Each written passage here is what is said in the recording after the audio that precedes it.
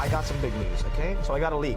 M6, we're gonna What does the audience want to see? What kind of stage do we want? What about the colors? M6 is gonna be held in Malaysia. We have to be greater than ever. Greater than ever. greater than ever. How to make M6 greater than ever.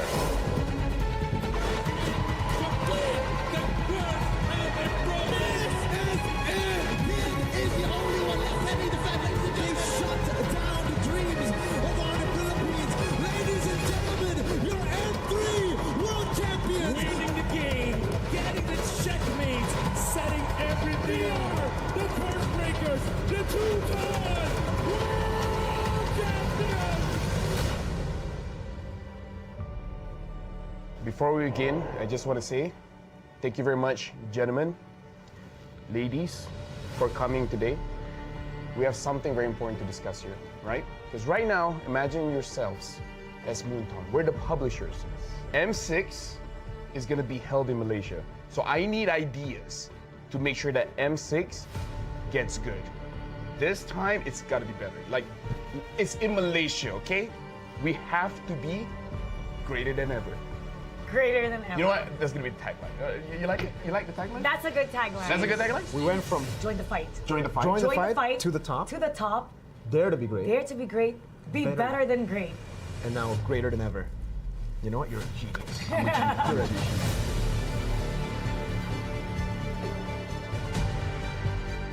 Let's talk about what does the audience want to see, right? What do you guys think the audience wants to see? More teams. More teams. How many are we talking? I don't know. But more regions, more teams. How does 16 sound like to you? I mean, it's what we had last year, right? That's true, though. I'm too dumb. Do we want more teams in the wild card or the main stage? Because there's a wild card. We had it, yeah. I'm okay with the 2 slots for the wild card. 2 slots? And then 8 in the Yeah, wild card. 2 slots for wild So card, total for sure. 24. Because I'm a believer that the wild card is a legit part of the tournament. I agree. Do they actually want more stuff? Non-PH versus PH finals, I guess. Non-PH, yeah. Non-PH, Oh, non-PH. We got that in M5 though. What specific region do you want in the finals? North America. Wow. That one is a bit. I don't know about that one.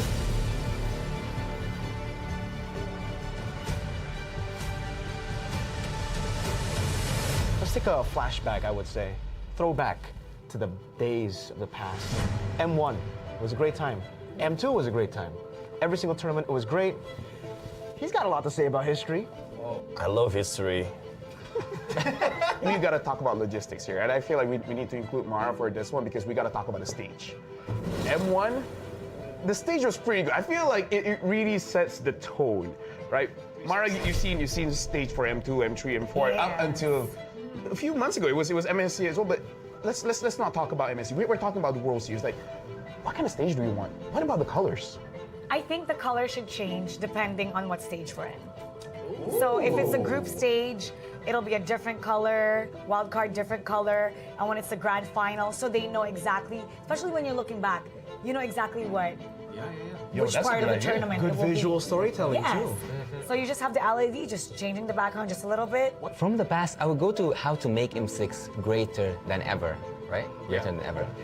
I would say that build up a story, because everyone loves a story, a good story to be told at the upcoming M6. So let's say, for example, not just about the players, maybe about the region itself, maybe about a team that struggled so much. We have seen a lot of teams and a lot of regions develop in the previous, I would say, M series, even MSCs and every international tournament that we have. So why don't we focus on building a story that isn't matched to any other story that we have ever heard in our lives?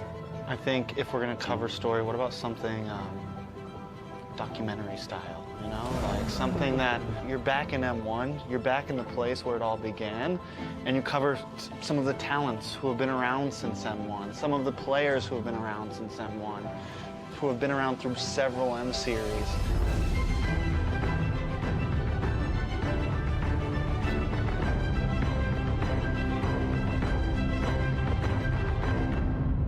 I want to talk about music video. What do you guys want to see in this music video, right?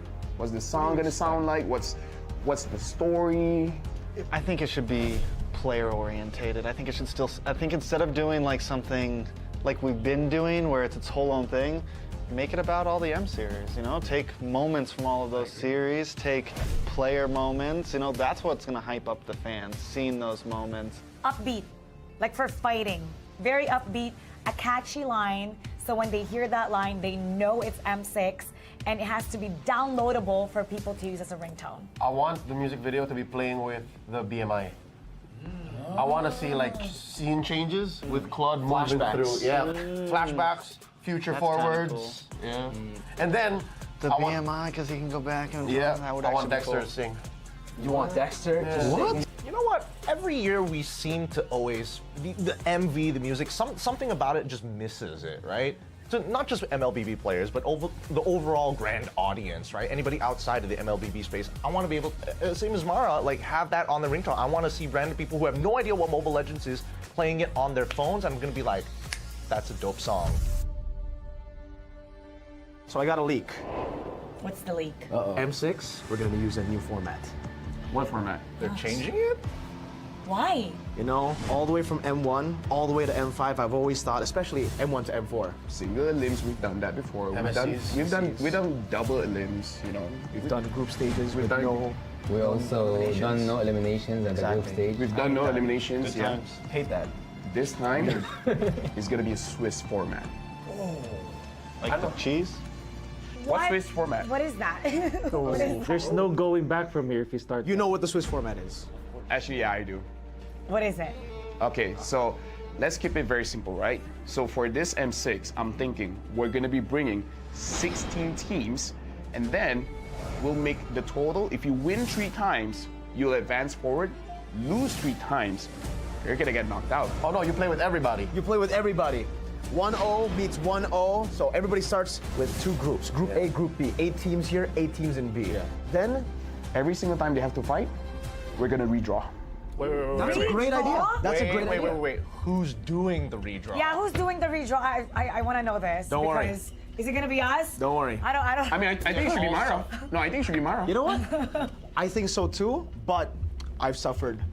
I suffer. We have suffered. I cannot draw We know. anymore. So, So now it's Gideon's turn. exactly. Yeah. Wolf, Gideon, Wheezy. Whoa, wait a minute. Is we're gonna have Yasu and KB do it. Because we don't want to do it anymore. Me and LaFell, We've had enough. we've had enough. Good idea. So we will do the draws ourselves. You will have You to will do it. suffer the wrath. Is it alright if I had all the Filipino teams and the Indonesian teams in one group? You know what? Nah. That's why, you know what? This is the reveal. If the players are gonna face off against their opponents, they should draw. Why put the responsibility on the league ops? Why to put the responsibility on the Yeah. talents? Why They the should talents? be the ones to decide their own fate. Okay, let's decide this. Mara, what do you think about that? Players, I think the players. That's perfect. Perfect. So, well, they can't say it's biased. They can't say it's planned. Exactly. They know. Not stale. Yes, exactly. So it should be the players, because well, they're responsible for who they draw. Wait, so We've you had took us enough. out? They changed their minds right now. Just cut with us you out? giving us that idea, I'm gonna cut you out. But actually, hold on. We need to hear what KB has to say because, you know, he's the professor here. So what do you think about the Swiss format? Like, what do you guys feel? Do you guys feel it's fine? Because if you guys say it's okay, we're going to run with it. And if we say that it's not okay, you're gonna also run with it. If only one of you says it's not okay, then we won't run with it. I'm okay. Because you know what? We can't predict any team. Even in the group stage, you know who you facing on. You have 3 teams as an enemy. But in Swiss round, you can't predict tomorrow what's going on tomorrow. What if we lose? Every round. So yeah, technically, groups are a thing of the past. Because you know what the discussion is, right? Whenever somebody makes it out of groups, oh, it was an easy group. Exactly. They weren't ready for that group. So now, I like it. You get to find out who really is deserving of making it. It's time to talk about the strategy for the teams. No, I mean, like, for do they think yeah, for the Swiss format's format, gonna play yeah. out? No, okay, so, we're locked in, right? It's going to be Swiss format. We've seen teams talk about, oh, best of 2 is a different kind of strategy, right? Best of 1, completely different strategy. So now Swiss format, like Gideon, Steffizi, like, what do you guys think is going to be the strategy when we're going for a Swiss format for this time? Just win. That's simply what the format is asking of you, right? It's saying, hey, the faster you win, the better you, the more times you win, the easier it is to make it.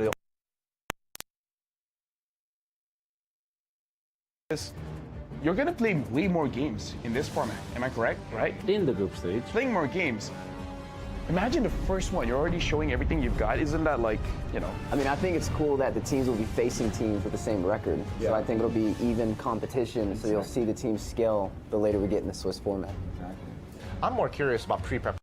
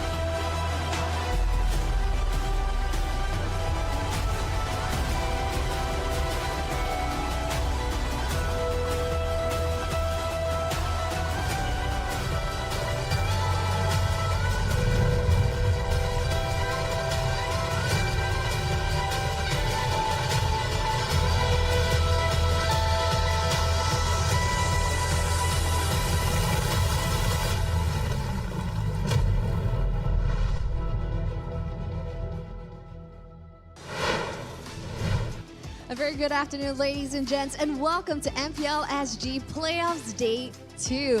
Now we're right into Day 2, and just earlier on in Day 1, we have seen two teams go home, putting a stop and an end to their aspirations when it comes to cinching the championship here at MPL SG Season 8. And they are namely Vanguard Esports as well as Beat Esports as well.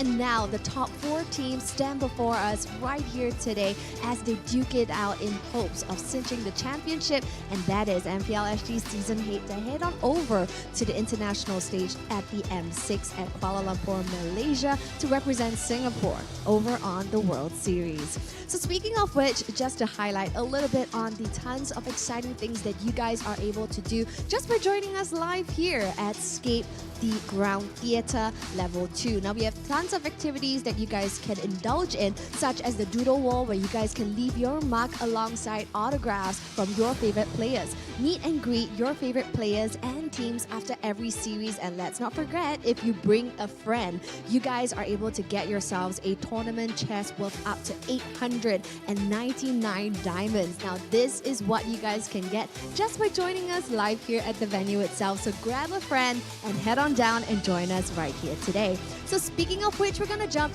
right in, starting off with today's match schedule. So here on your screens, ladies and gents, we have 2 power-packed matches lined up just for you. Opening up the show would be the upper bracket finals, where we see the clash of the regular season's first and second seed of NIP Flash going up against Evil, happening at 1:30 p.m. in just a couple of moments' time. Now for match 2, we will see the lower bracket semifinals, and this is RSGSG duking it out with Rift Esports, happening at 5 p.m. Now just a very friendly reminder, ladies and gentlemen, now these 2 matches, these 2 series that we're about to witness in just a couple of moments time are going to be a best of 5. So strap in and be in store for exciting gameplays happening at the Land of Dawn. So we're gonna jump straight in to match 1 of the day, and introducing our defending champions, NIP Flash.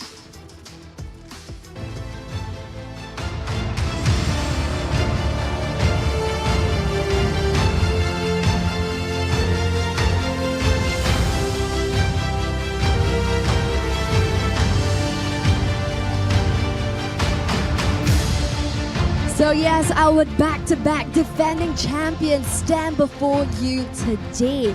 Now they are and they have gone against teams who are looking to take their throne from them. But this next one might be the toughest one yet. And of course, going up against NIP Flash, presenting to you Team Evil!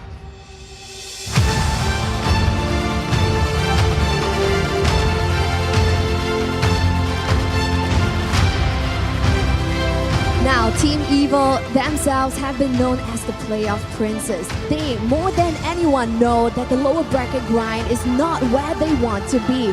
Now, they will take everything in their power to secure this win and perhaps take this win from our defending champions, NIP Flash. What will happen here in match 1 for the day? Let's stick around and find out.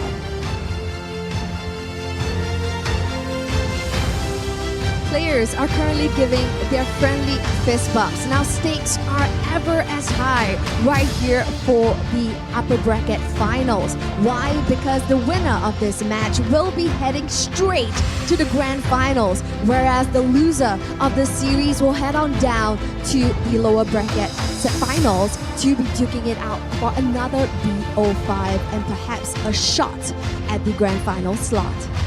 So with that being said, this is a high-stakes, high-octane match that, ladies and gentlemen, you don't want to miss. And with that, let's hand our time over to casters to find out more. Take it away, guys.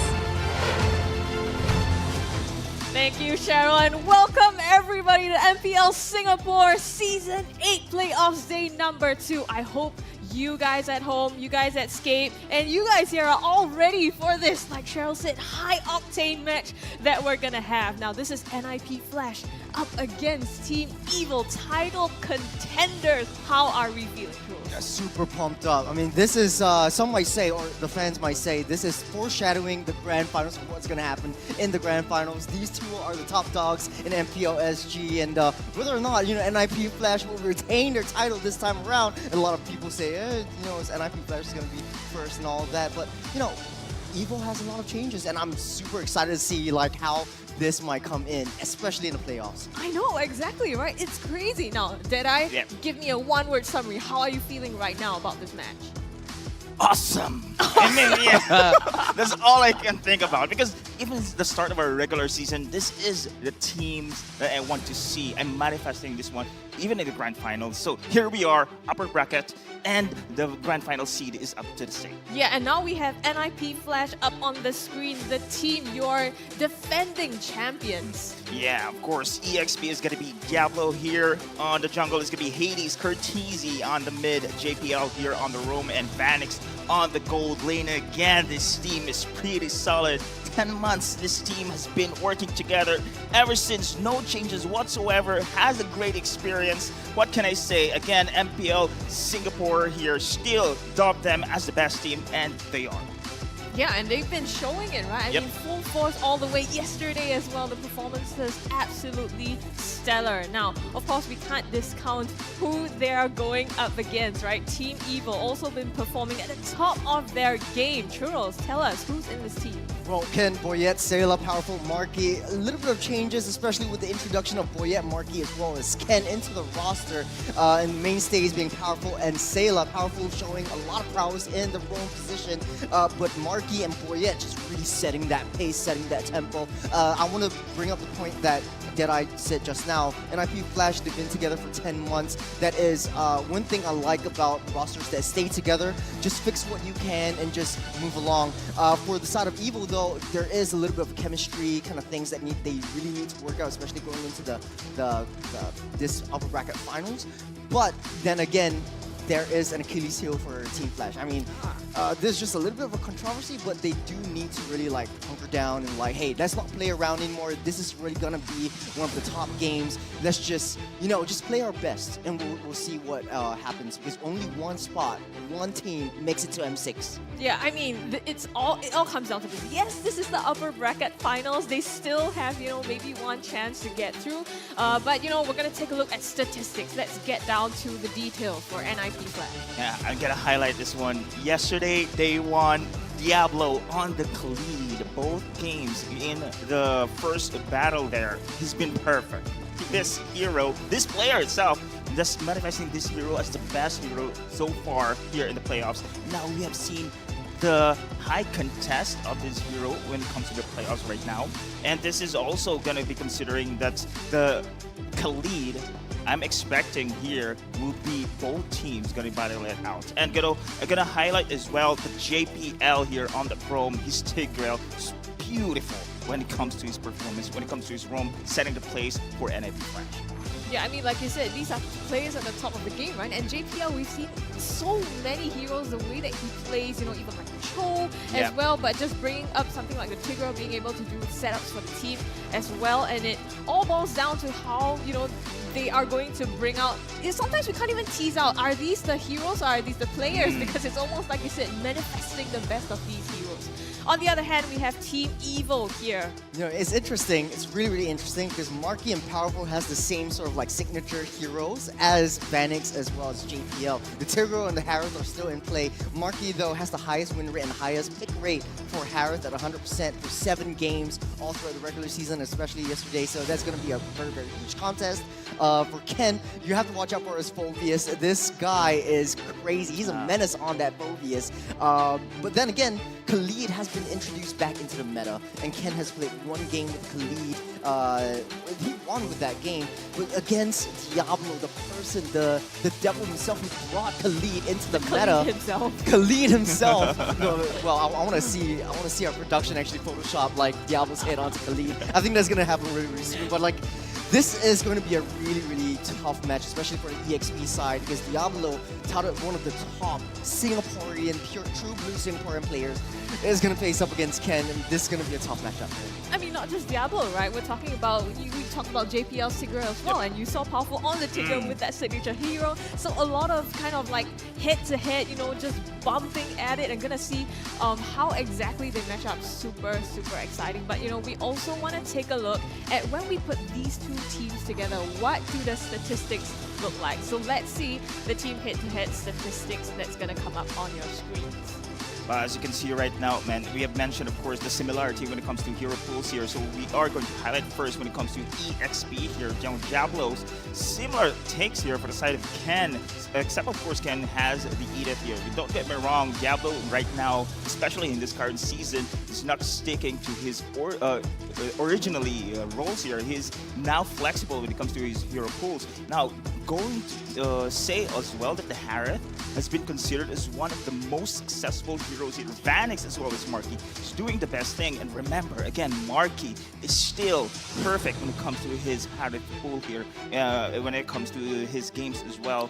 And this is one to be considered here in this game, in this match. Something I want to point out is that NIP Flash actually trumps Evil in terms of KDA, GPM, damage dealt, all the way but crowd control time, which is one of Evil's specialties. So Evil definitely looking to bring the team fight or the magic of team fights that we're so used to seeing into this matchup. But there's a lot of really, really similar picks, similar contest heroes. And I met up with Carrot in the room, and he was saying like, hey, we know the draft, we know what NIP Flash is gonna play, we know how to basically dissect how they are going to operate in this game. We'll see how in game one, how Team Evo actually, really breaks down that the composition. Well, I think that's a really interesting point, right? The fact that, Churros, you brought up, they have so many heroes that are similar in the head-to-head that we just saw earlier. So it really comes down to how they're going to bring out that in the matches itself.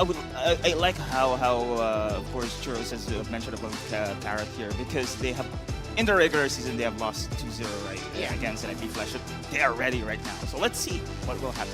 Yeah, I mean, we're gonna see on the screens what we at the desk think where this game is gonna go. Evil. So you're the only one with a different prediction here. Tell us what. But hey, me and Deadeye can agree on one thing. It's going to be a 5-game series. This foreshadowing the grand finals anyways. I mean, I've seen Evil ever since my debut in MPL SG Season 4, and they've grown all the way through. They're always in the top 3.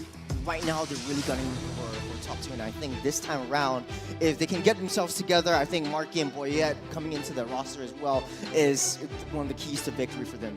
Yeah, they have the ingredients right now, right? They've baked it sugar, long spice, enough, and they put nice. in better ingredients as well. So this is the time for them to bring it out of the oven. But of course, that's what we think here at the desk. And what's important is also to know what you guys think at home and where your votes have gone to. We're gonna see it's 78% to 22% in favor of Team Evil. Well, I guess everyone knows that the NIP Flash really do have the advantage. We have talked about how the roster chemistry is. Even the start of this match, even the start of how these two teams battle each other, you can already see that NIP Flash has the better advantage when it comes to their chemistry. Again, they have won the experience as well against the side of Team Evil. However, here in the Scape Grounds Theater, ladies and gentlemen, Team Evil fan base is really hyped up as well. I'm really happy to see them cheering for the team for the side of Team Evil. Yeah, we know, there's always the live support that counts, It's a boost to their morale. So, if we come on down and to the Escape Ground Theater and watch the matches live in person. Now, Jedi, you also mentioned that, this is not the first time that these two teams have met. They've met in the regular season as well, and in that game, NIP Flash took that 2-0. So here, possibly, we might see a revenge arc for them. I do believe so, because again, as Churros mentioned, the Carrot and the rest of the team here, the coaching staff of Team Evil prepared much for it, and I do believe the players as well pretty much prepared for it.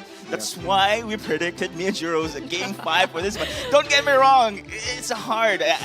my heart tells me also that something Team Evil may take this, but again, it's the advantage when it comes to chemistry here that NIP Flash has over Team Evil. That'll speaking of, be great and hard for you. Speaking of NIP Flash, look at all their faces, just like all chills, no stress, and this is what like basically you need to be in like this solace, this like calmness before the storm hits in. And I think NIP Flash, they're ready to go in.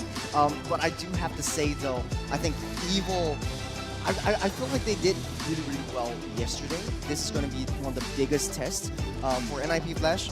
They shouldn't mess around. I think this is the main thing. Like, try to play your best and do your best so that, you know, let the world see, like, hey, you are actually the best in MPL SG. Yeah, and, you know, one thing is this is going to be a best of 5 as well, different than the previous matches that they have been playing. So we're going to see if these two teams, what these two teams are going to bring out in this first series of the day. Now, we're going into the drafts already. We see Hylos and Gacha being taken out on the side of NIP Flash, and a Khalid ban together with that chip on the side of Evil. Well, not surprising because Diablo plays a lean mean Khalid. Once you take out this Khalid, and the reason why Khalid is so strong is because of the river buff. So when the turtle, the Lord spawns up, the river has this like movement speed current. So you increase your movement speed by 20%. You add that on with Khalid's passive and his kit.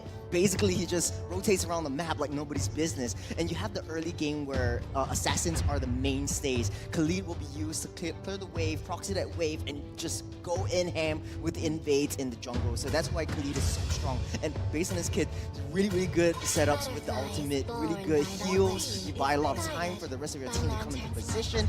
Early game damage with the triple swings are just insane. So take that out, but I haven't seen Suyo yet. Like both of these guys hasn't picked up Suyo in ever because, you know, it's been banned in regular season, but right now it's open.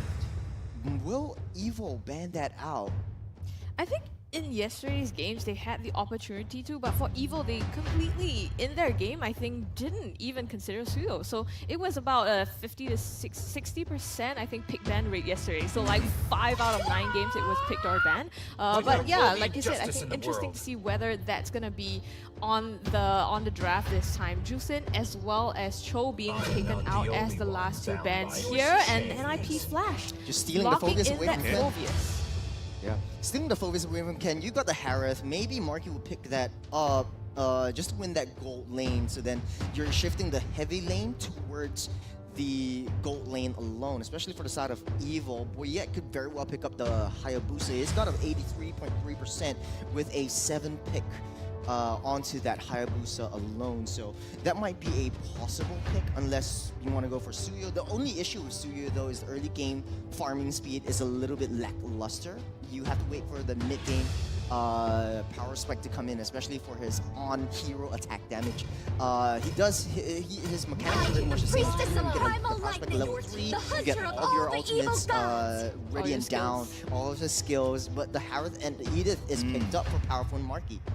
Yeah, and super important as well to prioritize this Harith pick for Marky, right? And we've seen him yesterday as well play his rotations down to the mid and joining the team fights early as well that helped him to get, you know, the EXP and gold that was needed to scale him up faster. So with such a strong pick, locking that down, it's kind of like securing that gold lane for them as well, so they can turn their focus to other places in the map for them to gain an advantage in. And locking that Edith as well, kind of a, you know, still a flex pick here if they really wanted to, whether it be in the hands of Powerful or Ken. But of course, we're just in the first phase. There are lots of options that are available for the two teams. Well, speaking of a lot of options, Suyo is actually getting picked up by Hades. Fun fact, Hades actually has one of the most unique hero picks with 11 picks. He's picked up the Bane, Yisun Shins, he's picked up the Lancelot as well. Oh really? I thought it was Curtizi. and because they swapped the roles in the last game of the regular season, he's also picked up the Claude and the carry as well. So like his hero pool is super wide, and based on the mechanics that Suyo has, he will do pretty well. He's got a 100% win rate on Julian, and with all things considered, Suyo is pretty much a similar mechanic as that. You've got a lot of escape mechanisms, you've got the iframes, you've got a little bit more tankiness in the immortal form, so I really like that going for him. Unfortunately though, that Suyo needs a little bit more time to scale up and get his item power spike, so I'm really interested to see the builds. Sailor's gonna wrap things up for the first phase of the draft with Zosk. This is gonna be a very huge frontline heavy Evo. They need something to be sort of like a late game insurance, someone to help with the split push. I think Hayabusa is still on the board, Boyet could very well pick it up. Talk about JPL and Powerful's comfort hero, the Tigreal here. Tigreal is pretty much open as well, and this pool might as well ban here from both teams. If given the opportunity, of course, Tigreal can set the plays, turn around every skirmishes here. But on the other side, you gotta highlight is of course, Sayla's Zaskers did impressive of yesterday's performance here with a weapons master. So that Sayla's Zask on the late game is incredible, powerful indeed. I'm just thinking like, okay, Evo is just laying down their fire onto Cartesian. Might be thinking of banning out. I don't know, I'm going on a limb. Okay, it will be the Matilda, especially for JPL, because Suyo has a little bit more extra sustain when it comes down to the late game team fights and the skirmishes.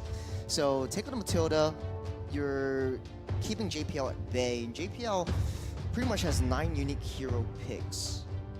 You might go with the Tigreal again, it's open for him to take.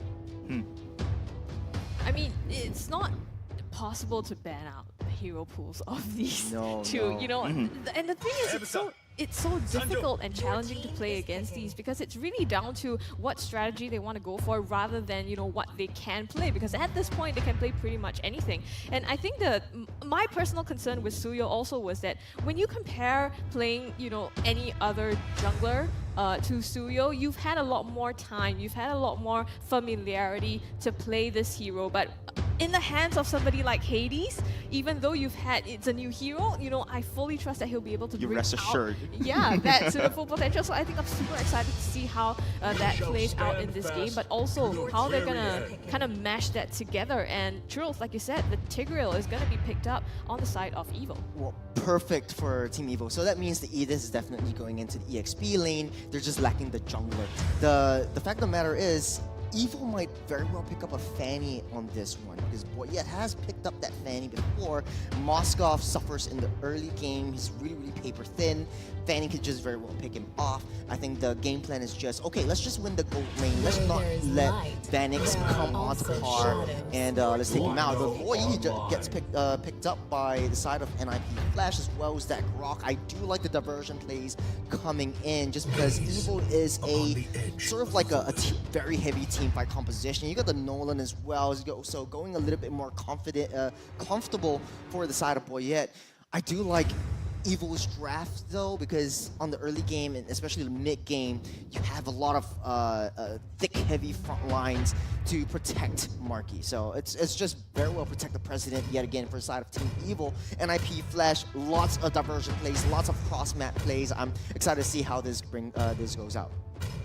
It's almost countering them. I mean, in a sense, you're kind of not wanting to play their game, right? You don't want to handshake the fights, you play the cross map. You have the Moskov and the Lori to be able to do that. On the flip side, there is the Tigreal, the Zask as well, that want to play in a certain zone and area of control. So this is kind of interesting, you know, to see how the teams are gonna try to force the hand of one another into the strategy that they want to play. Now, NIP Flash up against Evo. The drafts have been locked in here for match number 1. I am super pumped. Ladies and gentlemen, we're gonna see how this is gonna pan out.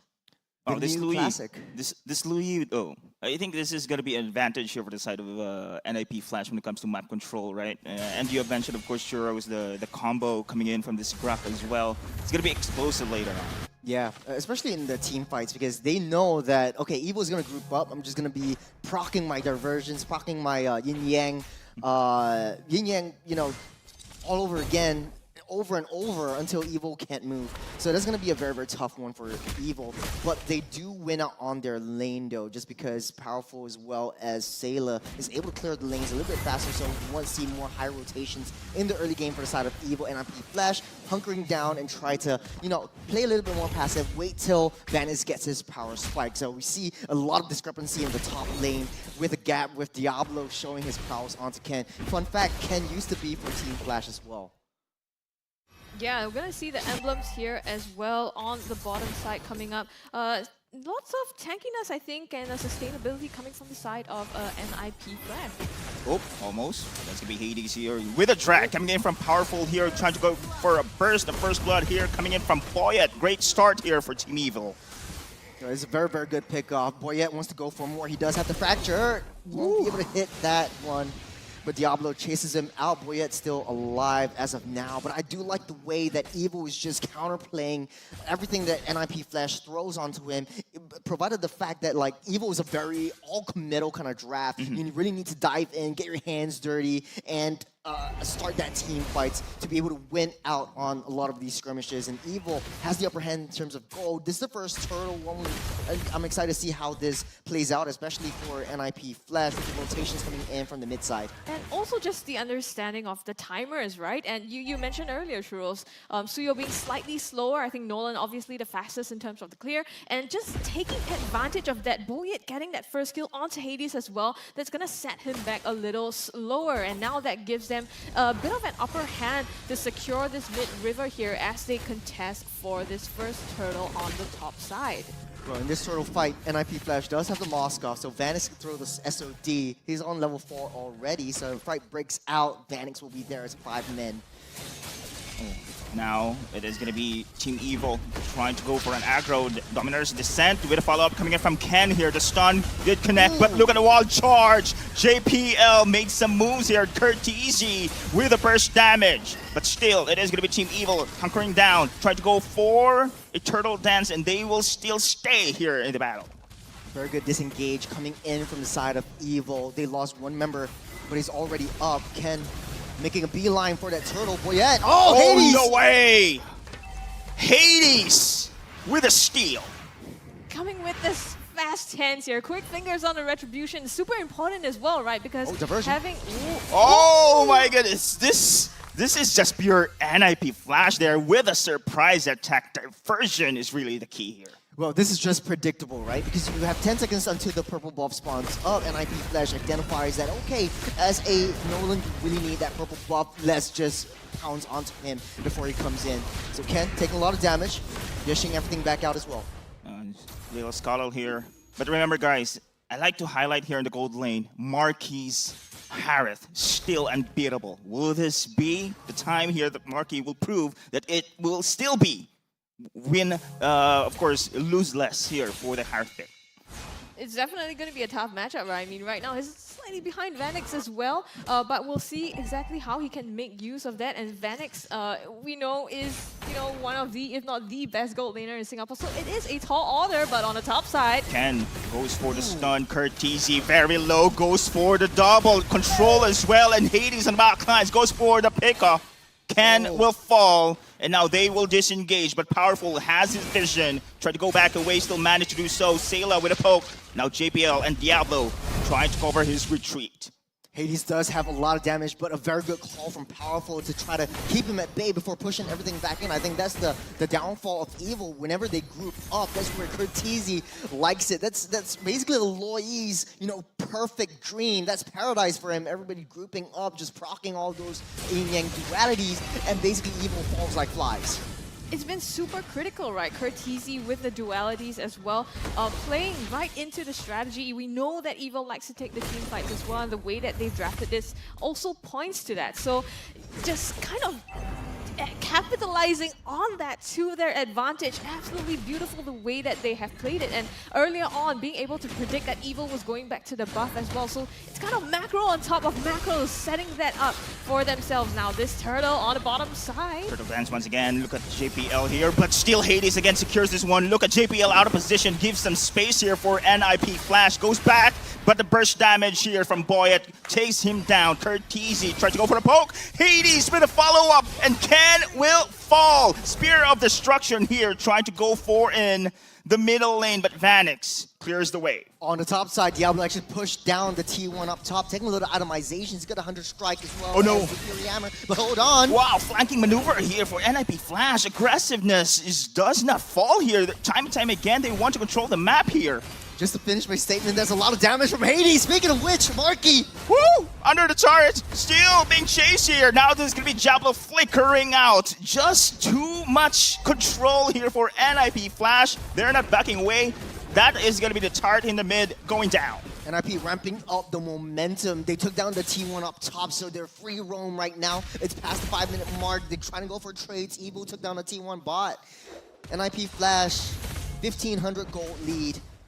This is looking really good, especially for Hades. He's got his power spike. He's able to just go in ham. I think some of the combos that he can use, and he's versatile with the combos. He could go in with the Sever and the Quell before finishing off with the Surge. So that's going to be a very, very interesting start for NIP Flash, especially using the Suyo.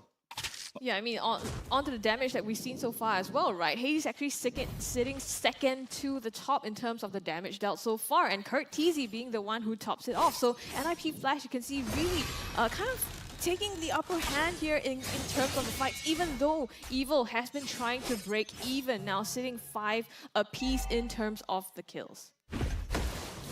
Even Stevens, I think the only breakdown for Evil is that Powerful really needs to open up that brush. The macro gameplay, especially with the diversion of Curtizi, is going to be Evil's downfall. Well, I agree. I think Powerful here plays the main key role here when it comes to setups as well. And we have seen, of course, the follow-up coming in from Ken is too perfect as well for this Earth Shatter. But meanwhile, another turtle dance we're expecting here. There's going to be a third time. We're now seeing the pokes coming in for the side of Team Evil. Look at Diablo preventing space. But on the other side, though, Control Ken flickers back here, trying to go for a Primal Wrath. But he will be picked. Powerful, trying to hold the 3-man here for the side of NIP Flash. Look at the damage coming for Sayla as well. And Boyet go for the kill. Takes down JPL. And a shutdown coming from Market. Team Evil rising back. This is a 3-4-2. But look at Hades. He's 5 levels ahead of Powerful, 5 levels ahead of Ken. And Ken really, really suffering, especially in the EXP side. Evil slowly but surely coming back, especially with this turtle. Super huge fight, and Powerful doing so much work there. The flicker in with the implosion onto Hades to make sure that his team can see it. Here we go, in the back line, implosion just onto Hades to make sure that he isn't able to contest that turtle there, and splitting up effectively Team Flash into 2 for them to then come on and secure the kills after. Very clinical team fight, just splitting away the jungler for the main objective. After we take that out, let's just go for the kills, because everyone's there, everyone's ready. Let's just hunker down and keep hitting them and keep hitting them hard. And Evil slowly but surely coming back. They don't have their T1 mid though, so NIP Flash does have total map control at this point. Evil is on the defensive. Yeah, this is what we're talking about. Powerful, really, his implosion can be a game changer, but meanwhile JPL wall charge away, trying to scout out the enemy jungle here. Yeah, the issue for Evil is you need to send someone up to, get that split push down or even protect the wave, because NIP Flash, they have options, right? You can send the Suyo down the top side, you can send the Moskov. It's no problem because they have ways to come back. They're super mobile, super versatile, and they can farm really, really fast. So the macro play for NIP Flash is still there. Evil needs to find a way to control the waves, control the pressure, maintain lane priority before the Lord spawns up in the next 5 seconds. We're gonna see if they can do that, because right now, I mean, the waves are kind of pushed up by NIP Flash, even though slow push is building down the bottom as well. So far they have to use Vanix to go there, but that's the thing, right? They have so much global mobility if the side of Vanix just landed that Spear of Destruction to be able to join this fight that's already being started. Lord leashed to the side of Evil. 50% health for the Lord right now. Still, of course, Team Evil trying to go back here, but look at the push here on the bot side. No one's backing out. This is a great macro play here for the side of NIP Flash. No way, Vanix. Oh, they got an SOD. They had the SOD, they had an inhibitor chart, and now going to go for the team fight as well. Now Sailor going for the DD, and now it is going to be Ken with the Primal Wrath as well. Trying to go for a push, trying to go for the poke, and the Lord still standing here. Look at Ken, very low. Courtesy will fall here, and the Summon Force has been laid down as well in the expense of that inhibitor chart on the bot side. Diablo as well here, been picked. Well, they won that team fight, but at what cost? They still, 2 members down, NIP Flash still has their jungler. We're just sitting around that Lord, but the waves are pushing in top and bottom. They lost their T2 top, so Evil needs to respond. They're sending Sayla back to clear the waves for the next team fight, but the Lord gets so many resets. NIP Flash just winning on the macro trades. The waves are continuing to push in, and NIP Flash buying so much time for Courtesy and Diablo to come back into position. You got diversion play from Courtesy as well, so Evil in a really, really tough spot. It's a beautiful forced error play, right? Or Yes, forcing correct. Evil to make the decisions. Do you want to protect your base turret, or do you want to take the Lord and fight us head to head? And the moment you hesitate, your base turret is gonna disappear, and Evil's forced to take the fight and get something out of that. Even though, yes, they did get the consolation prize, but here we go, the Lord still stands. Are they gonna be able to pull that off again? Now, this is an advantage here for the side of NIP Flash. Look at the waves pushing here on the bot as well. This is going to be difficult here for Team Evo to even contest this Lord right now with NIP Flash delaying the scene. They know they had an advantage. Now it is going to be Marky joining in, trying to defend the base on the bot. This is a perfect opportunity for them to actually go for a 4v5 here. Waves keep pushing in as Evil. They know they don't have Marky in position. They're starting up that Lord. They don't want to get that reset, but the Lord does get the reset again. One of the longest Lord dances. It's not a dance, it's a tango. And it's taking a really, really long time for them to make a call. No one wants to commit. They need to find out information, but a concealed play from JPL. Sources out Ken. Boyette still in position. There you go. They're now going to force this team fight. No. Actually, Ken trying to go back out. Look at the Lord's life here. Powerful with the implosion. Boy, it secures the Lord as well. Surprises here for the side of Team Evil. And now NIP Flash. They are scrambled out. What is happening at Vanix? Could not run. Powerful. Takes it. Wind of Nature. Ladies and gentlemen, at the clutch play. And now Team Evil still has the advantage. Marky, Salmon Force, Diablo dead.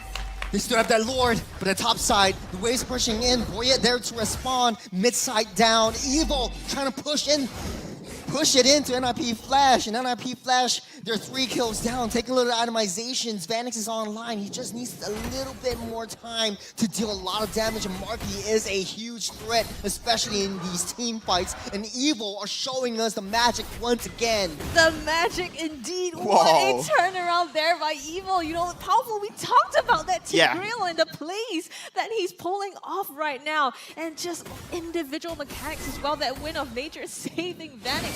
My goodness. Boyette! Run away! Hades is gonna chase you there. Going to go for a crossover, but a shot down. He's got the factor on the wrong side. He factored in. Oh no, it's a misplay from Boyette.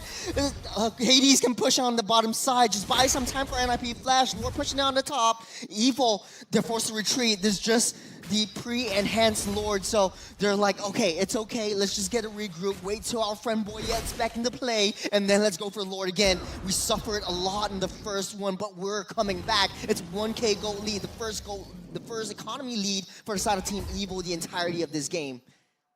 Wow, man. Okay, Team Evil, the evil magic was there. But remember, guys, inhibitor charge still standing here for the side of NIP Flash.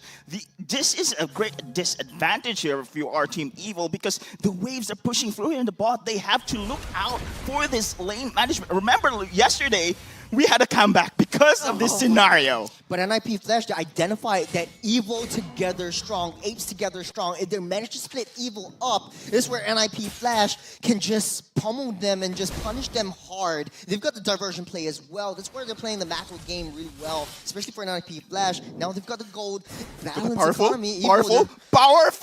Oh, going to go for a draw! Implosion is there, but the wild charge counter coming in from JPL. That was a beauty! NIP Flash trying to go for a counter here, but look at Sayla going to go forward here. Diablo going to go for the chase as well. What an exchange here between these two teams. Sayla here, 50% health. Diablo tried to go for the chase, tried to go for the kill as well, and he will fall here. Sayla's gone. But the Lord spawning up in 5 seconds. They've got a lot of time. Hades doesn't have a lot of health, so Diablo needs to tank that Lord. They're unable to blitz this out, and Evil has a little bit of time before Powerful comes back into play. Oh no, they're gonna blitz it out. But the breakdown, that team fight, Evil just stood together, Curtizi happily proccing dualities, and just this Loi being a huge menace in that team fight. That's, you know, Evil recognizing they need to be able to take the fight, right? Before NIP Flash, like you said, splits them up.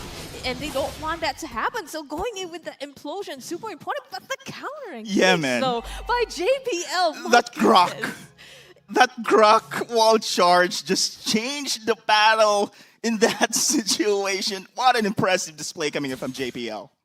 And now the Lord in the hands of NIP Flash now, it's going to be, you know, coming down that bot wave, but you can see all three waves pushing up onto the defenses of Evil. It's a really, really nice sync up. Boyette forced to use the Retribution, save that T2 down the mid side. As Evil scrambling to get that defense, Lord already butchering into the base. Evil does have a little bit more defensive high ground capabilities though. Evil holding on to the implosion. Powerful. Yeah. I think the lane management here coming in from NIP Flash is just way too good. And now they're gonna go for the burst here. Going to go for the control on 2 as well. Sayla going to go for the DD there. Force his ultimate. Vanix tried to run away, but the Wind of Nature saved. Implosion tried to go for the counter themselves. And now Diablo is here trying to run away. The drag from Powerful Flicker. And now that is going to be Winter's Crown activated for the last hurrah. But a shutdown here from Marky. Hades just waiting. They don't know where Hades is. Evil, they're pushing it back. Let's look at a replay, see what happens on this team fight, but it was just so crazy, right? The fact that Evil identified a lot of the win conditions, going for Vanix. Vanix popped the Wind of Nature. Boyette identifies that, okay, let's take Vanix out, so let's take out the damage dealers, but they forget that Curtizi is still around the area. Whenever the duality procs, that's a lot of splash damage, that's a lot of CCs that Evil has to deal with. And Curtizi is always in a position, you know, that is prime for him to proc those dualities from afar as well. Just, I don't know how he does it. It's insane. Knowing where the fights are going to break out and just being able to catch them in a choke as well. And then turning that into an escape for Vanix, who should have actually died there, you know, by all measures. But of course, with that Wind of Nature as well, that saved him, super crucial for NIP Flash. Guys, this is still the game 1. Oh my goodness, both teams. And this is the first time as well I've seen NIP Flash really pushed hard here. And Team Evil's doing a pretty good job. But remember, 2 inhibitor targets gone already here. Map control is still an advantage for NIP Flash. Well, Achilles heel, Evil is sticking as 5. That's the issue right here. You don't have anyone to control the opposite side of the map, and NIP Flash right now has full control of this Lord fight for what could be possibly the final Lord. Let's take a little itemization to see where we're at. That's 2 glowing wands for that Loi. It might be a bug right there, but if 2 glowing wands, there's a lot of, like, you know, I don't know, there's a lot of damage right there. Yeah, damage per minute. I think that's a good shield lantern. That's going to be the wall there. Isolated Sayla and Boyette in that situation, but still, it is going to be the side of Team Evil trying to hold their ground here around the Lord Pit. Remember, of course, the lanes are pushing it. Oh, but look at this one. Ken, out of position, forces Primal Wrath there to be activated. JPL, though, the wall charge, but he has the immortality. But on the back lines, though, the implosion! Powerful once again, turning the battle around. But there's going to be diversion here on the bottom side. Trying to go for the push. Boyd is here! Goes for Tartesi. Vanix, will he go for the... No! He will not. Team Evil succeeded in defending the base. This is insane. This is two teams playing at the top of their game here, trying for that back door, but immediately Evil recognized it, and they were able to quell and to stop that in time, and now they have the numbers advantage coming down this mid-base turret. There's 30 seconds. There's only one minion. Oh, the 10 minion is dead. There's no minions. They can't push it. They cannot. The top side's pushing inside of Evil. Lord's open. They might very well go for it. Hades up in 7 seconds. They have to blitz this out fast. Look at the minions. Minion wave! What is happening here? Okay, Ken is there. Primal Wrath. No, you have to give... Okay.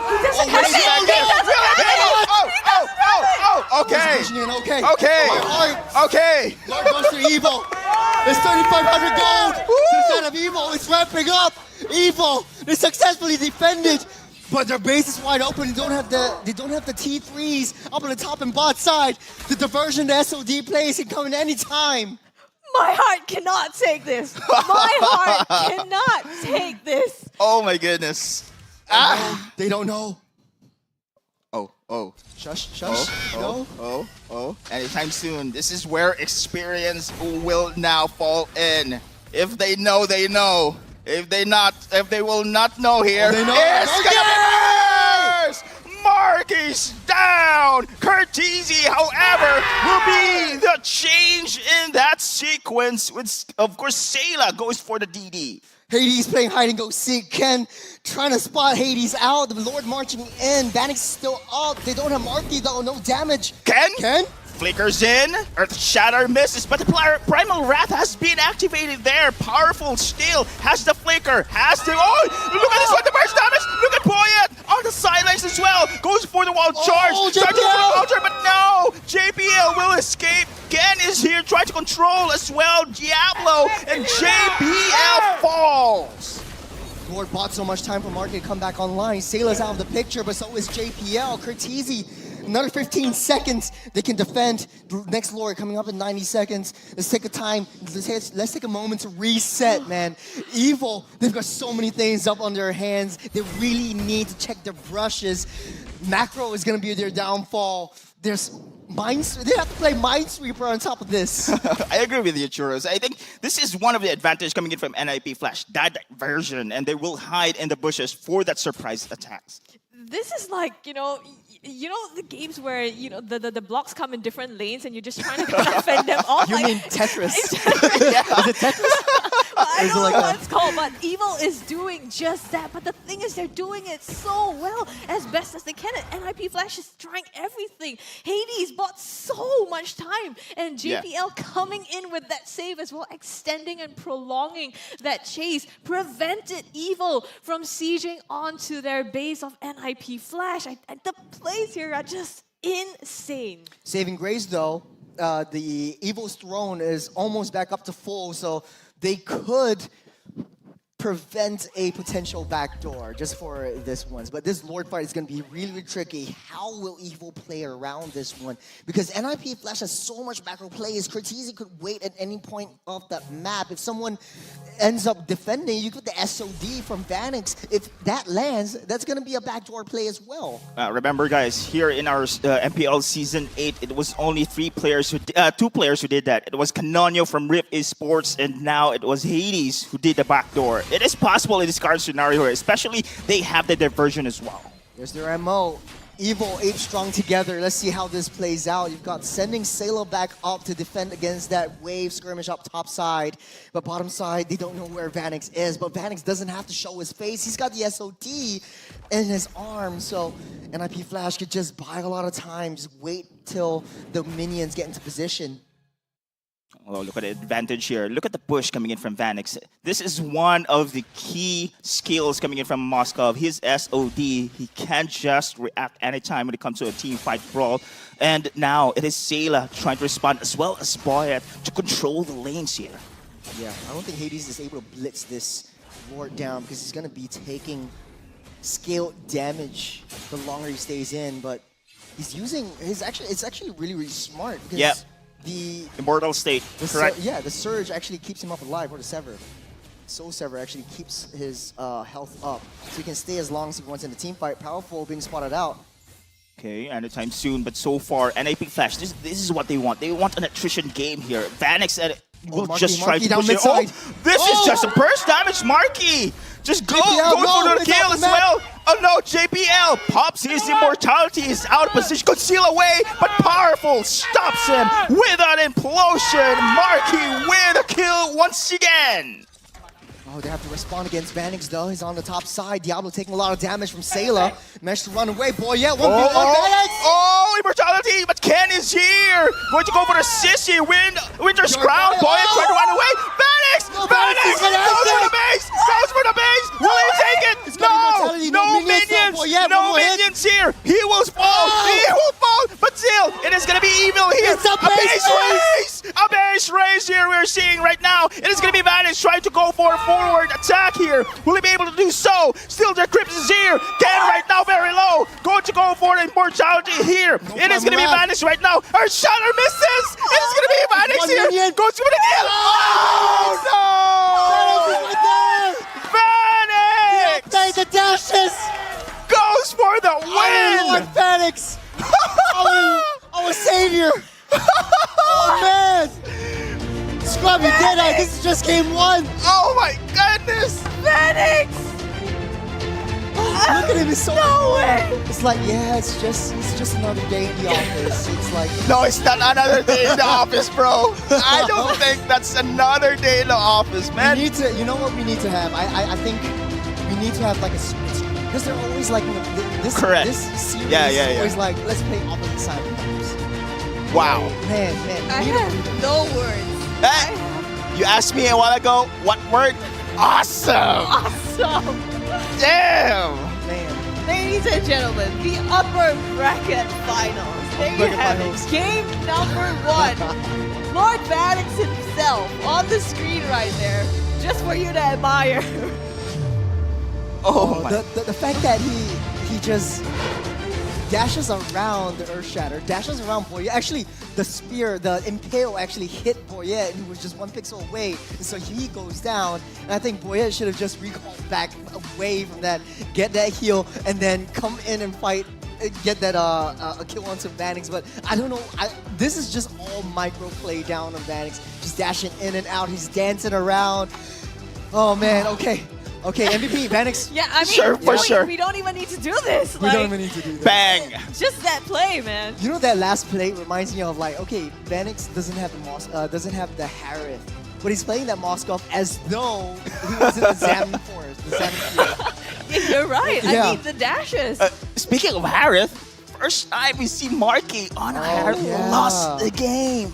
So Marky went down from let's take a look. He's got seven games though. Now 8 games with approximately 83.3% win rate for Marky himself. Just wow, man. That Master Assassin emblem as well, taking a look at that full build right there. You know, at the end, that 1v1 and then the 1v2, and it became a 1v1. And all this time, he was just cycling between them and the minions to be able to then end the game. The Winions. The Winions pushing in. I think it all snowballed, right? Because NIP Flash always kept control of their main priority. The top lane and the bottom side always kept pushing in whenever there's a Lord happening. They don't even need that Lord. That was just a bait because you've got options. You've got a diversion. You can SOD. So if you send someone back, the SOD could land and you could just very well get a backdoor opportunity. This would be, I wouldn't call this a backdoor. I think this was just an amazing outplay from Vanix. He understands the limits of the hero. He understands how he's gonna die and how he's gonna get crowd control. He pops the Purify in the right times. He's popped the immortality at the right time as well. So it was not a back door. He was kicking the door. He was kicking the door down. Burning the door down. He's sort of like moment when he tries to sell me some insurance. Actually, he doesn't sell insurance. He's selling me a house. Well, taking a look at the item builds here, I mean, yeah, 4 item builds are Double like- Genius 1 for Sailor? Double Genius 1? Wait, what? Wow, the damage. Well, okay, so I think the Genius Wand has sort of like a API glitch or something like that, because I remember Cortese had like 2 glowing wands. Oh, so yeah, one yeah, of the yeah. glowing wands was actually Wishing a You Genius Wand. I don't think it's a Wishing You Lantern. Yeah, but still, I think Sailor did a pretty good job zoning out when it comes to a team fight. And man, give credit to Powerful as well. We have highlighted how his stick rail changed team fights here. And of course, Sailor was the one who really dished out most of the damage after the team fight. Actually, 0-2 and 15 for Powerful. He's in almost every battle. He's taking a lot of damage, but he's not dying. And that's how powerful is. No pun intended. Pun was definitely intended there. It was definitely intended. I think with the immortalities and the winter crowns as well and all the builds, I mean that's a staple, right? That's pretty normal. But the thing is, the way that these players have utilized these items and utilized the second life that they get, the way that Vanix played around it, the way that JPL bought so much time with the immortality as well is just absolutely stellar. Like, it's really maximizing the potential of the hero and the items that they choose to purchase. Now, I gotta say that one play by JPL just to save Hades, using that wall charge to knock everyone up, stun them out for Hades to use his surge to Sever to get out of the way. I think that was really, really good.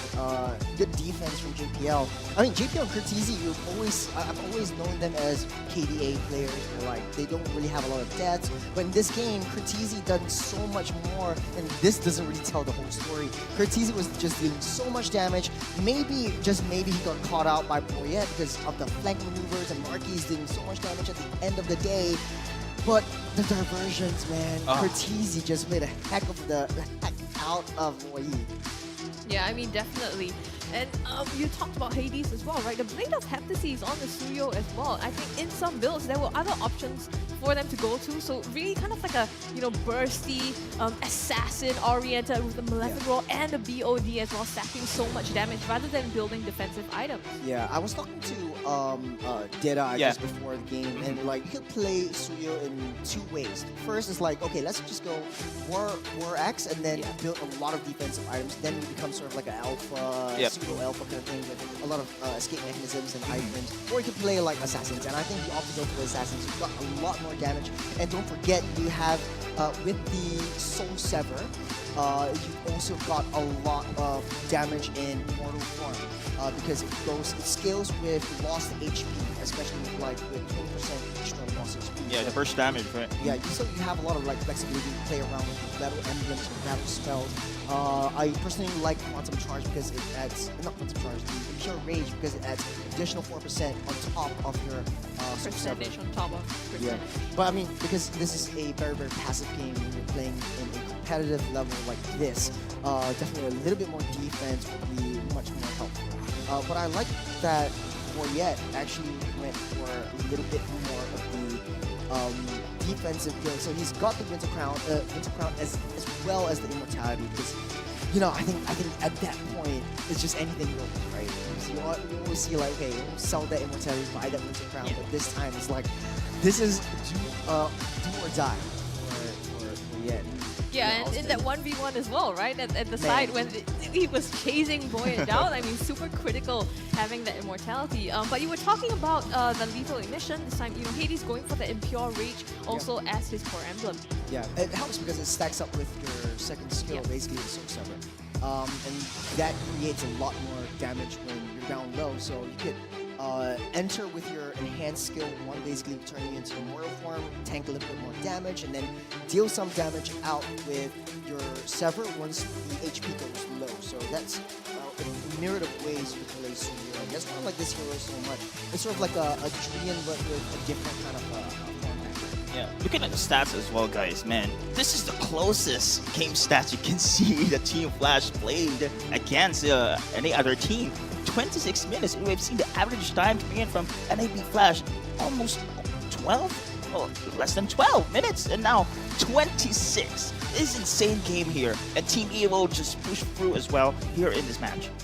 Yeah, take a look at the post-game statistics. Got a lot more damage down just because Evil likes to play as 5-man team fights. They like those team-heavy skirmishes, but NIP Flash identifies this and they say like, okay, I don't need to win in all these big team fights because Evil's gonna trump me every single time. Let's play something a little bit more different. Let's go for split pushes, and they've got so much more options. I think for the side of Evil though, the Edith didn't work out. Yes, you have quite a bit of knockups, you've got quite a bit of crowd controls, and you have sort of like a counterattack mechanism in the Primal Wrath form, but it's not enough, especially in the later stage of that game, to be able to tank as much to be able to dish out. You're not like a true Frederick, you know what I mean? So yeah, I think Evil should change the EXP side for the next game, stick to the same kind of composition. Speaking of EXP, I mean, interesting that Ken also with 33% kill participation Uh-huh. out of 24 kills, right? Usually Ken is right in their faces, especially when he's on that Phobias, but different kind of game this time on that Edith, and probably, you know, we talked about how Powerful has very little depths in this game, 0 and 2, but Ken was 3 and 7. So I mean, looking at the replays, I think really going into the backline as well, trying to zone and trying to also engage. We've seen him with the flicker onwards as well, trying to set up for the team. So being that kind of front line instead of Powerful or that secondary and trying to play to that button maybe didn't quite work out as he would have expected. I think it's got to be attributed to the limitations and capabilities. You're not really necessarily like a lane, you can jump around walls, go to the opposite side and play cross map.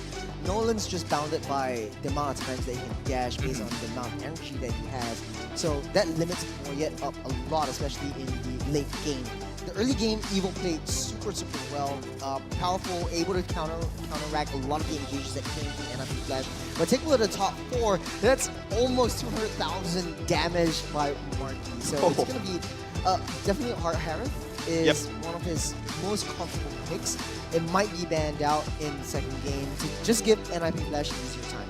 Yeah, and remember, NIP Flash was the one who took the game here, but here in the top 4, we see Marky, you know, being the rich guy as well as the carry. I mean, he's had 11 kills in this game itself, which is basically half of the kills of Team Evil as well. So even though they didn't win, you know, still proving that Harith is a really strong hero that he uses in his pocket.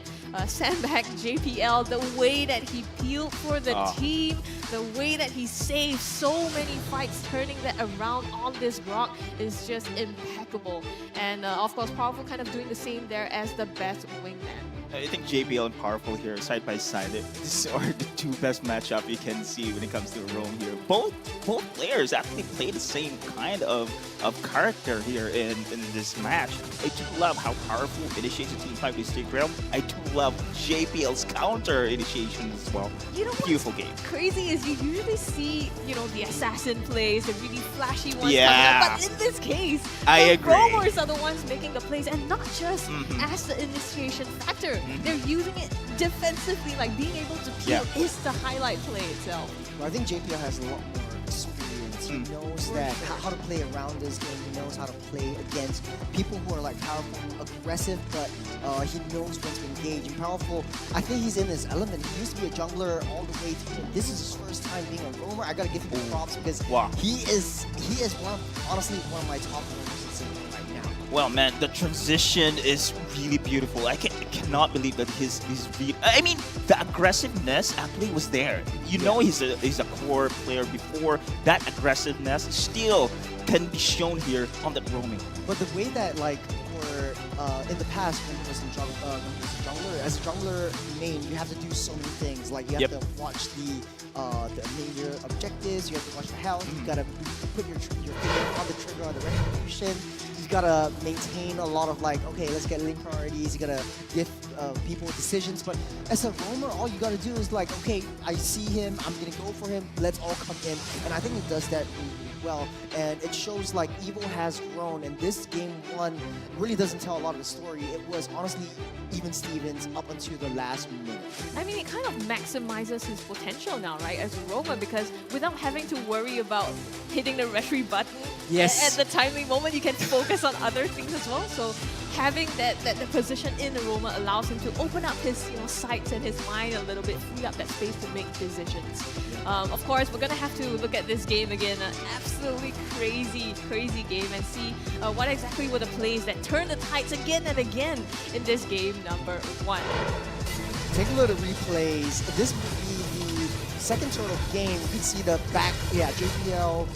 Oh no, Powerful actually went to the back, took down Hades first before the rest of the team came back. So this fight was actually won by Team Evil just because they have that turn as well. But on the later stage of the game, you see how Cortese was able to create that distance and just proc dualities. I don't really do the limits of that play. And when he does, he tries to proc out Powerful's explosion as well. And you see a lot of these Lord fights, the Lord always gets that reset by time for, look at the minimap, the minions to come into play. Yeah, the wave management, right, that we talked about and that I mentioned also is just crazy. And I think with the draft here, with Vanix, really enabled that. This was the flicker in by Powerful, into the backline, setting that up with the implosion. And Marky himself also zoning out Hades, allowing Evil to actually secure that objective. Yeah, I want to see that last fight because, like, for Vanix and... The win of nature here. Vanix and Cortese actually diversion their way up to that top side in the midst of the fight. So, like, they were taking a lot of damage, and when they went up to the top side, they're not worried about it because Vanix has, like, some sort of, like, heal factors. And I thought he used the SOD, but in this case, I don't think they did. So this was the point where Evil, okay, they took down that Lord, they're going to push in a lot of the waves and try to maintain that goal lead. But it shows MIP Flash's prowess. Like, even though they're far behind, they know how to come back and they know how to equalize the scoreline yet again. That was when Evo got the Lord and they were pushing in 3 lanes, but they found Boyet in that 1v1. Hades got Boyet, and because of that, it deterred Evo from pushing further, even though they had the Lord as well. So we don't have to fight them head on, right? Just kind of pick them off and be able to fend off that defense. Oh, this was the downfall because, like, look at where Cortese is. It's just the dualities propped back and forth, left, right, center. Cortese is just crazy. Yeah, and I mean, Seva as well, right? You can see trying to zone them out and placing those Dominator's Descents perfectly in those choke points to be able to try to do that. So they're really going head-to-head here in between these 2 teams.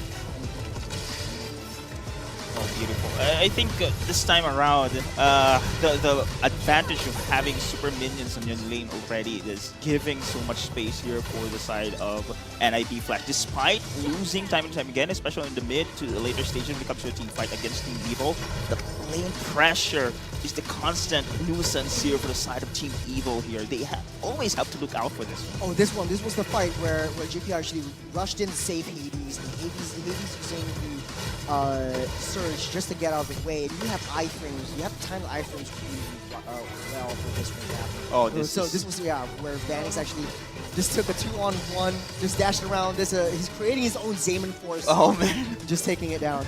Guys, just look at this one. No words, just pure symphony skills here coming in from this player alone. We thought that there's gonna be Team Evil as well, but they are lost here when it comes to lane push. I mean, you send 2 people back, right? And you think maybe that would be enough to be able to defend from one Vanix, but just look at the way he outplays that sidestep. Marky! The minimap as well. Marky wanted the recall, but Hades risked his life. He just sacrificed himself just to stop that recall. Wow. So this was a very smart play from Hades as well. Yeah. I think you got the reach, you got the quell, and you've got the surge. So I think that was really I didn't see that. I didn't see that. I thought, like, hey, why isn't anyone coming back? Just because they can't, and Hades was right there stopping the recalls. Wow, that was very spicy move there coming in from the side of Hades. I didn't expect that one. It was delivered perfectly. That's what you say when you talk about team chemistry, right? Yep. And like the way that they are able to just work together and, you know, deliver the best performance that they can and just say, okay, you're at the base, let me stop anyone from coming back so you can take it. But you know what else can be delivered? Chicken crispy. My Mag delivery is awesome. I had it for lunch, actually. You did? I did. I had it before the show, so I'm feeling good. I'm so Sana jealous all. right now. Game 1. I'm so jealous. Sana all. No wonder you're so pumped. No wonder you're so pumped. But you know Yeah. what, guys? You should immediately hit up your McDonald's apps and get your deliveries because the road to glory has never been tastier with McDonald's. Catch all of this MPL Season 8 action and complete your experience with a crispier crunch of the new and improved Chicken McCrispy with McDelivery. And that's not all. On top of getting food and McCrispies, you can win thousands of in-game diamonds that are up for grabs for you and your squad. So go on and smash your hunger with McDelivery. Yeah, it's a 2v1 kind of situation. You get food and you get diamonds. This is win-win. And you're gonna get food anyway. And you're gonna get food anyway, unless you're like me on a diet. Well, but I still had but you still chicken. have I don't know what diet you're on, Because but okay. I think it's calorie like friendly. I guess. I guess. Well, if you count your calories and try to maximize it, I suppose. But you know what? We're gonna hand it over to Moment to break down that game for us in greater detail. Moment, please take it away. What a game, ladies and gentlemen. Oh my god. I have with me a lot of clips and I had to choose the best few. You know, when you have like 20 plus clips of the entire game. And yeah, these are the few that I decided to go with. So let's just go with it from now. And let's just start off with this Lord fight that, well, they already took down that bottom lane turret. And they have that creep advantage going for them. NIP Flash, by all means, they can just wait. But look at how Team Evil plays this, right? Team Evil wants to force the issue time and time again as much as possible. And Powerful will be in that front line, will have that vision at all times. Meanwhile, Marky will be on the creep duty. So he is just waiting from the call from Marky to make sure that the creeps are being dealt with. JPL going in for the vision, Spear of Destruction misses, but this implosion by Powerful right here is what set the tone of the game. That two-man implosion into the split play from Marky, who went for Curtizi, the main crux of the damage. So while this is going on, Marky in the back line takes out Curtizi 1-2 combo. Meanwhile, the rest of the team gets cleaned up by Ken's Primal Wrath. Meanwhile, Diablo at the back line putting out Boyette. There's 3 separate fights going on in the background. And look at this Win of Nature, right? You guys highlighted it out, but yeah, you can see it in total slow motion. This is the man himself, Lord Vanix. And Win of Nature, yeah, perfect timing. He even gets a few pot shots onto Powerful before scooting away. And this sets the tone for the entire fight, for the entire rest of the game. If you cannot kill Lord Vanix, he will come to haunt you back later on. And they finally do take out Diablo in the backline. Yes, sure, but the next few stages of the fight, this is where things really change. If you look at this area over here, this might look like it's all NIP Flash, but look who's inside that NIP Flash pool. It's an implosion, and Powerful is pushing people back. But meanwhile, JPL has that perfect wall charge set up, but he does not use it yet. He waits for the perfect timing where his team is able to come in together. And with that wall charge timing, Vanix and Curtizi, they stumble on in together as a death ball. Evil versus NIP Flash, unstoppable force meets an immovable wall. And this is exactly what happens, a total bloodbath. And it goes both ways. Yes, Vanix goes down. Curtizi, he does get the damage through, but Ken is not finished off. And Sayla eventually chased down. And the last fight, right? This is the one that I think Churros wanted to say. So I captured it for you, bro. Don't worry. It's when Sayla, Boyette, Marky, they wanted to stumble into this bush over here, but this diversion play was set up by Curtizi, and it was already hinted at all times that they want to go for this backdoor play. There's this opening available, and you see the diversion already coming out. Yes, Vanix and Curtizi are extremely low, but look who's on duty. This time, Boyette is on duty. And, I mean, Evil has done a great job of dealing with these backdoors time and time again, but there's too much lane pressure to work with. Yes, this time they deal with it, but how about the second time? Vanix is on his shenanigans again on the bottom lane. Yes, Boyette is there, but this time, he has the wind of nature. Are you gonna stop him, man? Are you gonna stop him? You see this 1v2 about to unfold. Never mind. This 1v2 about to unfold on the bottom lane by Lord Vanix himself. And then you can see the plays on plays. This is, I don't even need to highlight anything. You can just watch the clip roll out. Look at Vanix go 1v2. This is a highlight reel by himself. Avoids Ken, gets that spear proc, and kills Boyette in the backline. Meanwhile, Immortality goes down. Marky potentially can end the game. But the difference is, right, Team Flash, they have 2 inhibitor turrets. Meanwhile, NIP Flash, they have only 1 down. So with that, Marky cannot push in, creep spawn in. Haiti does a great job of making sure that Marky cannot go back. So Marky is forced to kill off Hades, and that's all she wrote for the rest of the story. Ken tucking tail and having to run. 1-0. Let's see what happens next, guys. Oh my god. Oh my goodness, indeed. It's been a spicy McCrispy game. It's absolutely crazy. This is like the peak of MLBB and like really one of the top games I think that we see in MPL Singapore, right? And you know, everyone says like, yeah, NRQ Flash, they're gonna win, you know, and because they're the top and defending champions. But look at Evo putting up such a huge fight as well, and I think that's already testament to the quality of the games that we have. Yeah, I just want to say one thing as well. This game really proves that like you don't really need to buy boots in the game because like you can play like cross-map plays without that. You got diversions, you got like spears you can ride on and stuff like that. It's just crazy. But I mean, buy boots unless you're Vanix, right? Or unless you're Vanix, yeah. Unless you're Vanix, man. Unless you're Jace as well. Yeah. He's a gold laner. Oh, right. Plus Jace, he's a gold laner. But it's so interesting because like how Vanix likes to play around the walls. And I saw how he purposely moved towards that. And yeah, this itemization, speaking of itemizations, you guys back home could have items on your own because we've got merch in store for you guys right here down at the lower third. Yeah, I mean, you can see their items, and it's not items like items, but it's like real life items that you can see and touch and buy. And that's because the M6 World Championship merch is now up for grabs. Now, the pre-order is live for these championship tees, so don't miss your chance to grab the official M6 World Championship t-shirt. Available in 3 colors. Enjoy a 15% discount when you pre-order this piece of MLBB history at $33.92. That's about, you know, $33. I think it's a good investment. Yeah, and this is the discounted price, right? So this would be a lot more expensive if you don't catch this pre-order discount. So this discount is going to close on the 16th of November this year and is limited to fans who reside in Singapore. So if you stay in Singapore, you can get this pre-order.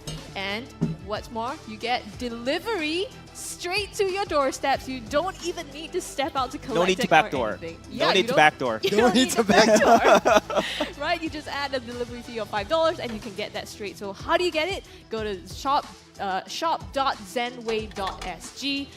It should be up on your screen as well. So just hit that URL and you should hurry because these stocks are limited.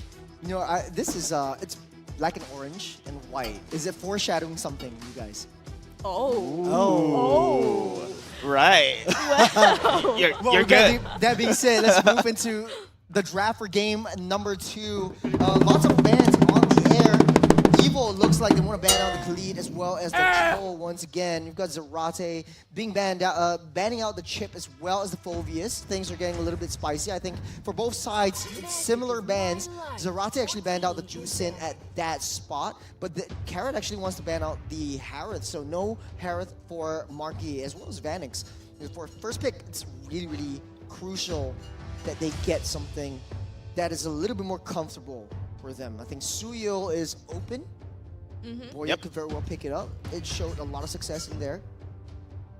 Phobias as well. No, sorry. So Phobia is going to be banned here. So usually we see a lead in the Phobias usually in the first pick. Yeah, Hylos is also open right now. So potentially going to be banned here. Let's see. Yeah, they have the Juicin as well as the Gacha that's open that they banned out in the last game. So we're gonna see if they kind of run that around. But you're right, it's gonna be the high-most ban on the side of an IP Flash to close that out. You know, the game is just starting and you can... I'm hearing drums. You can hear the drums of the Let's fans go. live. Yeah. This is like Evo fans. The Evo fans are like are crazy right there. Yeah. And we talk about that, right? Yep. Like, They brought the drums. They brought the They brought the drums. Oh man, okay, Juicin first pick. I like the Juicin first pick just because like you got the pepper spray, you keep everyone at bay. You've got like intelligence or reconnaissance mechanisms as well.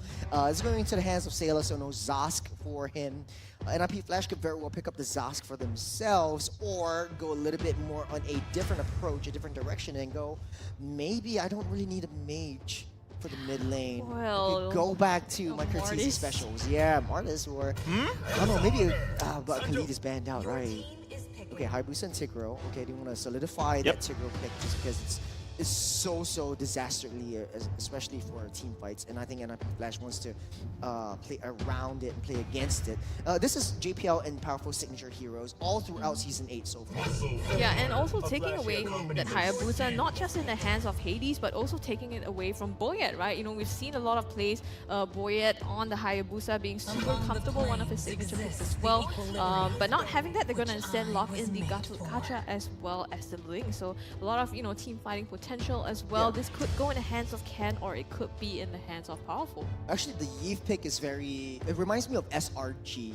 Like, they like to pick up a lot of, like, SRG from MPL MY. They like to pick up this kind of composition. Very heavy crowd control and just play towards your gold laner. So Vanix is going to have a very easy time. Evil should look to take out Vanix's hero pool, try to protect themselves just a little bit. But the only difference is, right now, Evil has cross-map plays. Fun fact by MPL SG, best gold laners of MPL SG Season 8 according to statistics. Vanix's first, Marky is second. This is what we're saying, guys. This is what we're saying. The Team Evil is one of the best team that we can say that can be in par with the reigning champions here in MPL SG. Well, I got to agree to disagree. I think as a Marky's biggest fan, Marky is number one to me. You know, okay. Don't let Vanix hear that. Another fun fact: did you know that Marky and Hades used to be in the same team in MPL ID and Geek Fan? Back then, Hades was Jana QT, and we were in the same team together. So this is sort of like a small reunion as well. But going back to the draft, you got the Matilda being banned out as well as the Angela. This is interesting because you denied the Angela combo, the Angeling combo. And then no more Moskov for the side of Vanix as well. Evil should look to ban out yet another marksman right here. Or you could look to ban out Diablo's hero pool. That could be possible as well. Is that really possible? Diablo is a very big hero pool, yeah. I think it's more of maybe, you know, what strategies they want to go to. And obviously, in the previous game, you know, Vanix with that Moskov causing so much menace and also winning them the game. Now, removing that from the hero pool could be another ban on the gold lane, but what options, you know, might Vanix be looking at this time? Could be the carry, could be, okay, that's gonna be the Nathan being banned out for the side of Evil. Ooh, Fanny's very, pretty very much team open. fight heavy. Fanny's pretty much open as well. You could go for the Beatrix because it's homing missiles if you turn to the Oh, SMG sorry. form. Fanny is not. Sorry, my bad. Playing into that zone as well with the Tigreal and Correct, the Yi. and the Yves. Combos very well, so you gotta get one more combo coming in. But over the Guardian though, it's gonna be a perfect setup for if Eve will be able to activate his. There's a Benedetta. I heard the Benedetta. Diablo's bringing it back. It's the Diablo fans are going crazy. Benedetta! So, okay, pick 2 times, ban 2 times. I think Benedetta has... I missed that out. I'm going to look at the statistics. But I don't think the statistics apply here if you put Benedetta in the like hands 2, of Diablo. but it's interesting because, like, this provides so much map presence in the early game.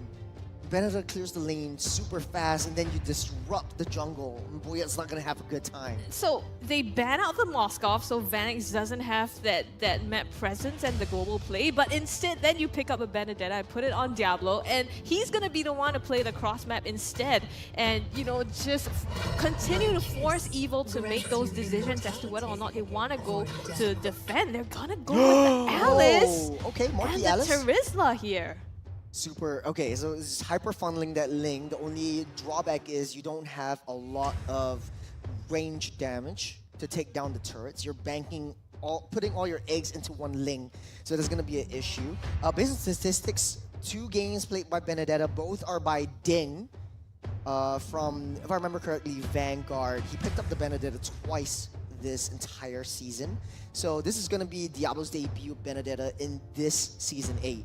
So last pick could always go back into like, okay, let's fight fire with fire. Let's go back to the Ruby on that cold side because I have a lot of crowd control and I can just use Benedetta and Vanix and Hayabusa to do that thing. But Bruno's going to be picked up by Vanix. There's going to be a lot of hard hitting. Win rate 33.3% on the Bruno. Pick 6 times, ban twice. So, interesting. But you think the early game coming from Team Evil is not that much compared here of the side of NIP Flash, right? Because these are scaling heroes. You need Alice is a scaling hero. You have Boyet as well as a scaling assassin as well. So gotta look out here for the early game, especially for the side of NIP Flash. Yeah. Speaking of which, both of these 2 teams, even trying something out a little bit more different, very, very all-committal, very dive-heavy, and very setup-heavy. There's a lot of potentials going in. Ken could start first with the penalty zone, and then Powerful follows up with the Avatar Guardian. He might build on the Revitalize to give Marquis a second lease of life as well. So it's very, very much all-committal. The drums are rolling. Everybody's excited. This is game number 2, ladies and gentlemen. Yeah, in this best of 5 between the top 2 teams here in MPL Singapore. It's going to be Team NIP Flash up against Team Evil. Game number 2. Will Evil be able to clinch this back for themselves? Sticking out to me, Benedetta with the Revitalize as well, because Diablo wants to go very, very deep into enemy territory. The goal is just proxy wave and try to disrupt Boyet's farm as much as possible. But Sayla with the Pepper Spray keeps Diablo at bay for now. The rhymes there. Yeah. I see what you did. I see what you did. I'm getting pumped up, man. Game number 2. This is going to be the top 2 teams we're foreshadowing. Oh, JPL. So, might say. I think this is a perfect display here, trying to go for a drag, and he did. But meanwhile, Sayla has the control, so managed to escape here. Look at Hades here, trying to go for the kill. This is going to be a potential first blood here. Sayla very low, first blood here for Hades.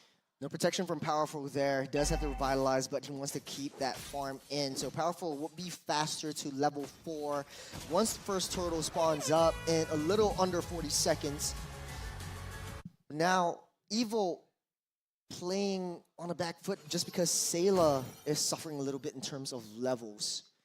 But they do have a little bit more faster map rotation. You have to be able to compare or try to keep Diablo at bay. Oh, Hades coming in. Oh, he is going to go for the kill here. That's twice in a row. Hades here in the Hayabusa has a great early game. Oh, and that's exactly what you need on the Hayabusa as well, right? You get that snowball. Oh, Tempest Blaze until this time around. Boyet trying to go for the counter play. Revitalize has been used there, but in the end, Boyet takes down 1. It's so weird because right now Turtle is open. Hades is nowhere to be seen, but Sayla taking a lot of damage will keep himself alive just for now. Evil blitzing up this Turtle. And they will able to secure the first neutral objective here. Now, Powerful zones out anyone here for the side of NIP Flash, but that is going to be a drag here with a real-world manipulation. Great combo here for NIP Flash, trying to invade here the purple buff. They don't want to give it away for the side of Boyet, but Ken! Penalty zone! That's going to be a disaster here for NIP Flash, but Diablo holds on, try to back away. Hades joins the team fight, tried to go for the steal as well, but decided to retreat for now. Boyet's down low, he needs to go back to get that reset, but NIP Flash wants to hunker down and focus their fire onto Boyet. As long as Boyet doesn't get his farm, as long as Boyet doesn't come online, we're gonna have an easy time. NIP Flash is riding on that tempo with 1100 gold lead. Yeah, but Evil clapping back as well, right? That, invade into Boyet's jungle, trying to deny that purple buff away from him, and Ken with that rotation and the perfect penalty zone just to zone them away and make sure that they do not allow themselves to create more space for Hades to farm. Well, correct me if I'm wrong, guys. This is Vanix having a kill against Marky?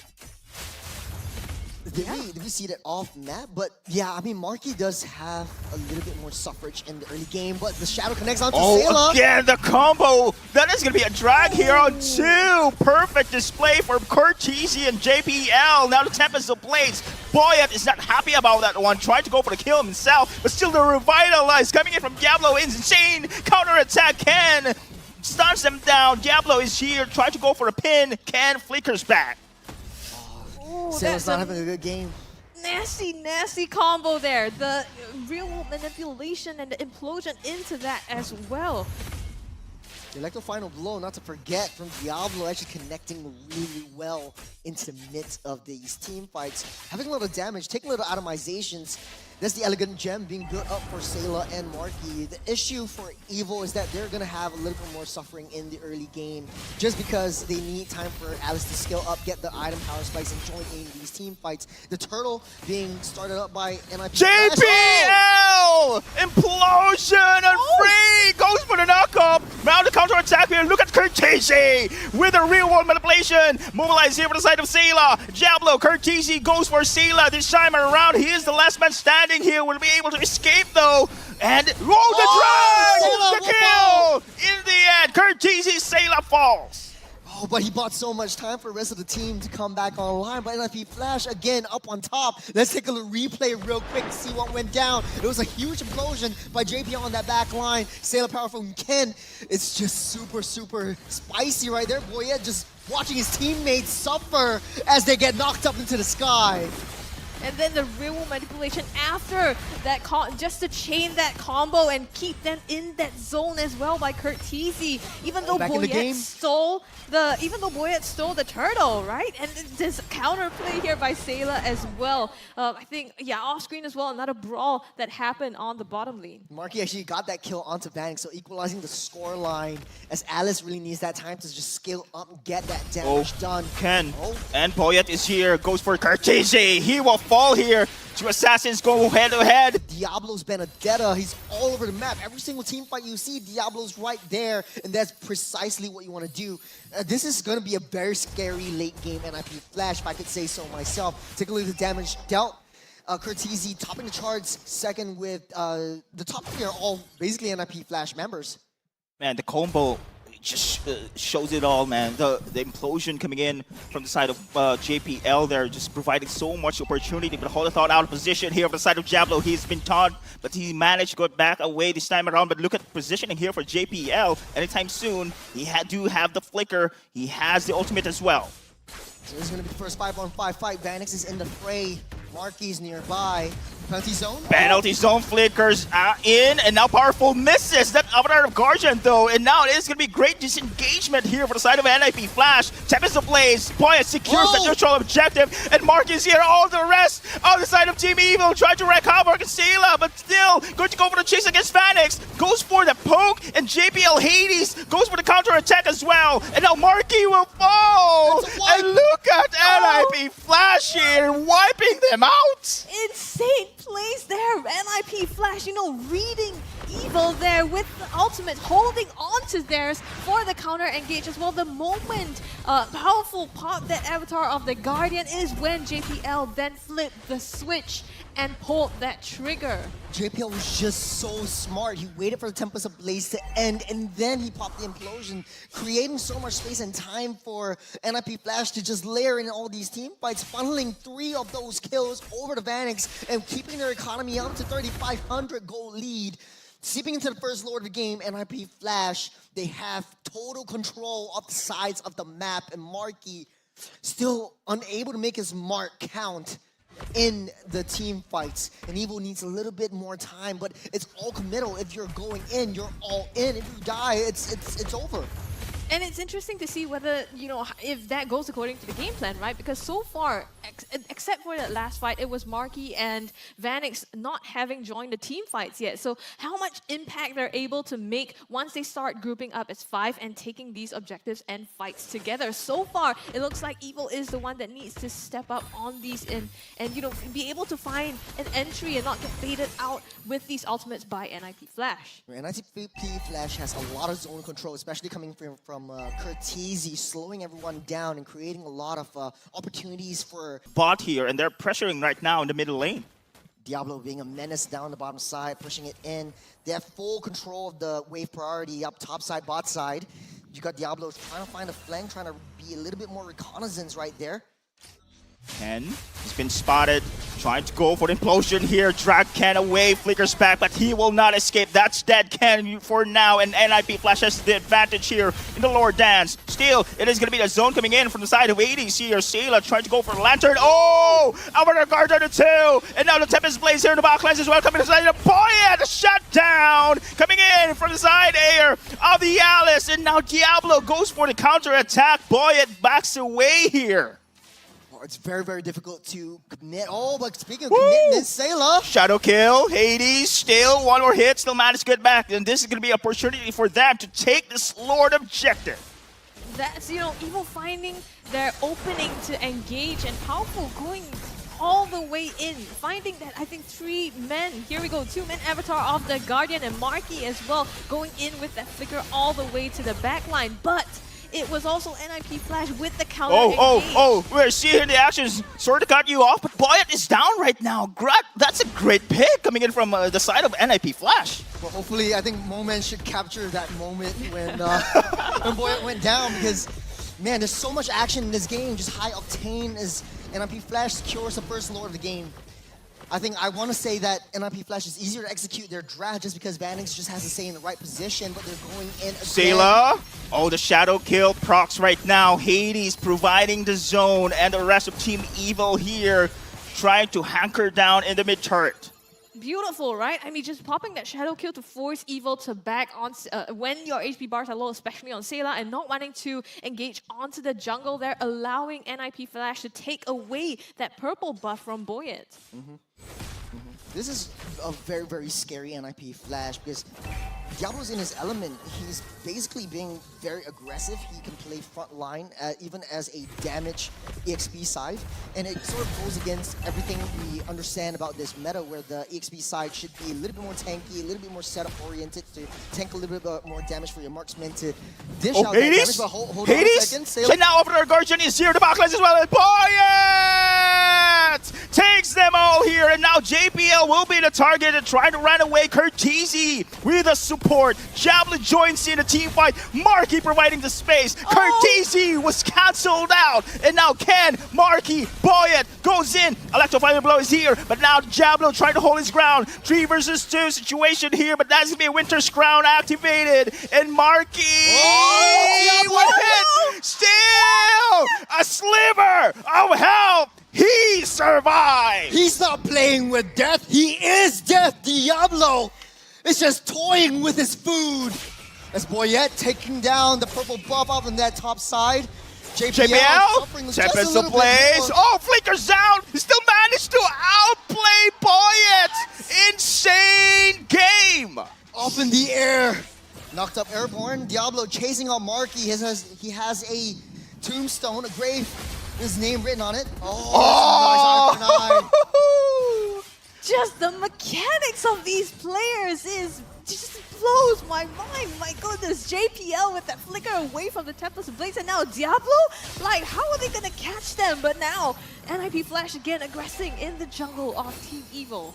Inhibitor Tarts is still standing here on the side of Team Evil, but look at this one, Diablo just providing so much nuisance here, so much space for the side of NIP Flash here. That is Benedetta alone, and the rest of Team Evil here scattered away because of him. It's very interesting how Diablo likes to play this. Right now, he doesn't have the Petrify, he has the Revitalize, so he just needs to disrupt Evil's game plan because 8 strong together, that's Evil's MO. As long as they stick together, and as long as they dish out a lot of these damages onto Diablo, and NIP Flash, they have free roam around the entirety of the map. And the fact that Diablo is just sitting opposite side of NIP Flash's game plan and the objective is just so disastrously for the side of Evil. They can't fight 1v1s, they can't take 1v1s, and NIP Flash, they know this, and they're using Diablo to just bait everything out of Evil. I mean, this time they have Boyet on the link as well, right? So there is the opportunity to kind of go cross-map and when Diablo is splitting the lane, he can also follow, but that forces them to be one member short. That's gonna be Ken. Penalty zone. Avatar Guardian misses once again for Powerful here. Now it is gonna be the side of NFP Flash forcing this team fight. Powerful with a ton, with a burst. Marky goes for the kill. Tempest Blaze here. The backlash as well. Marky providing so much space. The Winter's Crown has been activated as well. The drag coming from JPL. Marky down. Meanwhile, Diablo here, 3 versus 1, and the rest of NIP Flash here goes for the counter attack. Gets a double here for the side of Vanix. Vanix one-man army. All these balls hit like trucks. He's not kicking balls. He's kicking lorries. Diablo zoning away. Oh no! Sayla down low. Inhibitor target with the target here. Sayla still wanting to defend. Boyet is here as well. Waves are pushing through. They want to end this one. Will they be able to do so? JPL with a zone, with the implosion. Give space. Game 2 win. NIP Flash. Just off the back of that fight, a decisive conclusion by NIP Flash there to clock up a 0-2 in their favor. My goodness. Look at the emotions on Vanix's face. This is him being happy. This is NIP Flash, very satisfied with what they got. But the first game went on for far too long, and NIP Flash was like, hey, no, I've got places to be, I've got things to do. Let's just get out of here, and let's get out of here fast. Insane, absolutely insane. I think, you know, even kind of, it looked like they could do it right. Marky going in the backline with Alice and being able to find the targets as well, but unfortunately Vanix survived in that fight and they managed to turn that one around in their favor. It's a risky situation when you pick up Alice, just because you need a lot more follow-ups. Mr. Heal is there, don't get me wrong, it's just the damage and the heals are there. It's just that you are still kind of a little bit more defenseless on paper, especially when you pick up the Flicker, because typically in back in the day, Alice was played with Petrify or the Vengeance, so it buys a little bit more time, it buys you a second layer of stuns on top of your main damage. But right now, I mean, NFP Flash is just super aggressive, and I think for Evo, it just breaks everything that they prepared for. They want to play a little bit more passive. Right now, NFP Flash giving everything they got, and Evo is just helpless right now. Yeah, I mean, with the draft as well, right? They wanted some time to scale themselves up with the Alice, but it was NIP Flash just kind of choking them and not giving them that space to farm up. And even when you mentioned, you know, Marky going in, needing that follow-up, Diablo just 1v3 in the backline, preventing anyone from coming to the rescue of Marky. I think it's no-brainer here that our MVP here is gonna be, I think, Diablo for me. Diablo for me too. Yeah, the space we give it. Oh, there you go. There Diablo. Diablo. Actually, he's got a tank emblem, which is interesting because he's got Concussive Blast is changing the way things are going. Because he knows that I thought he was going for full item builds, and I think the game didn't last long enough for us to see several itemizations throughout the game. But right now, he just went for Thunderbolt. He's always in the face of the enemy team. He's proccing all of this, building up his stacks. He's got Concussive Blast. He's got the Wilderness Blessing. He's got the boots. He's got movement speed. He's got mobility, and he's got tank ability. That's a very scary Diablo. I think this is his role, right? To just be a disruptor here against the side of Team Evo. Exactly. No, I was gonna say the same thing, right? That's you know, recognizing that you play Benedetta, but you don't play your typical Benedetta or your typical Diablo way of playing, and instead he switched it up because he needs to be that annoying hero, always in the faces of them, and just tanking and soaking up as much damage. It's super tough if you're Team Evo or if you're a fan of Team Evo, because right now they're one game away from being down to the lower brackets. But before we go into that, let's take a little item builds for the entirety of the team. Look at how far Vanix is on top of Marky. He's got all of his core items. He might look for to sell off the tough boots and get another damage item, but a full crit damage on top of the Demon Hunter Sword. So yeah, it makes it easier for the Bruno to deal HP-based damage, especially with VHS. And I think for Vanix, he got his items pretty earlier on as well, you know, with the Malefic Law. And the moment, you can see the moment that he kind of built these items, he was able to start joining the fight a lot and have an impact when he joined those fights. I think Sayla has a very tough game this time around, because I think NIP Flash identifies that, okay, mid lane and the jungle is going to be in shambles in the early game. Let's just ramp up the momentum. Let's just increase our aggression and just focus our fires onto that. Add fuel to the fire. TZ and Diablo very strong in terms of these early game engages to give JPL opportunities. They create opportunities for JPL to create moments of weakness. When I say moments, it keeps reminding me of moments. Yeah, exactly. It's not his time yet. It's not his time. But I gotta say as well, right? The combo coming in from the Garakacha as well as Ken is, we've seen time and time again, team fights not really executed very well. Avatar Guardian mostly missing its mark there. It could be a turnaround, right, when it comes to the side of Team Evil, but I think this synchronization when it comes to their execution was also somehow the downfall when it comes to the team fight. And maybe also not to Powerful's fault or anything, right? Because it's just the Avatar of the Guardian is really predictable, right? You not only can you see it coming, you kind of know when he might use it as well. And I think just NIP Flash showing that they have the sense to be able to know when they're going to use it, and in turn then capitalize on that. I think what makes Gacha powerful is soak damage can dish out damage. It's sort of like an Edith mechanic, or sort of like a Frederick mechanic, where the more damage you take, the more damage you dish out. It's sort of like a counter-attack mechanism, and I think that's why the Gacha is very prioritized right here. The fact of the matter is the early game is just too much for Evil. It's nothing to do with like how well to execute your draft. It's just NIP Flash just play to their own positivities, their advantages, especially being very aggressive and mobile in the early game. It's just, yeah, they just play everything to the T. It's very textbook for NIP Flash. Take a look at the post-game statistics. They took down every single tower out of Team Evil. Evil has nothing, except like maybe actually all the turtles were taken by Team Evil, so this is interesting. You couldn't convert these turtle picks into major objectives like the turrets. Yeah, one of the advantages as well coming in from the side of NIP Flash, their macro sense, man. The split push on the top, on the bot, putting pressure across the map. It's really difficult here for Team Evil to really be a cohesive unit while watching the sidelines. I think it was NIP Flash also really forcing Evil across the map, right? Even though they got the turtle, and then NIP Flash will kind of go on a bottom lane and pick up a kill. So yes, you get the objective, but I pick up other things elsewhere, or I force you to make other decisions and sacrifice that. Yeah, and the fact that what makes Evil good is also their downfall, because they like to play team fight, always sticking together, and when NIP Flash likes to play cross map, Evil has to respond, and once NIP Flash sees that Evil is down one member, they go all in. The fact that Evil's entirety of this game's draft is just all committal. One goes in, all goes in. There's no possibility of escape. There's no possibility of parole. There is so much that Evil loses out in terms of these big team fights. And the fact that Vanix is just at the back line, there's no way that you could reach that back line to take Vanix out before he heals everything back up. Right, I mean, because not only do you have JPL on that Tigreal with the peel, you also have Kurt TZ with that zone, and the way that he places the real manipulation is always impeccable, right? Either keeping Evil in a certain zone or preventing them from coming out of that zone. It's interesting because right now, I come to think of it, the Benedetta wasn't picked up for the team fights. It was picked up for the macro overview of the game, where Diablo's just constantly pushing to his advantage, right? Like, he doesn't join in a lot of these team fights. There's no backline for him to hit. There's no backline for him to target, because all of Evil is like front line. You see, Jusin is sort of like semi-mid line. Powerful, Marky, Ken, all front line.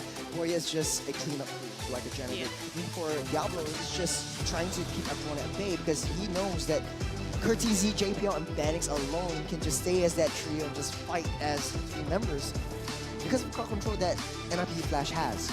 So it just makes NIP Flash so scary. Yeah, and you know, one key difference, right? Turret damage here, like you said, NIP Flash took out all the turrets in this game.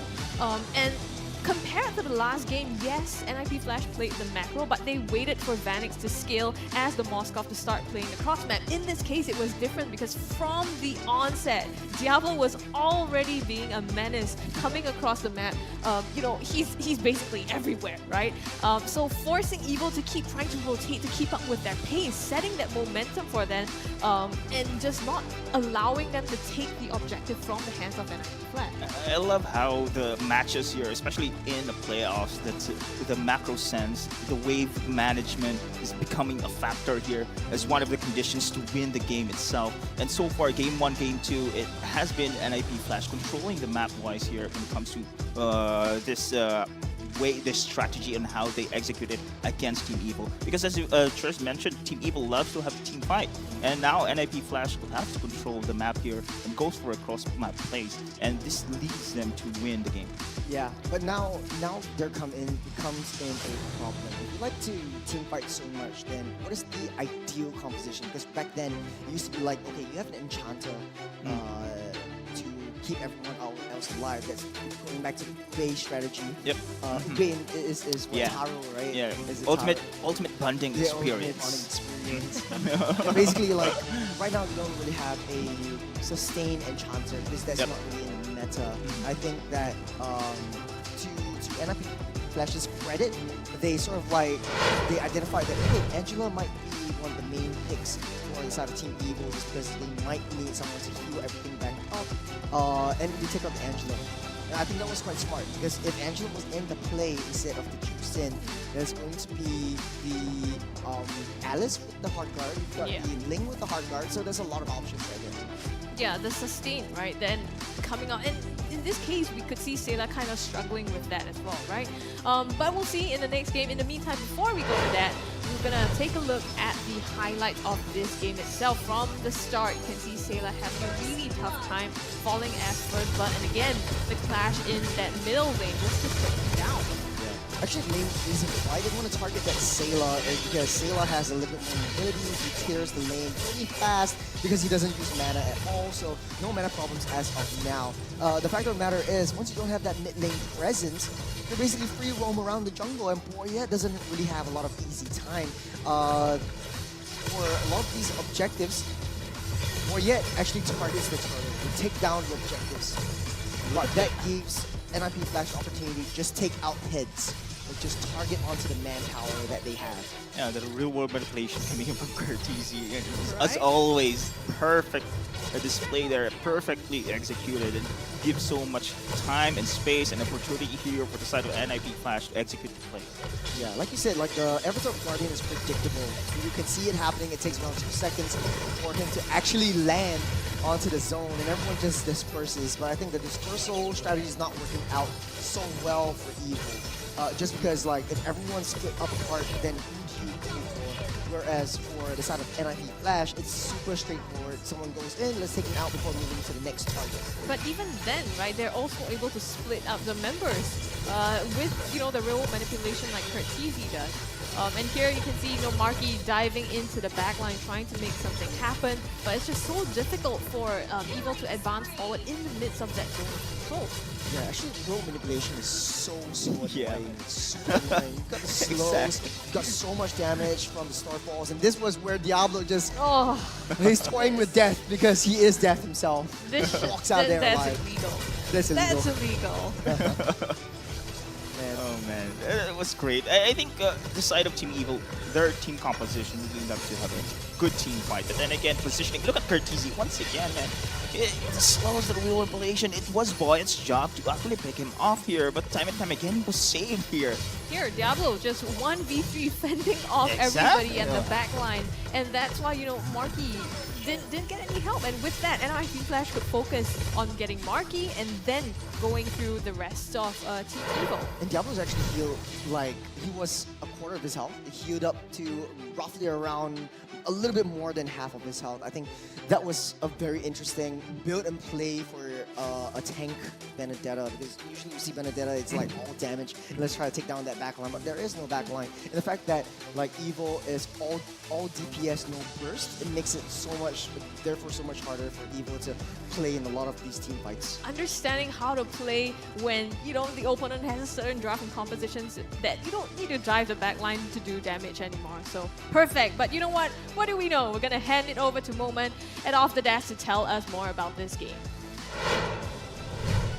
Utility usage, having the battle spells, and this Benedetta that needs to be studied, right? I mean, Diablo showcased a Benedetta unlike any others with a revitalization. And the way that Curtisi has been playing on the Eve, the real world manipulation usage that we see from Curtisi is unlike any others. And now we will go into how NIP Flash dissected Boyet's lane. And starting from this first turtle fight already, you can see that the positioning of powerful Sayla and Ken are intentionally set by Diablo, who started the fight and ran away, who dragged the attention so that JPL can flicker forward, land this extremely nice three-man implosion with Curtizi on the back line. And in any other scenario, right, you would think that real manipulation would be coming out. But no, they are masters of utility, and Curtizi does not waste it. They are able to deal the damage, and only after the Tempest of Blades come out, then Curtizi uses the real manipulation. This is the simple nuance that NIP Flash, just a slight adjustment to the timing of the real manipulation to counter a utility that has been so unstoppable in the league. The Tempest of Blades, and Boyette found himself immobilized and shut down. And this is how they won the first few team fights. And now we will see the focus of the next few team fights being on this Tempest of Blades. And already, yes, Sayla does get a very nice consolation kill, but going into this next team fight, right, Boyette, now Hades is the one that manipulates this Tempest of Blades timing. Hades knows that Boyette is on Hades' duty. He's chasing out Hades as well. So this Hades is unable to join the turtle. So he gives up the turtle for now. Boyette uses the Tempest of Blades for the turtle.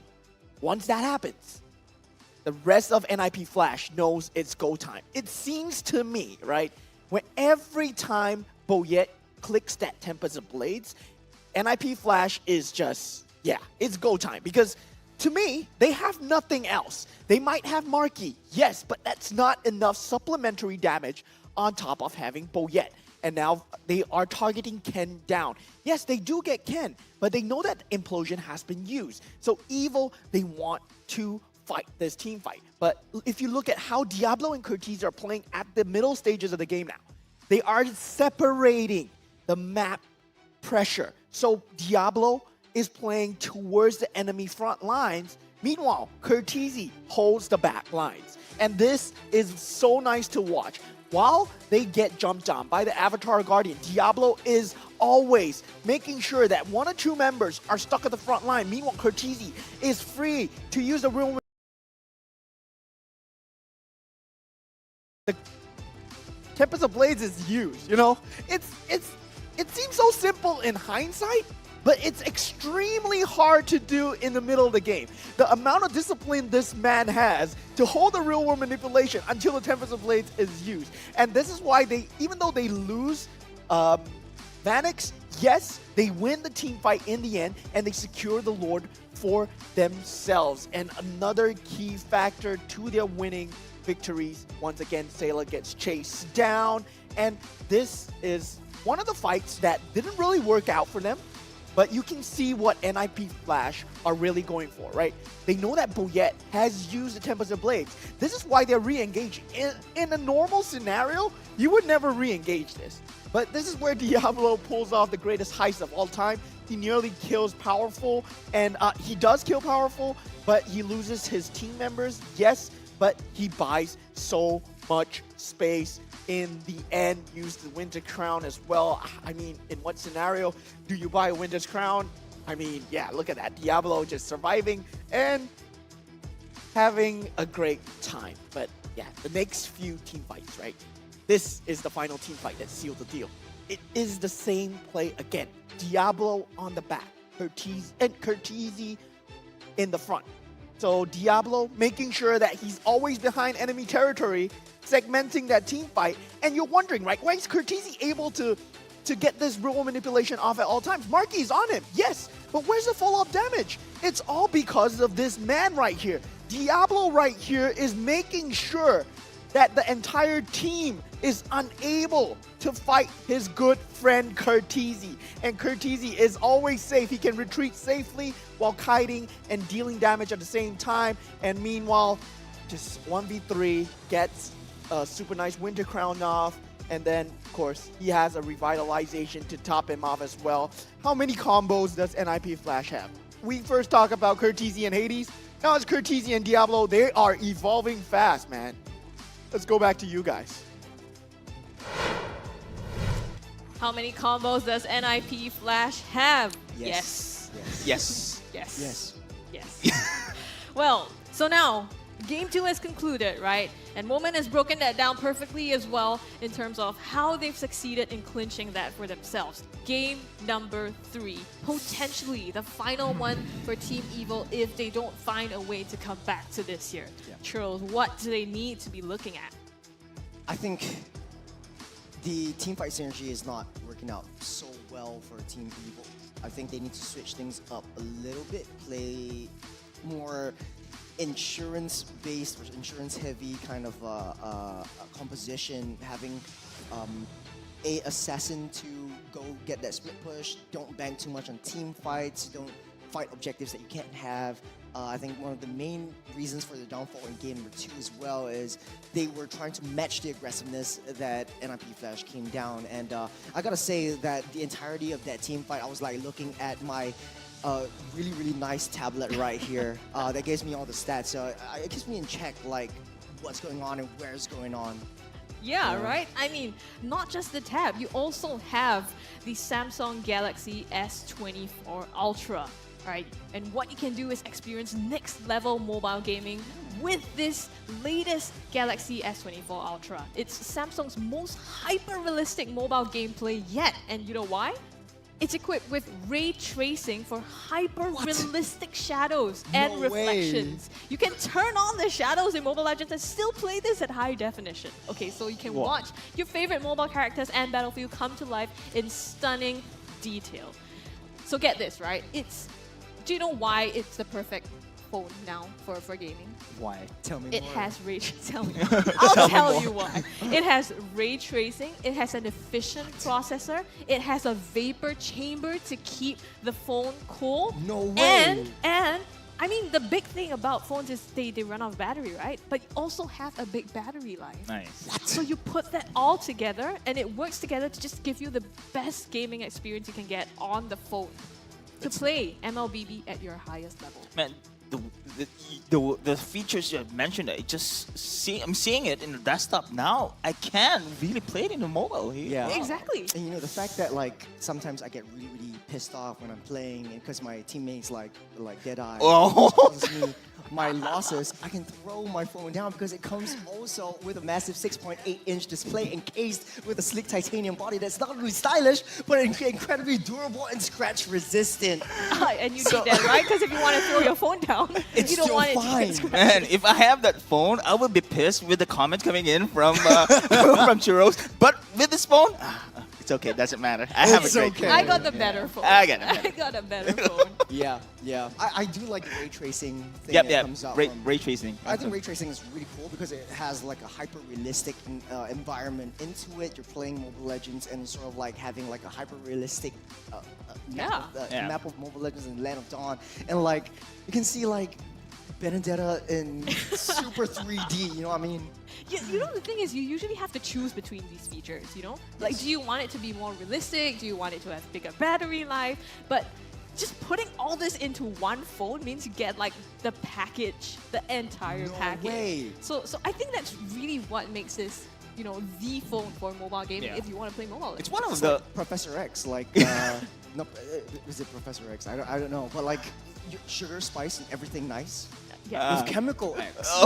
with chemical X. That's the Vapor chamber, Samsung Galaxy S12 Ultra HD. Yeah, that's nice. It's one of the challenges if you're a gamer as well. So if your phone experiencing lagging, so you need to the settings you need to make it low. But with this phone, it's ultra. No, but you Shadows compromise on. your experience when you put the definition on low, right? And you don't want that. So I mean, we can say so much about this, but honestly, guys, you just have to experience it for yourself. It's out in store, so just go ahead and get yourself that phone and the Samsung Galaxy S24 Ultra. Remember that, and you can try it for yourself and see how that ups your mobile gaming, your Mobile Legends gaming experience. You know, it's also cool because Samsung has this Samsung Galaxy S10 tabs that we're using to just monitor the entirety of the game, the entirety of the draft, giving us real insights into the statistics as from the players and the heroes themselves. So huge props. It goes very well with like this desk that we're sitting on, and everyone has their own Samsung Galaxy S10 If you're wondering why we look tab. so sleek, it's just because we have sleek tablets now. Thank you. I can act like I'm Jace and I'm abstract and just like constantly looking at the tablets right now, and I don't have to look at the camera anymore. Well, and yeah, it's fine.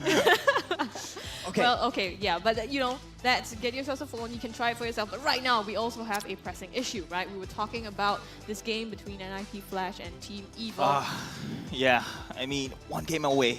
Yeah. One game away. And remember, guys, this series, it's the grand final seed that they're fighting here. And we have, looking back, regular season, NIP Flash sweeping away Team Evil. Now, this is a chance for them to redeem themselves. And we've seen a great fight. Compared to the regular season, Team Evil are actually performing very well. Yeah, actually, I just want to ask a question, like an overall generic question. What makes NIP Flash tick? Like, what makes them so good? Actually, Moment just answered that one for us. The timings when it comes to the using of their skills, it's not the trigger happy as you can see, right? Yeah. Every time when a team fight rolls out, you just click away. So they're calculating in their mind like the That's the probability thing. of success if I Wow. press this skill, the timing of which I press this skill, the frames which I press this skill, only available with the Samsung Galaxy S24 Ultra HD because you can see every single frame that comes in play. Use Galaxy AI for your calculations. Oh, You have AI now. Why do you need to do things in your head anymore, maybe. right? They're not human. Yeah. They're robots. And NIP Flash is just But we've AIs, seen... 5 AIs. Oh, but that's like conspiracy theories. But then if you say like someone's an AI, does that mean they're bad or they're good? They're just NIP Flash. So if you say someone that is bots, they're bad? Well, I'm playing with bots. It's like, it's bad. But if you're saying you're playing with AI, is that good or bad? Because like, you can calculate everything. Controversy. How about if you're Just playing a with label. Deadeye? Play with Then you don't need to calculate. Okay, that being said, I think we've seen glimpses of, or at least a showcase of why NIP Flash is good, right? It's not, being able to calculate when exactly and not being trigger happy with their ultimates, but also things like wave management. Yeah. Like you mentioned, right? Down to the smallest detail. And also things like being able to work in synergy. The chemistry, recognizing that, Vanix was at the base and we need to keep the rest of Team Evil at bay and not let them recall. Throwing a body, let Marky kill you just so that he doesn't back as well. It's just putting all these things together, knowing the roles that they play, Diablo going tanky instead of damage, and being able to pull that off. yeah, I think the only thing stronger than, heroes that they play individually in the micro skill is family. It's family. It's family, yes. Yeah, they're sticking together, and I think the reason why NIP Flash has such an edge over Evil is that they've played together for like two seasons. They've gone to international stage together. They know each other's kings. They know each other's weaknesses and their advantages, and they know each other on the back of their heads. They live together. They practically live together. And I think for Team Evil, yes, they might have lost the first 2 games, but I think like it just takes a little bit more time for them to get in sync with each other before moving on to the next elevated level of their gameplay. Yeah, and it's not over, right? Yeah. Yes. I mean, for one, this match is not over. They It's not still over. have a chance to come back because it is a best of 5. Even if they do, though, this is the upper bracket finals. So the stakes here are if they lose these, they drop to the lower brackets, they have to fight one more round tomorrow and then go to the grand final. So there is that opportunity for them to take back. Sure, but when it comes to a best of 5, greater challenge here coming in from Team Evil right now because they are way behind 2 games here. So they need a sweep, 3 games straight. My predictions is still in play. I voted for me Team also. Evil, so like I'm ready for 3 I mean, games. we all are. We Yeah. predicted. It's a great game, man. But anyway, as of course, Churz had mentioned, experience-wise, and how NIP Flash again has the big advantage is the experience, chemistry, and again, both of these teams did not have a change during our transfer window, right? Both of these teams. So this Team Evil right now, this roster coming in from Team Evil is very, very strong at the moment. Yeah, exactly. You know what? I think we've been here for so long and we've seen such amazing, intense games that we all need to kind of take a breather to get yourself your food, your Mac delivery, and what you need. We're going to come back after this break to bring you game number 3. Stay tuned.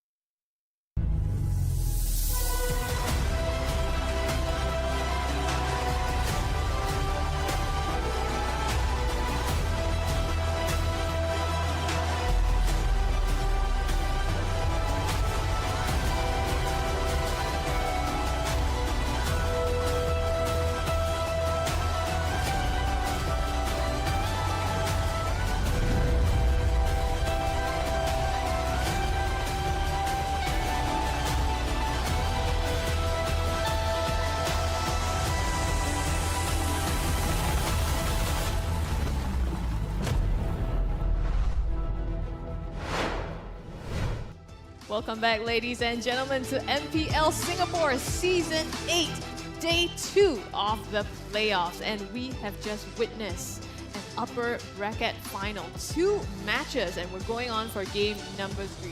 You're here with me. There is Churros, there is Deadeye, and myself, Scrubby, to accompany you through this game number 3, potentially the last one, unless Evil has something to say about it. Now, I really hope they have something to say about it, because they're not going out without a fight. This is Of course. sort of like foreshadowing the grand finals. I've said this Yep. time and time again. This is the top 2 teams, and they're putting out all the stops. Yeah, Team Evil Magic, they must need this now again to actually execute very well, especially when it comes to major team fights. Missing, of course, those key skills they should recover by this time around. And again, I've mentioned a while ago, pressure is against the side of Team Evil. They must win 3 straight games in order for them to win the series. yeah, so having, a bit of a break as well, right? For not just us, but everybody to regroup their thoughts, come back with higher morale, hopefully, to be able to tackle this, because it needs stamina. It needs stamina and a whole lot of strong mentality to be able to win 3 games straight.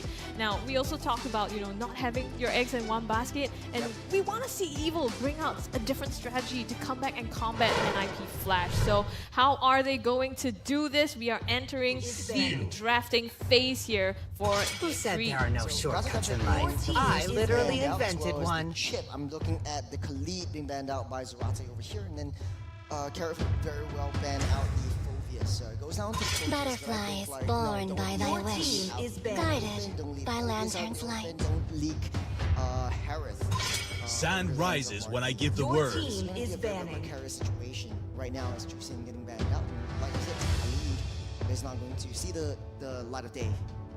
Yeah, I agree with you, Churros. I think even though they lost, of course, having the side of Marky on Harith, it's still I am not the only one bound by team these is chains. Flash and Phobius is still pretty much open here, and now it's gonna be banned here and Flash. Yeah, I think banning on the Harith might be a potential ban here for the side of Evil. I don't know if Carrot wants to do it or try to leave it open and pray that Zarate doesn't pick it up. Pick up what he puts down. Yeah, remember the stats that we have been given by our production team before the start of this match. Vanix also played a Harith here, so it is also potential play for the side of NIP Flash. Wipe out all the injustice in the world. Yeah, in the previous games as well, they did take out kind of similar, I think, match across the games, that Cho being taken out, but now that leaves open the high loss, which NIP Flash is going to snap pick. Yeah, Loris pathway is going to be really important for them. I think Tigro is definitely open, powerful, could snap pick that up as long with the Harith. If Marky doesn't pick up the Harith, then it works very well with the Wombo combo from high loss, and Vanix is not going to I am the priestess of primal lightning, the hunter of all the evil gods. That's going to be a Harith. High win rate on Marky's hands. Harith, sure. I think it is still considered as one of the, or not the top most picked hero here from all of MPL SG season and regular season. Now, will it be considered here besides Evil? No, it is going to be Aurora. Okay. So NIP Flash could pick up the Harith right now, along with the Tigro. It makes a lot of sense for them. Then they have full zone of control. They could go with the Eve once again if they feel like it, and then Hades could play any assassin that he wants.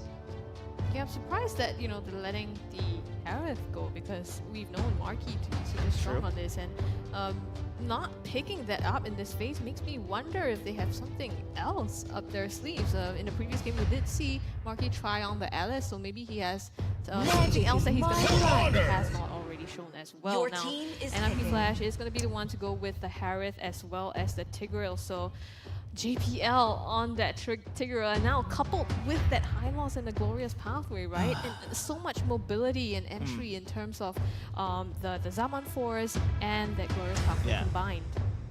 We always see Lunox to be a counter of Harith. I'm not sure it's going to be considered here on the side of Team Evil, but as predicted, of course, by Churros, these 3 picks alone coming in from NIP Flash is very scary.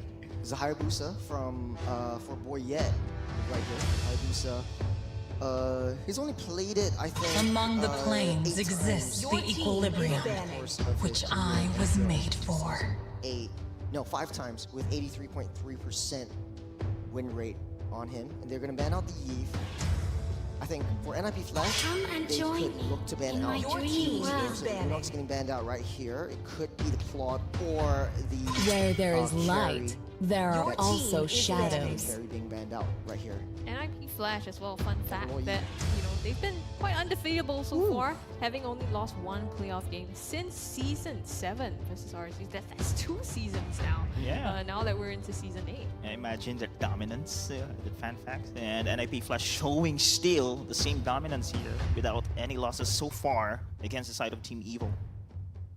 Yeah, locking in the Aurora now for Team Evil together with Hayabusa and banning out the Luo-Yi and the Yi. So really big in terms of control, right? Because we've seen Kurt TZ play these exact 2 heroes in the past 2 matches and maintaining that position and control of the ultimates to be able to force Evil into a certain area. Now Kai enters the scene. Another fun fact, this season marks Evil's return to an upper bracket match since their debut in Season 3. So very highly anticipated positioning for them. As I was saying a while ago, this is the best roster the Team Evil can have right now. And they can also fight the reigning champions as well, NIP Flash here.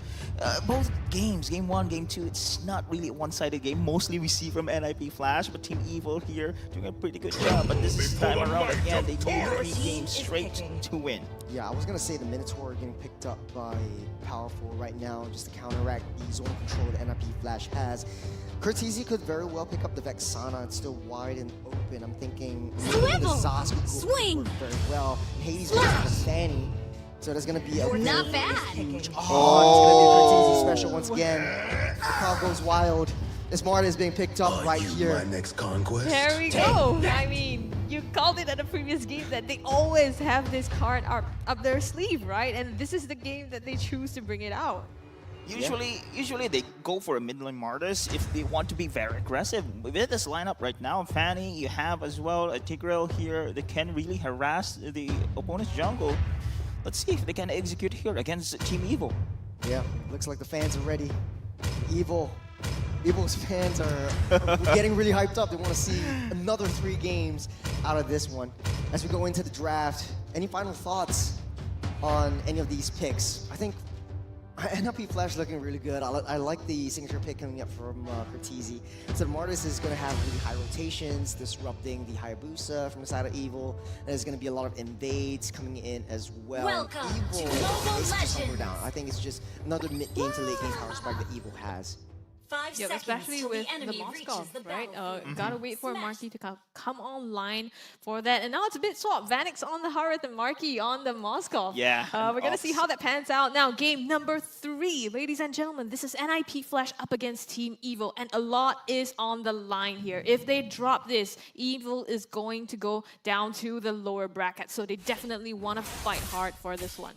Speaking fight is expected here. They're now invading the side of NIP Flash against Team Evil, and Diablo managed to actually bypass the first wave here, going to have creeps.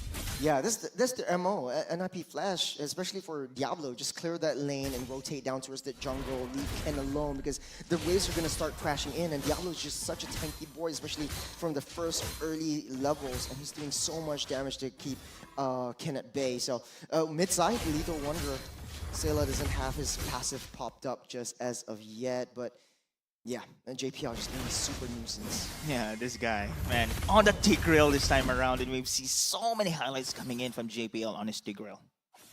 Yeah, with the Minotaur as well, right? Powerful on that Minotaur, offering a bit of sustain to the team, so it does help them if they want to hunker down on the team fights as well that they've always been playing to. And coupled with, you know, the Aurora, they have a lot of control, especially with the Frigid Glacier, and that might help them come up against NIP Flash. But I guess, you know, with the Martis mid, there's a lot of immunity as well coming through that, so how he kind of has that potential to outplay and turn that around.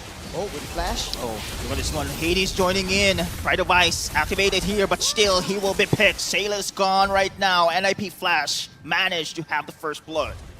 The flicker play by JPL was so clutch. He identifies that Sayla is the main core of the team in the early stages of the game, especially taking him out before he turns level 4 to be a huge nuisance in the turtle pit. You want to be able to secure the first few objectives, especially if you're NIP Flash. And they have their MO. Just play the zone of control, play these team fights, and we'll be able to win. But Evil actually switched things around. They have that split push capability coming in from Marky as well as Boyette. So first turtle of the game, Powerful sourcing for a little bit more information. Now, Shatter trying to delay Curtizi's attack here, but the glorious pathway is there. Curtizi is still chasing Ken. However, cannot save his teammate there. It is going to be Powerful falling down. It's a very aggressive NIP Flash now, giving a lot of opportunity for NIP Flash to pick up the first turtle of the game. Boyette. Oh, this is the pickoff you want here, then Vanix will be gone. Beautiful landing that Spear of Destruction there, right, by Marky to be able to get that, recognizing that it's a difficult game for Marky to play in this early part and kind of assisting him on that. In the meantime, Hades getting that turtle as well. It's a smart trade by Boyette, but here comes Hades with the cables. Powerful not yet level 4. Oh, look at the damage! Early game destruction here against the side of Team Evil, and now it is Powerful once again falling down. As expected, NIP Flash showing dominance here in the early game. Yeah, Diablo being a nuisance onto Boyette up on that top side as well. Buying a lot of time for JPL to come into position. They're backing out here. And as you can see in the gold lane though, it is still Vanix controlling the lane. Despite, of course, it's been picked off here with the side of Boyette, still the pressure is against it here for Marky. Hades is in the party. Marky needs to be a little bit more safe as Curtizi tries to zone the rest of the members away. Now Powerful is not on the bottom side. Marky is super exposed. And NIP Flash just seeping in on that win. We're going on the aggressive as well. It's always been, you know, NIP Flash kind of trying to dictate the momentum, especially in the early game, right? And now they're stepping up the pace even more with this Marty's pick on Curtizi, because in the early game, that's super strong. Ken flickers back, Primal Wrath, but the glorious pathway in the burst damage here where the Tornado Blades picks him off. Meanwhile, here on the bot side, it is going to be Curtizi. Gets the kill against Marky. Counterplay. Team Evil gets the stun, gets the kill. Vanix will be the second one in a chopping block. A double here for Boyette. Oh, he's playing with death a little bit too much, but the Sky Piercer actually bought up by Curtizi. Usually in a competitive match, you don't want to see a Sky Piercer. But now the aggression is coming through. 5-3. Evil might have something to say about this one as the turtle spawning up in 10 seconds. JPL running for his life to buy time for the rest of the teammates to come get into position for the next neutral objective. Yeah, I mean, they did find the return there, right? Boyette with the double in that earlier fight. So signs of life here, but NIP Flash, you know that Curtizi wants to go for the kills. They've always been running this Curtizi Martis a couple times now with the Sky Piercer, and you can see them funneling the kills into him as well. So he's only going to start snowballing more and more and starting to be a menace to Team Evil. Bot side though, Marky will be the Oh my goodness graciousness! It's gonna be less than a second and he's out! Oh man, that's an unfortunate kill onto Marky as Evil is down by one man. Boyette not in the vicinity. You've got Fanny in play as well. Hades already at the turtle. They're going to be snap picking this up, and Evil, no contest whatsoever. They want to go for more. Yeah, this is what you want. Oh, the turtle will be in the hands here of NIP Flash. Powerful backs away, but then again, that's what you want here on the bot side as well. Vanix will now fall, and Hades backs away, but Powerful forcing this one, trying to go for the fight, and now Marky pin him down here with a spear, and now Diablo will be knocked up as well. Implosion! Flicker! But by the way, if JPL here tried to back out, it is going to be Diablo, however, with a save on his teammate. Sayla using the Glacier just to keep everyone at bay as NIP Flash, 1700 gold lead. Sipping to the next neutral objective. This is still 6 minutes, still relatively early as Evil is trying to funnel everything towards Marky. 0-2-2 as Marky's not having a very good early game. But so is Vanix though, 0-3-1. It looks like the gold lane's being very, very heavy. Oh, Hades! Hades, will he be able to back out? He still managed to get a kill and backs away! Are you kidding me? Bad the flanking maneuver for Curtizi! It's gonna be Ginao there! A double for this mid lane mark! practice. And Powerful actually went down as well in the midst of all these fights together with Sayla as Cortese coming in for the cleanup. His building, though, Sky Piercer stacked. It's going to be a really, really scary Martis in the late game. SOD goes wide and won't get into the lane as fast as he can, but they don't know where they are. Powerful sourcing for information, spots out Hades. Powerful actually goes down. Oh my goodness. Blink and he's gone there. Haven't seen so much action in that one. And just the camera showed us a dead Minotaur. There's so much to watch out for, right? On the side of NIP Flash, the kill potential is insane because not only do you have Hades just kind of cabling around and potentially just bursting anyone down, you also have Cortese who rotates so much and is able to pick up those kills for themselves. And I mean, under that turret spell, just waiting for that Fight of Ice to expire before popping the decimation, and it's so difficult on the side of Evo. You can see them starting to turtle up in this jungle here. Yeah, does not look like Evil will be able to contest for this one. Oh! Boyet actually pops the Retribution, so no Retribution for Boyet for this turtle. They don't want to contest it, just want to play it safe. Look at Diablo providing the space here. And now it is Team Evil not forcing to go for the turtle dance. It's a 4,000 gold lead on top of NIP Flash. They have control of the map. They have control of a lot of these team fights. The layering of the team fights, especially with the mid trio, is just a little bit too much for Evil to handle. But this is still early in the mid game where Evil can still come back on this one. They do have a late game composition as long as Marky is able to find farm and scale up. Remember, JPL has the flicker, he has the implosion as well, but he has been spotted. Powerful has the vision.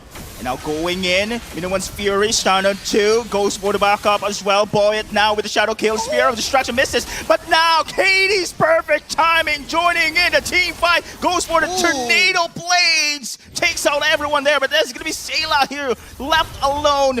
Double here for Vanix with a kill. Trading out 2 for 3 there in that fight. Marky almost landed Experience of Destruction, but sidestepped there by Cortese. In the end, I mean, it's going to be still NIP Flash finding their targets now, going into this replay here. I think it's the Cyclone's Eye that pushes Powerful in, forcing him to use the Minoan Fury because he knows that he wants to chase it. Everyone's in position, but Marky is wide and open for a lot of more damage to take in. They underestimated Hades' damage onto a lot of these team fights when they're grouped up together. And this is their playground. They like to play within the jungle vicinity with a lot of walls, and that's where Hades really shines when he's using that Fanny. War's already built up by Hades. That's another power spike that Evil has to contest with. It's a 5,300 gold lead on top of NIP Flash. It does not look like they will lose this game as Evil has their backs against the walls. Oh, look at the positioning here for Hades. This is scary here for the side of Team Evil. It is out of position. It's gonna be Hades anytime soon going for the execute. Oh, he's been spotted though. Marky spinning him. Oh, my heart is there, but meanwhile, Boyet goes for that revenge kill. Oh my goodness. It's not over until the fat lady sings. You never celebrate too early, and this is where Evil might have the potential to come back as long as Hades is not alive. Evil might be able to blitz this down, but the rest of NIP Flash, they're protecting that Lord with their base almost exposed. They have no T2s down on that bottom side. NIP Flash does have that wave priority. Evil sourcing for information. They have to deal with Cortese as well. That's gonna be our Shatter. Powerful here with the stun as well. Diablo providing the space here. JPL, look at his positioning here. Zoning out Team Evil this time around. Meanwhile, the Lord Dance will now execute. Anytime soon, both teams prepare to initiate. Yeah, they're managing the waves now. Marky on the top side here, trying to gain control, but Hades nowhere to be seen, still at his jungle. So biding their time here to secure more control of this objective. Oh, remember guys, no tart takedowns yet for the side of Team Evil here. One advantage once again for NIP Flash is their map control. No one's making a move. As of now, Sayla does have the passive up and ready, so he can take a death. But who do you want to contest for this Lord? How important is it for NIP Flash to actually take down this Lord? They're just using it as bait. And Evil desperately needs this in order to push and get ahead. It's 5,400 gold lead. NIP Flash, they're trying to blitz it, trying to initiate a fight a little bit too early. And Diablo just sourcing for information. He knows where Ken is. Oh, Explosion. powerful. Goes for the explosion indeed, but the Diamond Force is there. But look at the zone of backlines here with the Glorious Pathway as well. And now powerful here being pinned down in the middle. JPL still survives, and now it is going to be Phoenix taking him down. Ken will be the next target here. That's going to be a chase. That's going to be a kill once again. Curtese picks him off. Curtese building up those Sky Piercer stacks is going to be super, super scary. Now, Boyette still has that retribution holding on Marky. Marky, very scary. That's a forward. That's a suicide kill there. And now it is going to be Boyette will be the second one. He's the target. Hades going to go for the chase, but he is pinned down. No escape. Another team wipe here for NIP Flash. My goodness, that play. I mean, Hades causing so much disruption in the backline, taking those kills, and NIP Flash recognizing, you know, they want to take the fight instead. So baiting out the Lord, giving that up, and then going straight for the kills. And I think Marky there wasn't able to land that Spear of Destruction, so he was delayed to that team fight as well and wasn't able to make an impact. The moment he came in then was the moment NIP Flash was also able to finish him off. For NIP Flash, they didn't need that Lord. This was just just a coincidence that the Lord went into the enhanced Lord up in the 12th minute. They just drawed out that fight a little bit too long. And now you have JPL with the Winter Crown as well, with the half builds for a little bit more tankability. He might be able to use the Implosion in, buy himself some time for the rest of the team to come in. But that's a very, very big gold lead. It's a fat economy that NIP Flash has. And Evil just desperately trying to defend. Some more crashes down mid. Will he be able to defend though? I guess not. Invertar's gone right now. JPL will be controlled, but the Glorious Pathway is there. Spear of Destruction as well. Marquis' positioning is off. He's been picked, and now Powerful is here. Now Hades as well, just dancing around here with the cables as well. And now Sailor trying to go for the poke, but it's not enough damage. Look at Team NIP Flash here trying to end the game, and it will be a series sweep. 3-0 for NIP Flash. Making a statement, but wiping Evil on the face of the Lana Dom before finishing off the crown. And still remaining undefeated, right? When we talked about it earlier, not dropping a game and this time showing the world what they're here for. Not just to take the game, they want to just advance through MPL SG and to the world stage. Yeah, this is the progression that I know and love from NIP Flash. From the get-go, Diablo already sitting in the jungle. Briette is just struggling the entirety of that game. Yes, he's got 6 kills off the board, but it was all in early game. And once Bandits got online, that was it. There's nothing that Evil could do to come back. And the Fanny was just played so well by Hades. I think for MVP, I would want to give it to Hades. Just because like he identifies like, okay, I want to take Marky out. That's my goal. I managed to do it. And there's no way that Marky could be able to retaliate in time. Yeah, I think Hades is one of the players here in MPL SG that can really enable a Fanny. Fanny is a highly mechanical hero, and man, we've seen how incredible he was. So many highlights coming in from this guy. You should probably place a bet, right? Like, does Hades miss a cable and like, like gamble? Well, we all know who misses a cable. well, no, I don't think he misses a cable, Don't right? talk about that game. Yeah, I mean, Hades on the Fanny. Let's kind of focus on that, right? We will focus on that, yes. He's your MVP. He is, yeah. How about you? I could agree with Churnsy. Yeah, you're gonna wait for the screen to. Yes. It is going to be Hades on that Fanny as the MVP of the game. Yeah, I said this time and time again, like, NIP Flash has like 1 god and 2 devils in their team. Diablo and Hades are lords of the underworld, and they're really showing their chemistry has been improved so much ever since MSC. And right now, slipping into M6, they've already secured a spot in the grand finals. They're 1 more game away into the world stage, yet again, representing Singapore. Yeah, I think just a showcase of like, you know, mechanics, right? Like you said, the way that he cables around the map and also macro. And I think the combination of that is what makes not just Hades, but the entire team of NIP Flash so lethal and so difficult to deal with.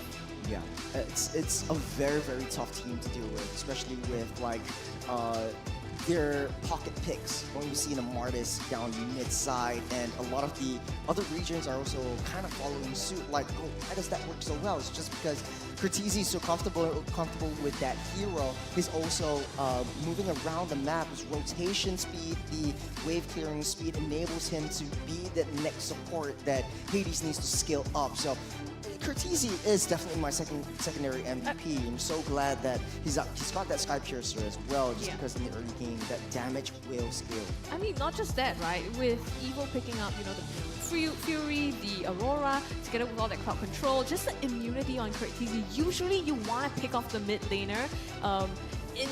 With these CC kind of prowess, but in this case you can't because he has that immunity. So who then are you going to target? It's been Vanix the entire game, but at that point you can see he has the Starion size, has the Holy Crystal as well, and then can start dishing out the damage. So even though they put him down in the early parts of the game, he was still able to come online and make a difference. Yeah, I do want to say though, I think if I would be candid and I want to be real, NIP Flash just won this draft over Evo. It was like they were first picked, they picked up the Hylos first, and then the Tigreal and the Harith was so deadly, but Evo decides to pick up the Aurora as well as the Edith. I understand what they're trying to do, but it was single target stuns from the Edith versus the Implosion that's definitely going to hit if you're coagulate together. And I think NIP Flash, they got that Tigreal twice in a row. It really proves a lot out of them. Like, how do you want to counter a Magica team fight? You just get them to group up together. Yeah, and also letting the Harith go in this case, right? Yeah. In the hands of Vanix, This you is the have thing. then the perfect combination of magic as well as physical damage for Cortese and Hades to be able to put out. Now we're gonna take a look at the emblems here and see, you know, again, nothing out of the ordinary really, you know, Diablo playing that, switching around instead of damage, still going tank and soaking up all the damage, providing a lot of utility for the entire team. I think the only thing that really stands out is the Festival of Blood from Cortese. Because usually you won't see the Festival of Blood for Martis. You see the Master Assassin or even the Tenacity give you a little bit more defense mobility, but I guess this works out pretty well because once you have that the Decimate, once you have those Clampers, you're able to just heal up just a little bit, sustaining yourself through the entirety of that battle. It pairs well with Diablo's Revitalize coming into the fray as well. I would have thought he would pick the Wilderness Blessing just because of the high rotation speed. You want to match up with the Fanny and be sort of like there for Hades when he does his thing. Look at these guys. Yeah, you know what I see, right? Oh, the charge damage. Yeah, compared to the game one. Game one was, we know that NIP Flash has somehow the advantage for this one, but as the series goes by, the start damage, I mean the stats is stacking up here for the side of NIP Flash. And we know their macro skills is the main advantage as well when it comes to game series wins here. Yeah, I mean, like you were saying, it really does look a lot different from their first two games, right? 23-9 and not even able to touch the turrets at all. It's super, super difficult this time for Team Evo. And I think, like you said, Churros, kind of points back to the draft and how they weren't able to quite play against that. Yeah, it's just Minotaur has fallen off quite a bit. I know they were like a top pick for MPL PH, especially Ogren making it so consistent in his gameplays, but the heals isn't coming out as much as they wished, and Powerful had 7 deaths in this game, mostly attributed to Hades as well as Cortese just taking them out. I think the early game damage is a little bit too much for Minotaur to handle, and I think they're just forcing the Edith pick onto Ken. I think that was one of the major downfalls. They need to go back, regroup. They have another game tomorrow in the lower bracket finals to be able to see whether they'll be able to come back and face NIP Flash on a revenge match in the grand finals once again. But then again, out of all these 3 matches, I feel like Evo is testing things out. They are there in terms of like the skill level, in terms of the mechanics that they have. It's just, I think it's just a downfall in the draft, if we're to be candid about it.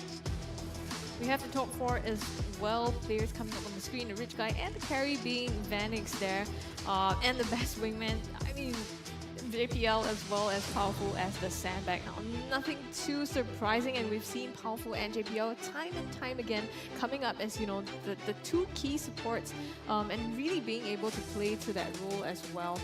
So props to them, and I think NIP Flash really showing why they are, you know, top seed and sitting at the top as these defending champions.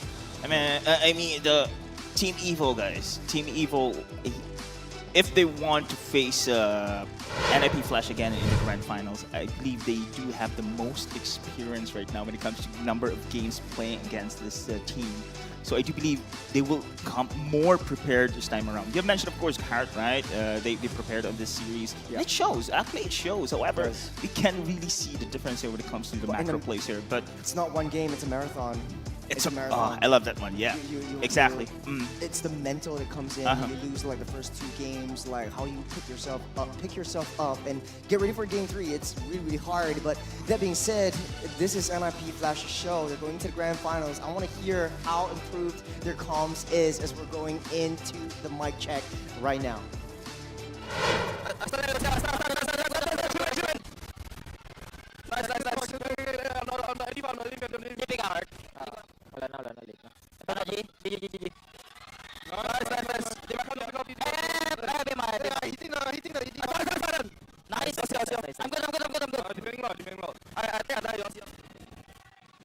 Come to me.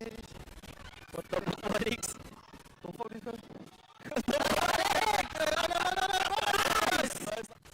Come. Push it. Link here. Nice.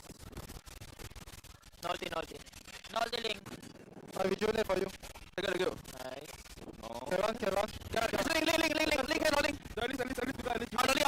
I'm on the link. Same. Hey, at least no flicker. Hey, I think we can. Go. Hey. Aman. At least. I will join it. Sing naughty. At least no flicker. I'll have to sing here. Nice. You can run? Just yeah, I go in mid. Oh, nice. No flicker, no again.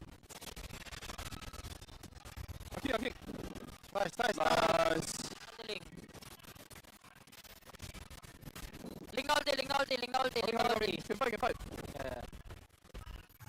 Yeah, nice. I'm on the way top. Oh, you double in. Hey, you know dash. Top kaya. I think I just PC. Yeah.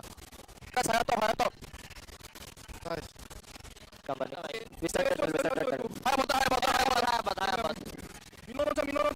Hey, no shadow. Mino. Okay, come. Go. Nice. And double right. Yeah, double. Nice one. It's so nice to be able to hear, how the players actually interact with one another. And it's calm, it's like clear and, concise as well in the way they communicate. And I think that's just like the mark of a top tier team as well, when you're able to communicate so well with your team members. Yeah, I remember last season, in season 7, that Hades and Katizi wasn't talking as much. This season, they're making the calls. They're always talking about like, okay, linear ulti, and then let's all go in, and they're feeling more comfortable. It feels like, and I think it's got to do with like JPL. We've always seen him so calm, but in the game, he's always making these right decisions. And like, fun fact, JPL has been the longest running player in MPL SG so far. Started since MPL SG MY, I think season 2 or season 1, all the way till now. So he's been in the scene since 2016. Veteran He's like super veterans. granddaddy JPL, man. I think this is a team that is really one of the strongest teams in MPL SG ever. Yeah, exactly. And I think they're so calm, not just like because they've been in so much experience, right? You can see that throughout the game as well, the communications, but even when they win, they're so stoic about it, right? And they're just able to just carry through the game. But, we're going to take it to Moment to carry us through the entire game and what went down. So off to you, Moment, and off to Dex. Hi guys, and welcome to my section, and congratulations to NIP Flash for making it into the grand finals. But how did they do it? How did they break down Team Evil? And let's just find out with our little segment that we have for Diablo and his glorious pathway. So in the first few clips, you will see how this Hylos is utilized by NIP Flash just to get them this early game advantage that they want. So already, they have secured their early game advantage by getting that first blood with Hades onto Sayla. So they know that the ultimate from the Aurora is not available. So with the glorious pathway, they're just using it as a tool to slow down Powerful and make sure that Curtizi gets that snowball effect, that momentum going at all times. And we will see that utilized on this top lane here as well, with Hades as well, using the Glorious Pathway to just slow him down just a bit. You won't see a lot of high-lows players actually utilize their ultimates like this, but recognizing that this is an early game scenario and using that Glorious Pathway to net that first few advantages for your team. And when it secures to the late game, changing the use of that utility is a lot different. And now we see how Team Evil wants to fight back, right? This second clip here is where they manage to actually find Curtizi while this is all going on. And Marky, well, he gives up his own life to Curtizi. Of course, 4 minutes in, you're not going to have enough HP, but they do net the kill on Vanix as well. So it's extremely nice few kills for them. But as we head on towards this stage, this is when the mechanics of NIP Flash really start showing. Yeah, just think, in any situation, right? If you were the Fanny here, you see a 1v3 scenario, what do? You run away or you fight back when the team is fighting. But yeah, Mr. Hades here knows his power spike, and it's 6 minutes into the game. He has that advantage going for him, turns back and kills Marky. And this is at the cost of maybe his own life. But because there's another net factor behind this, which is the Martis that is coming for that flank play. Even if he is going to die, even if he gives up his own life, even if he cannot kill Marky, it's okay because there is someone else. But in this case, he kills Marky. But look at this, Curtizi gets the 1-2 easy clap because of Hades' damage on the 3 members of Team Evil. And with that, they get a lot of early game advantages. And now look at this team fight here. Once again, they went on JPL, and JPL has the coolest itemization I've ever seen. He went for the Winter's Crown. So he's alive at this moment. And if you look at this tiny little micro play that JPL did, it netted him that implosion that we will see later. But there's another micro play here. Curtizi, right? He's getting shadow kill right now. He's going to die. But he makes the most valuable sacrifice that could have won them the team fight. He flickers away from the Spear of Destruction, giving Marky not a chance to go for that backline. So there's no backline play. So Hades can get away unscathed. If Marky was behind, Hades would have died. And that flicker away by Curtizi, that Winter's Crown by JPL, that little nuances won them the entire team fight, landing them this glorious pathway. And then now Sayla will be brought down, and now we see how Diablo just plays with his food. Just a little bit here and there. They're not gonna have enough damage to go for each other. So yeah, let's just head on into the next clip where we see this Lord fight here, right? This Lord fight with, this implosion is signaling that they want to fight inside. And why do they want to fight inside? They want to avoid the Spear of Destruction that will be coming out from the Moskov. Because where's the Moskov most likely throw his Spear of Destruction? Towards the Lord. So they want to fight towards there. And they actually drag the fight, but they are losing the fight. But once the Spear of Destruction goes, they know that, yes, the Moskov will not be coming in. And this is at the cost of their own HP, right? They dove in at the cost of their own lives. And they made sure that all 3 members, even though they were low, they could not die anymore because there's no more security factor towards that backside where the Spear of Destruction might be coming in. There's no more backline jumping going in. And Boyette is kept eyes on by Diablo at all times. And Diablo does such a great job of this vision gaming on high-lows as well. And the rest of the team as well. If you look at how Curtizi play, if you look at how Vanix plays to really capitalize on the damage as much as possible. Just really very wholesome team coming through, and that's why they netted the win onto Team Evil today. Very nice micro plays. Let's see what Cheryl has to say on the stage.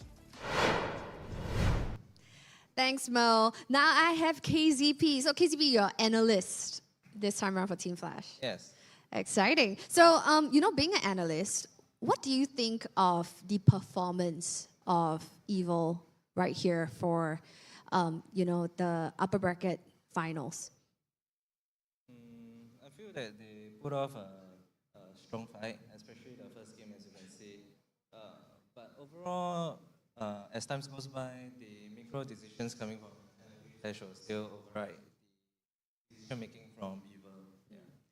Fantastic. Now, the next question I have for you is, you guys already secured your slot for grand finals. So who do you think of the other 3 teams you would likely see at grand finals? I feel that maybe Evil will still meet us in grand finals. Again, I don't know. I feel that everyone has a fair chance to win this. Yeah. So of all the other 3 teams, you think that Evil has the best shot of meeting you guys at grand finals? Yeah. Interesting. Okay, so KCP, a little bit of history from you. Especially for new viewers out there. So you used to be a player. Tell us a little bit more about, your player accolade. I used to play MLBB. Which team? I played for RSG last time. And we got a fluke lah. We lost to Japan. Right, so that was M2. M2. Yeah. So you've made it to the world stage as well. So what I like to ask is, given you being a player at that time at M2, that was like what, 2.5 years ago? No, maybe 3 years ago? No, 4 years ago. 4. Yeah, 4 years ago. How has the landscape of Mobile Legends Bang Bang, the competitive scene, changed since you were a player until now, being an analyst? I feel in terms of how fights and all the basics regarding Mobile Legends is actually quite similar. But as time goes by, there will be different patches. So different patches, different priority of heroes, and then thus players require to learn new heroes. And everyone have their perspective of those individual heroes differently. So as time goes by, it's all up to basics of individual players and how they can act accordingly in a stress environment. And it's not just like you follow in the ABC steps, you can win the game. Because enemy will pressure you. And you have to react to how they pressure you. And thus the ABC changes.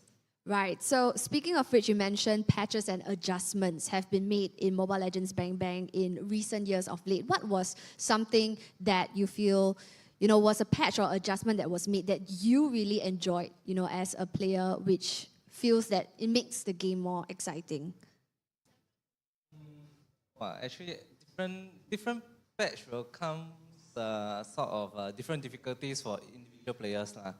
So for me, I think when during my era when there wasn't any jungler. Your era? Yeah, sound old, Okay. right? Yeah. There wasn't any jungler, and then there was a transition towards a jungler role, and that was, I think, a big change to most teams out there. Right. So huge adjustments, a new role being added, like those are, waves that, you enjoyed as a player. Interesting. All right. So thank you so much for that throwback. And of course, congratulations once again to Team Flash on securing your grand final slot. So thank you so much, KZP. Thank you. So yes, guys, that was analyst KZP right here from Team Flash that we have had the pleasure to chat with. Now, next match that's going to come up super soon, we're going to see the lower bracket semifinals, where we will see the clash of Rift Esports going up against RSGSG. Now, only one team will survive the match later on, so stick around and join us and unveil who will be the final top 3 left standing.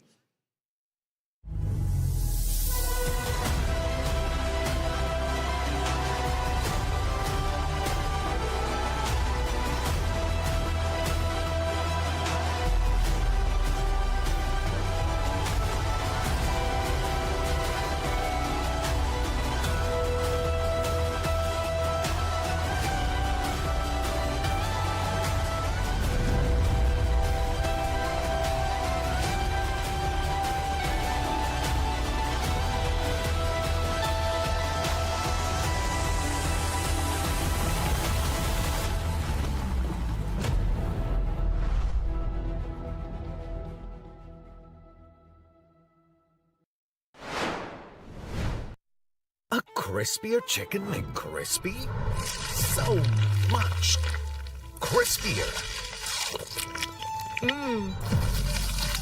Bite into an even crispier crunch with the improved Chicken McCrispy. Now, wouldn't that be nice?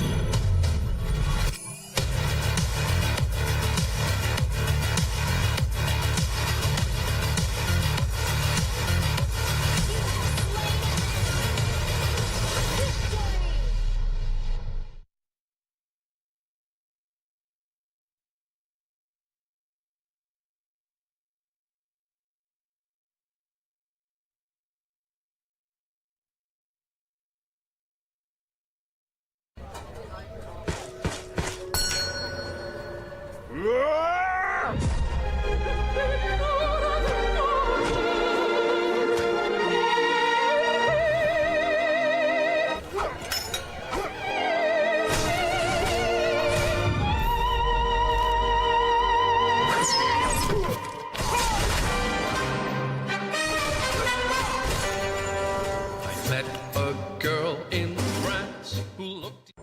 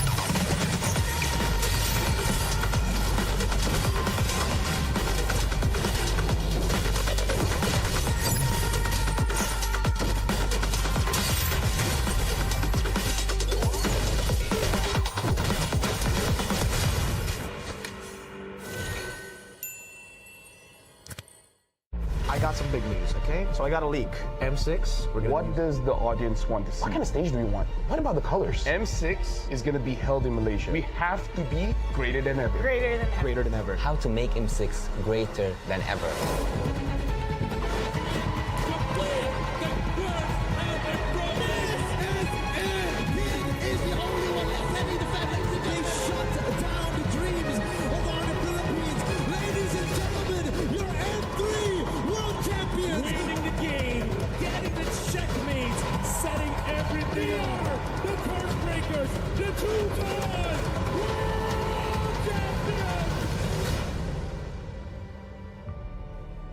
Before we begin, I just want to say thank you very much, gentlemen, ladies, for coming today.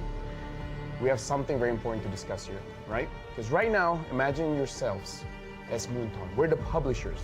M6 is going to be held in Malaysia. So I need ideas to make sure that M6 gets good.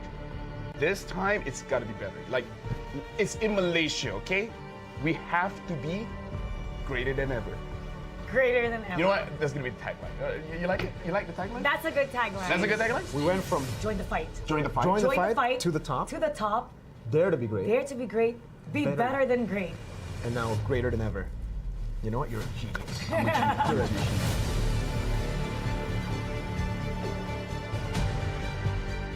Let's talk about what does the audience want to see, right? What do you guys think the audience wants to see? More teams. More teams? How many are we talking? I don't know. But more regions, more teams. How does 16 sound like to you? I mean, it's what we had last year, right? That's true, though. I'm too dumb. Do we want more teams in the wild card or the main stage? Because there's a wild card. We had it, yeah. I'm okay with the 2 slots for the wild card. 2 slots? And then 8 in the wild card. 2 slots for wild so card. total for sure. 24. Because I'm a believer that the wild card is a legit part of the tournament. I agree. Do they actually want smart stuff? Non-PH versus PH finals, I guess. Non-PH, yeah. Non-PH, Oh, PH non-PH. finals. We got that in M5 though. What specific region do you want in the finals? North America. Wow. That one is a bit. I don't know about that one.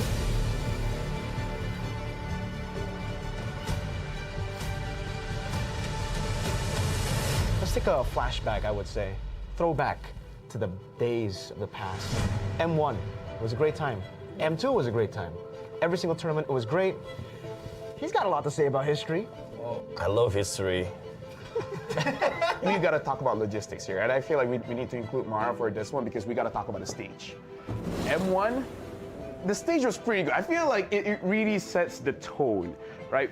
Mara, you've seen the stage for M2, M3, M4 up until a few months ago. It was MSC as well, but let's not talk about MSC. We're talking about the World Series. Like, what kind of stage do we want? What about the colors?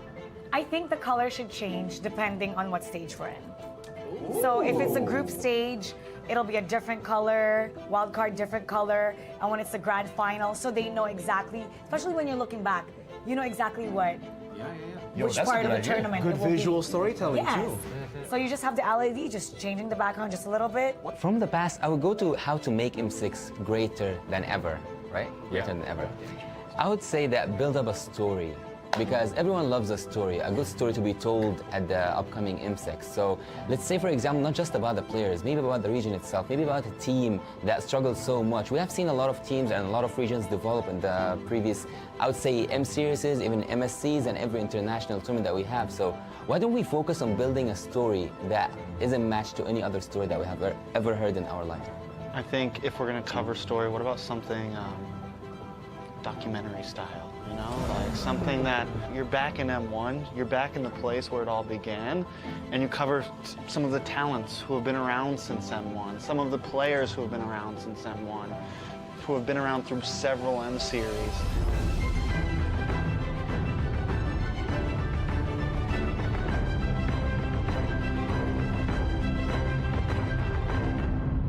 I want to talk about music video. What do you guys want to see in this music video, right? What's the song gonna sound like? What's the story?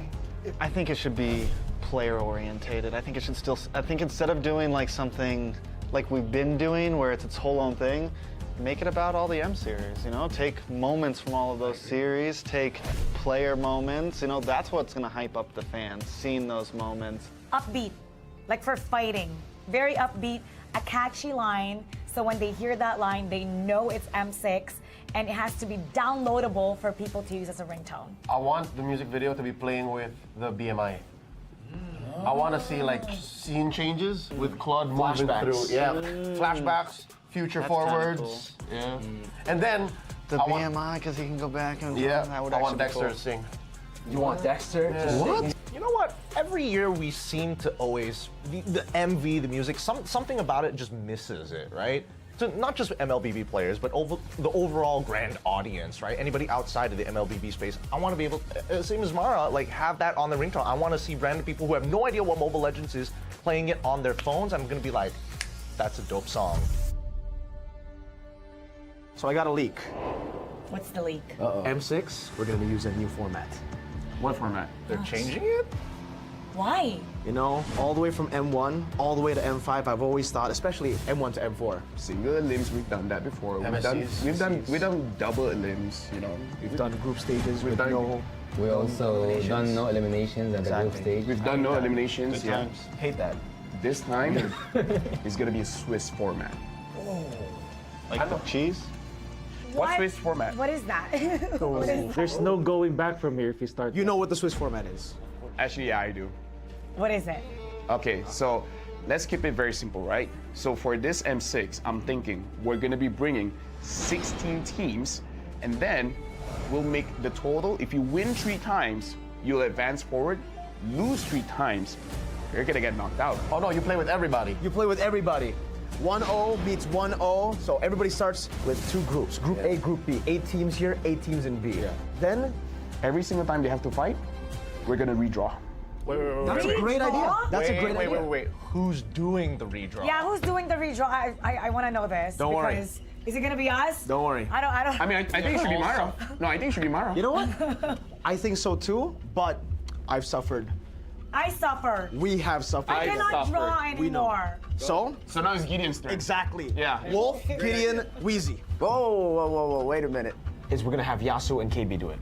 Because we don't want to do it anymore. Me and LaFell, We've had enough. we've had enough. Good idea. So we will do the draws ourselves. You will have to do it. suffer the wrath. Is it alright if I had all the Filipino teams and the Indonesian teams in one group? You know what? Nah. That's why, you know what? This is the reveal. If the players are gonna face off against their opponents, they should draw. Why put the responsibility on the league ops? Why to put the responsibility on the talents? They should be the ones to decide their own fate. Okay, let's decide this. Mara, what do you think about that? Players? I think the players, that's perfect.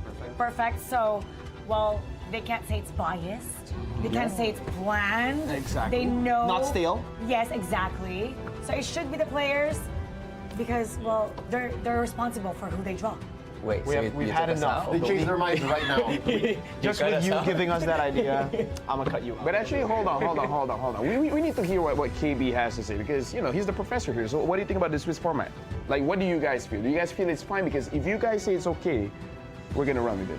And if we say that it's not okay, you're gonna also run with it. If only one of you says it's not okay, then we won't run with it. I'm okay. Because you know what? We can't predict any team. Even group stage, you know who you facing on. Yeah. You have 3 teams as an enemy. But in Swiss round, you can't predict tomorrow what's going on tomorrow. What if we lose? Every round. So yeah, technically, groups are a thing of the past. Because you know what the discussion is, right? Whenever somebody makes it out of groups, oh, it was an easy group. Exactly. They weren't ready for that group. So now, I like it. You get to find out who really is deserving of making it. It's time to talk about the strategy for the teams. No, I mean like for they think? Yeah, for Swiss format, yeah. No, okay, we're locked in, right? It's gonna be Swiss format. Okay. We've seen teams talk about, oh, best of 2 is a different kind of strategy, right? Best of 1, completely different strategy. So now Swiss format, like Gideon, Steph, Weezy, like, what do you guys think is gonna be the strategy when we're going for a Swiss format for this time? Just win. That's simply what the format is asking of you, right? It's saying, hey, the faster you win, the better the more times you win, the easier it is to make it over to the next stage. That's the whole point of the format, to kind of weed them out. Let's think about this, right? Because you're gonna play way more games in this format. Am I correct? Right? In the group stage. Playing more games. Imagine the first one, you're already showing everything you've got. Isn't that like, you know? I mean, I think it's cool that the teams will be facing teams with the same record. Yeah. So I think it'll be even competition, so you'll see the teams scale the later we get in the Swiss format. I'm more curious about pre-preparation, right? I don't know about you, Wolf, but for me, at least with the format that we had before this, you kind of know who's your next opponent. You can pre-prepare for it and honestly have a working strategy. But I think with the Swiss format, it's just every single draw, you're like, I just hope I do well.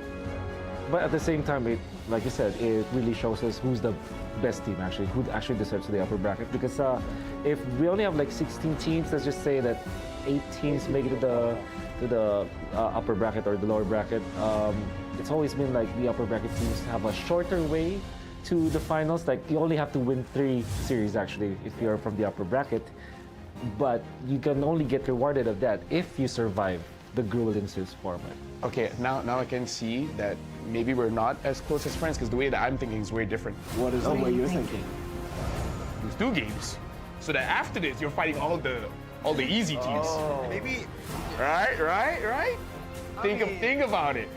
The people that lose to I mean, it's all great until a Filipino team gets beaten twice and have the same strategy. Now that won't happen. Like imagine if Malaysia we just lose 2 times, then we can eventually fight NA. Don't mind. Oh wait, no. This is where I draw the line.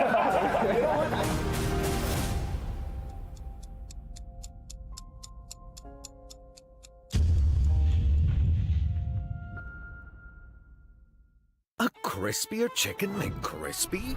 So much crispier.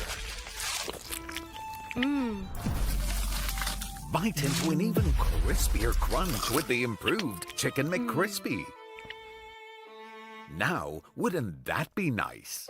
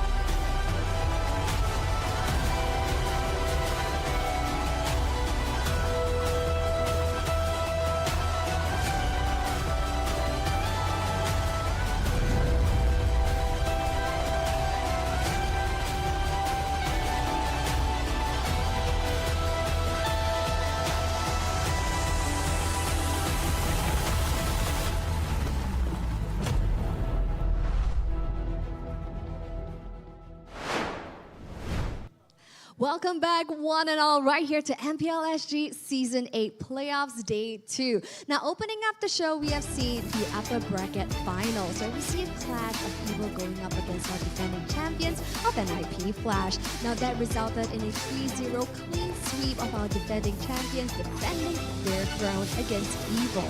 Now, what's going to come up next will be the lower bracket semi-finals. Now, in this matchup itself, unfortunately, two teams will be entering the Land of Dawn, that only one will make it out alive and proceed here into the playoff season. Now, with that being said, speaking of one team, you have now one chance to check out the M6 official merchandise. So yes, feel free to snag yourself some M6 t-shirts available right here in the lower third for you guys to check out. Don't miss out on this amazing opportunity. So speaking of which, we're going to jump right into the second match of the day, where we'll be seeing the likes of Rift Esports going up against RSGSG. So presenting to you the first team, Rift Esports. So yes, when it comes to Rift Esports as RSGSG, as mentioned, stakes are ever as high, and they have to do everything in their arsenal to whip out all of the strats they've probably been hiding, because losing this match itself, it's going to be instrumental. It's going to cost them a lot, because they will be eliminated right here from playoffs, putting an end to their journey. So what will unfurl right here in the matchup between Rift Esports and RSGSG? We would love to hear you guys in the comment section below. Speaking of which, we're currently having our playoff seasons right here in the hearts of Orchard Road at Skate the Ground Theatre Level 2. We do have tons of activities for you guys to partake in. Firstly, remember to bring a friend, because by bringing a friend, you guys are able to get yourself a tournament chest with up to 899 diamonds. Now, I'm super excited about that. So don't miss out on this opportunity to walk home with something just by supporting your favorite teams here. Now, of course, right here at the venue itself, you guys can also leave your mark at the venue by signing Doodle Wall and meeting your favorite teams at the meet and greet. So jumping straight into match 2, lower bracket semi-finals, presenting to you Rift Esports.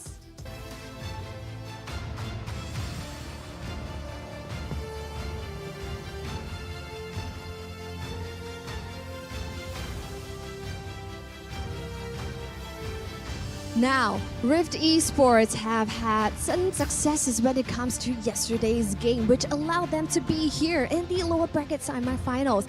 Is this their potential last chance to have that opportunity to vie for the crown that is MPL SG Season 8?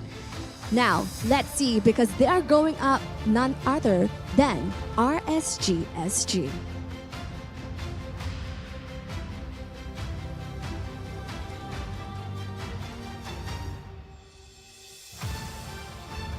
So yes, RSGSG stands before you bright and shining here before our eyes. Now they're looking very determined to destroy whoever comes in their way here at the Land of Dawn. In this matchup of the lower bracket semi-finals, as mentioned, two teams will now be entering the Land of Dawn, but only one will emerge victorious and one will be sent home at the end of this match. Ladies and gentlemen, this will be a best of 5, and potentially this could be a high-octane game fight with epic plays happening at the Land of Dawn. Now, let's hear it from our casters. Take it away, friends.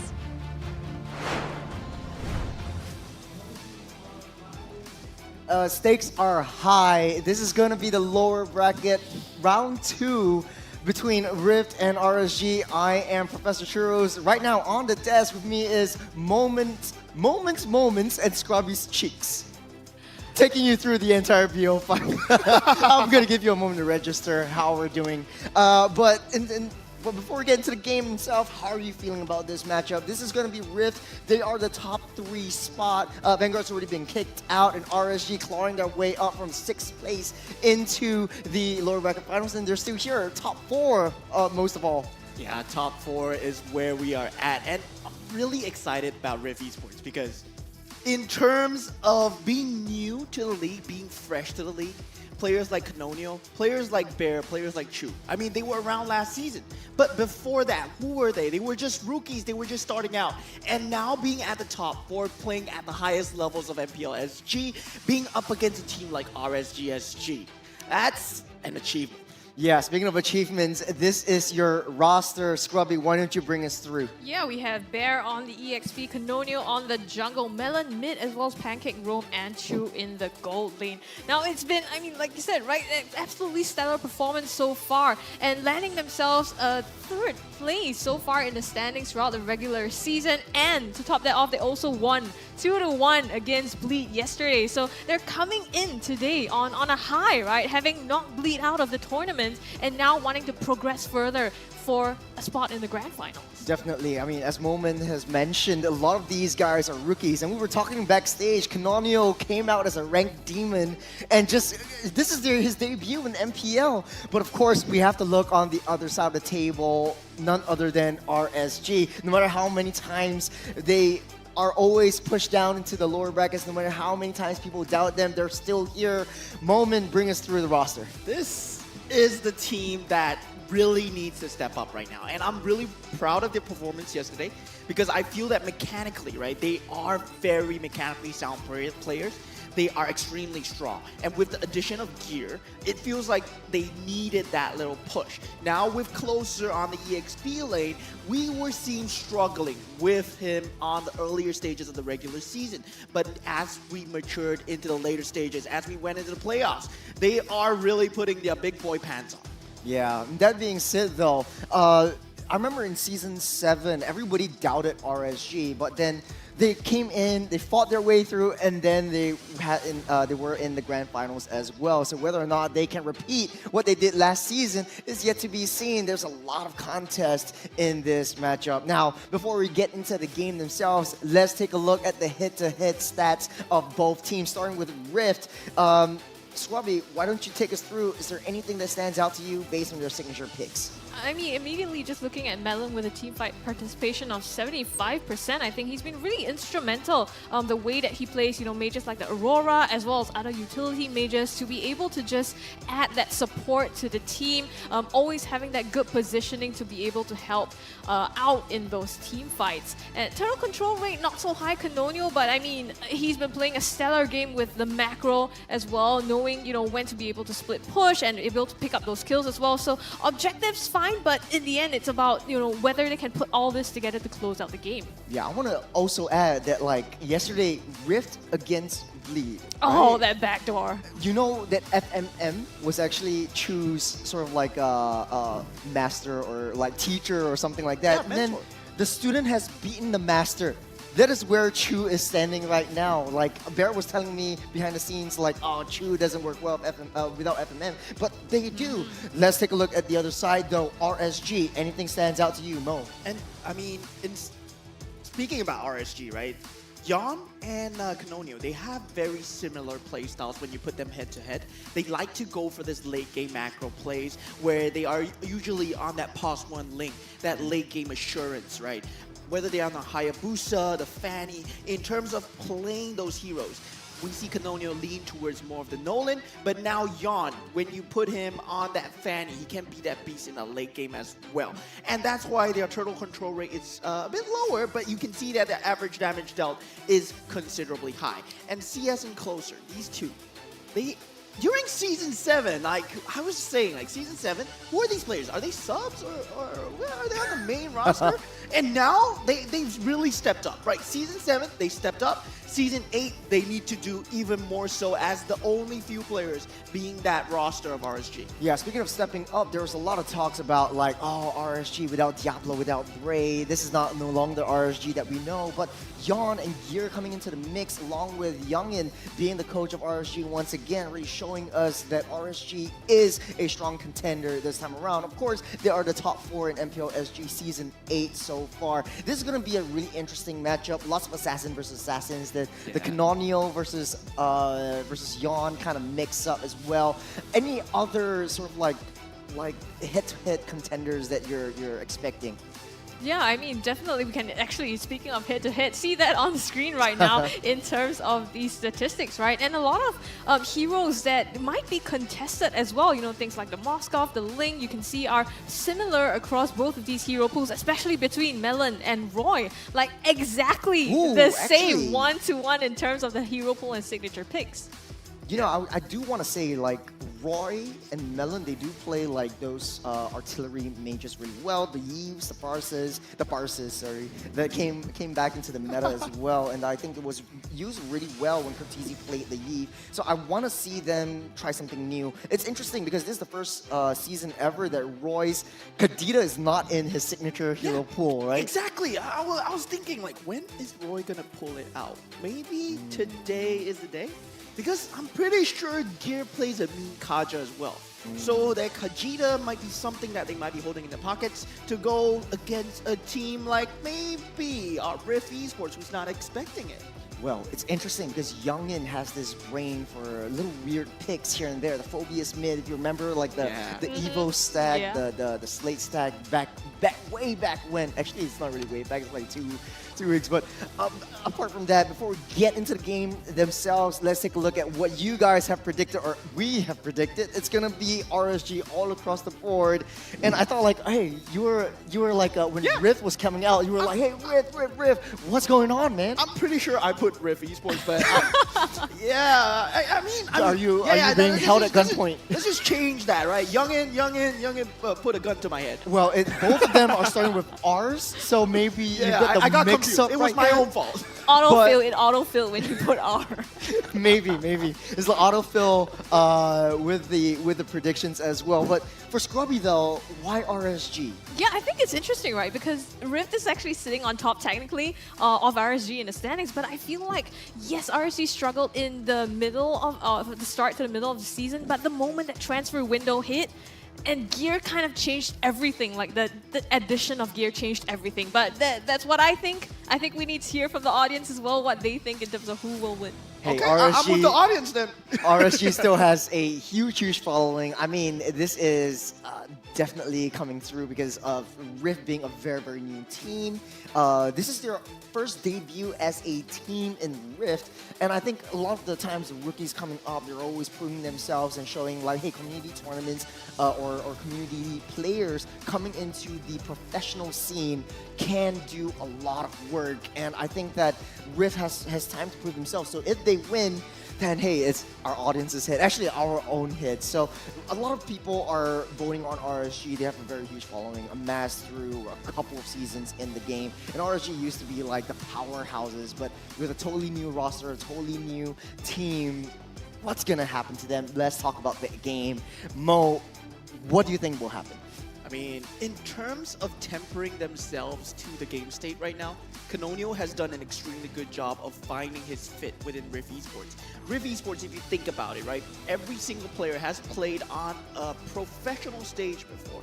And Chu, Bear, I really like their mechanics in terms of having the mechanics to dominate their lanes and to dominate the game. But sometimes it falls short, and it seems to me like it's like a confidence problem. It's not really so much on their mechanics that's bad. It's more like they've ridden themselves off in the head. But if they can get over that, just disregard the name tags of RSG, Rift Esports definitely can do it. Yeah, speaking of RSG, actually, it just reminds me that RSG is a full team of Singaporeans. They're the only Singaporean mainstays, and every season we have one. Last season was Evo, this time it's RSG. Scrubby, how do you think they're going to switch things up? I mean, it's nice, firstly, to have an all Singaporean team still present in this league to this day. And I think we talked about Gear earlier on. I just feel like the entire dynamic has changed now with Gear. The shot calling is clear, and you know the way that they play around. Yon has kind of stepped up as well. I think in the beginning of the season we saw him kind of struggle. So it feels as if just the entire morale and confidence in the way that they play just with Gear has shifted slightly. And this is almost like a 1.5 or a 2.0 RSG for. Interesting. I would say 3.0 because like the 1.0, well, yeah. 1.5 is like the Diablo Bray stack. Right now it's a totally different thing with Youngin and Frey as well. So speaking about the coaches, we are jumping into the drafting phase as well with RR19 up against Youngin as well. This is going to be a very, very tough matchup right here. Going to the draft, Gato and Phobius immediately being banned out. What do you think is going to be first pick potential, Mo? There's that new hero, right? That Suyo, that wild card factor, that RSG and Rift, we have yet to see them really pick up traction as well. But in terms of comfort picks, yes, you want to take out the Phobius, you want to take out the Gato Kacha, but there's still the Hylos to worry about. And Gear having a very unknown hero pool, as to say, when it comes to this season so far as a roamer, because he came in during that transfer window, so you really don't know what he's capable of. Yes, he can play a mean Arlott. Yes, he can play a mean Ruby as well, but he might have changed. He might have things hiding in his pocket right now. Yeah, fun fact, actually, you know, Chippity Skippity, Chip? Yeah, it's always been banned out for the entirety of MPL SG Season 8. It's only been released once, and he has a 100% win rate.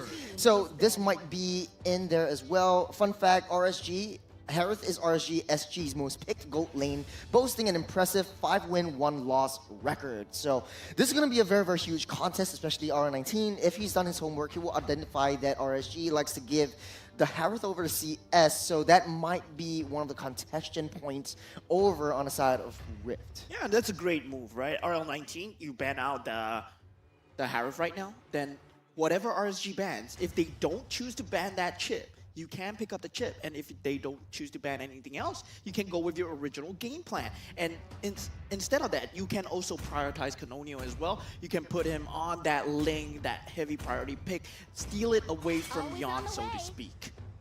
Well, this is pretty much Yon's meta as well as Canonio's. You got the Assassin meta coming in. The chip will be the last ban over the side of RSG. Harith is open. I think Rift might be able to pick that up, denying it away from RSG. But no, they opt to go for the Ling, so prioritizing Canonio's Ling instead. That's a 26 pick, 31 ban, and a 65% impressive win rate over on that Ling, especially with the split push and the insurance policies in the late game. That's going to be a very scary Ling in the hands of Canonio. Yeah, the thing is, Ling scales really well, but what we have seen teams do against Ling is to invade him extremely early.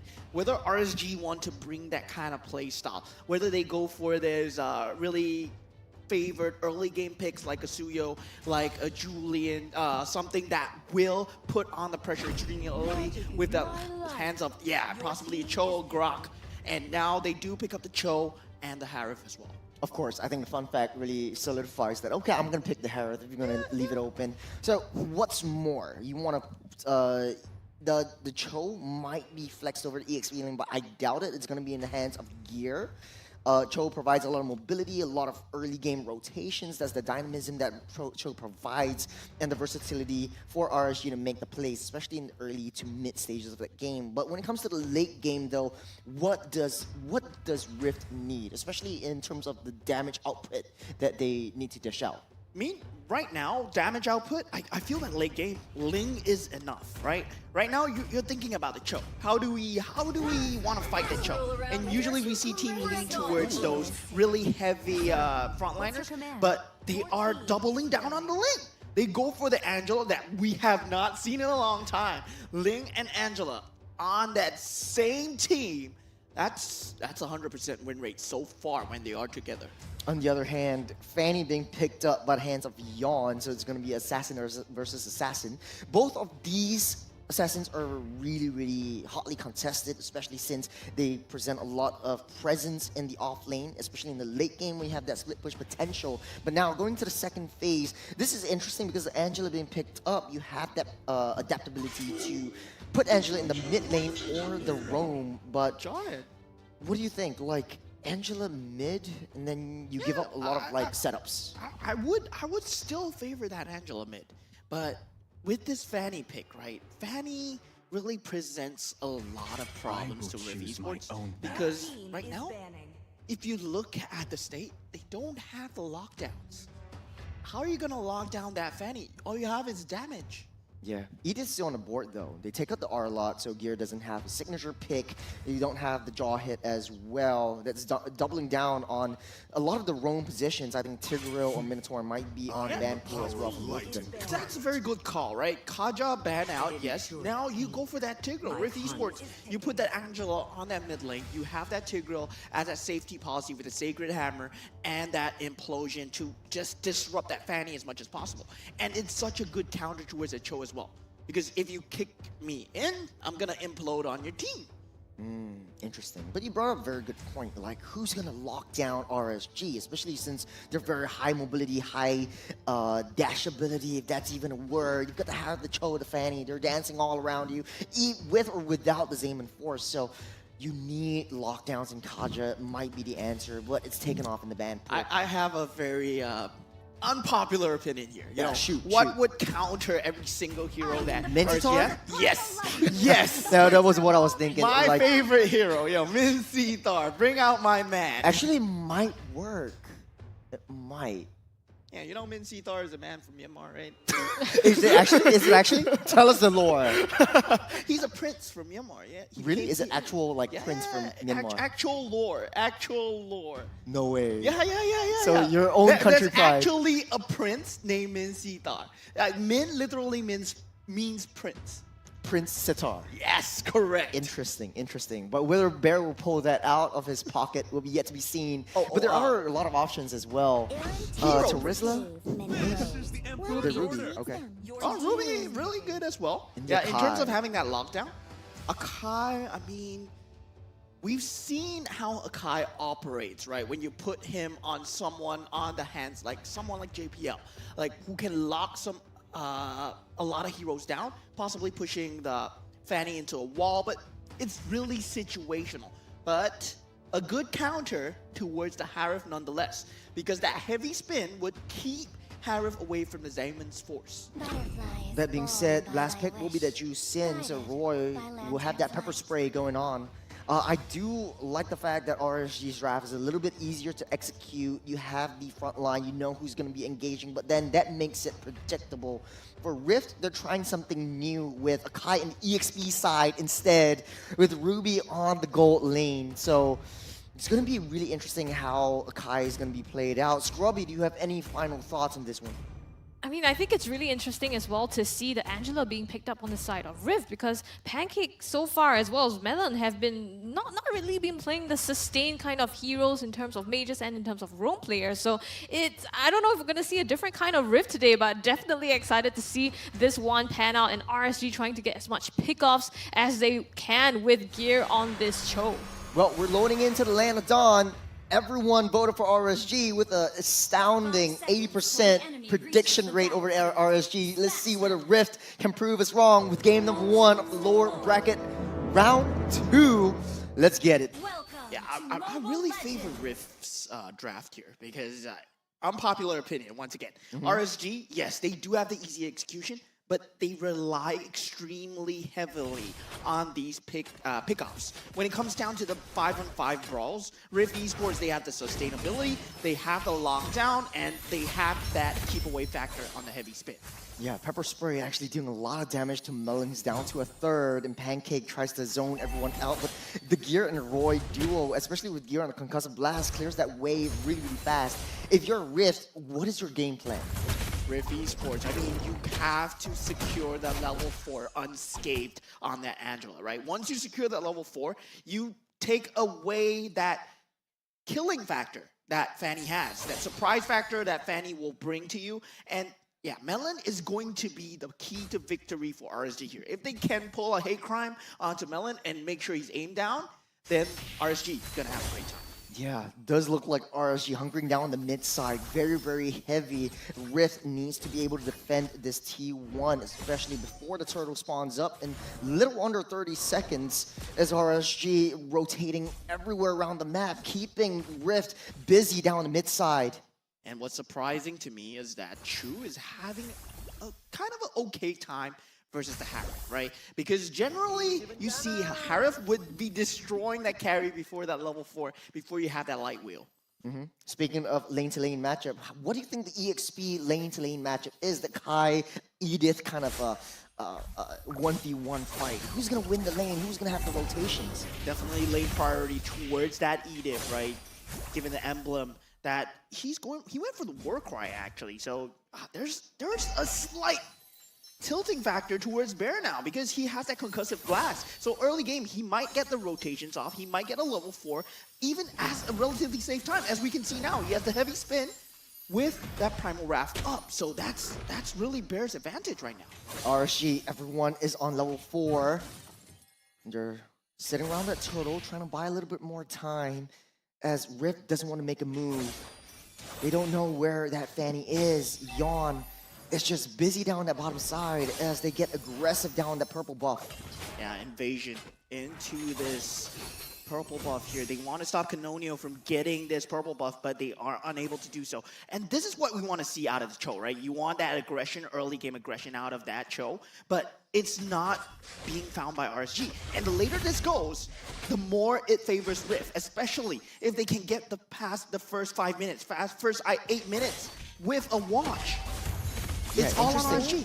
Pancake coming in with the flicker, throw on to Roy here, force them to back, as well as pop the Crimson Beacon, and Bear here with the heavy spin, zoning them out of the Turtle Pit, but here comes Gear, trying to make some play. Cannoneer with the Tempest of Blade secures the Turtle here, and here comes the sustain as well, chasing down Roy in the back line. Will they be able to get the last hit? Melon is on the chase, goes under turret, the knock up onto Gear, lands first blood, and Melon goes down. Turtle goes over hands of Rift, but RSG, they're up ahead in economy. Y'all looking for all these trades. They know that they don't need to fight this Turtle. He just took every single resources out of Canonio's hands. Y'all a level ahead, but this is going to hit and bite Canonio hard in the behind. Yeah, Rift Esports, I mean, in terms of trading, right?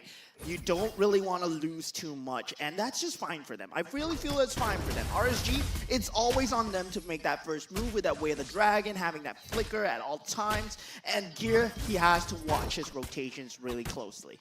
Yeah, taking a little itemizations. That's a power spike.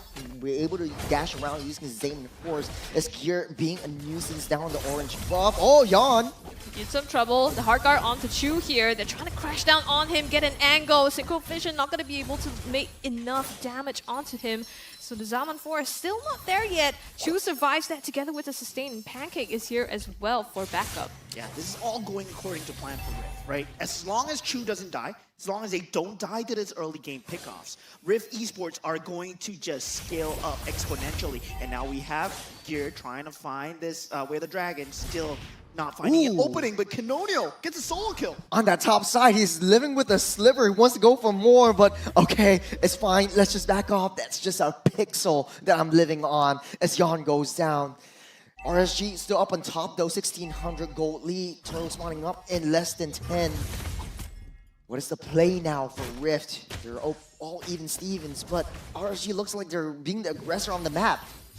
I believe Blade of Heptases have been picked up on Yawn, but yet to find a pick on to Chu because of that Angela, right? Once that Angela is able to provide that hard guard at all times, nobody becomes a viable target if you cannot burst him down in that 0.5 second frame. And that's just very hard on RSG. They have to all-in commit on a pick, and that falls onto Gear, who has not been able to find anything so far. He hasn't. He's trying for it now, hanging around the Turtle Pit here, but they're zoning them out entirely. Here comes Almafin onto Roy as well. Tempest of Blade secures Turtle again, and it's going to be the second objective going the way of Rift. In the meantime, Pancake falls as casualty in that fight. CS just walked all the way from the bottom side, enjoying the fight. That's a 5v4 that RSG just won. Yes, they lost that Turtle, but it's all according to plan as RSG keeping ahead with the economy and the kills. Yeah, but with the loss of Pancake, right, that brings about the loss of the middle tower. That's a lot of map control. Whether RSG convert that map control into map dominance, getting more turrets for them, getting more jungle control for them, it's going to be the name of the game now. You got to plant Gear into these offensive bushes, threaten them at all times, and that's exactly what they're doing right now. Speaking of threatening, Gear just opening the brushes is leading the charge and wants to find out more, keeping them at bay for that bottom side T1. Chasing them down here. Chu in some trouble. Backs out Gear with the flicker. The King Way of Dragon onto Pancake. And he's decimated. In the meantime, Tempest Blaze all the way in the back line trying to get Gear. Puts him down as well. Hardcore onto Chu sustains him from that fight. Cannon having to back out of that one. No energy though. Yawn. Just waiting for the right time. Yawn with the execute. Biding his time here. Cannon on the wall. And the Don't lantern play with your comes food. in. Will he get it? The slice and the CS lands that last hit on him. Oh man, but he bought so much time for Rift to just rotate down to the top side. Chu, after all of that skirmish down the bottom side, he's already making his way to the top and just taking as much as they can. Yes, RSG is aggressive in the early game, but this is a carry. Scales well into the late game. We've already got that corrosion side. Let's build the Demon Hunter sword. Let's build our Holy Trinity, and let's just play to it at the late game. It's all good. It's all fine. Yeah, but now Rift Esports, the name of the game here is to avoid all fights at all costs, because you have these 2 late game scaling damages.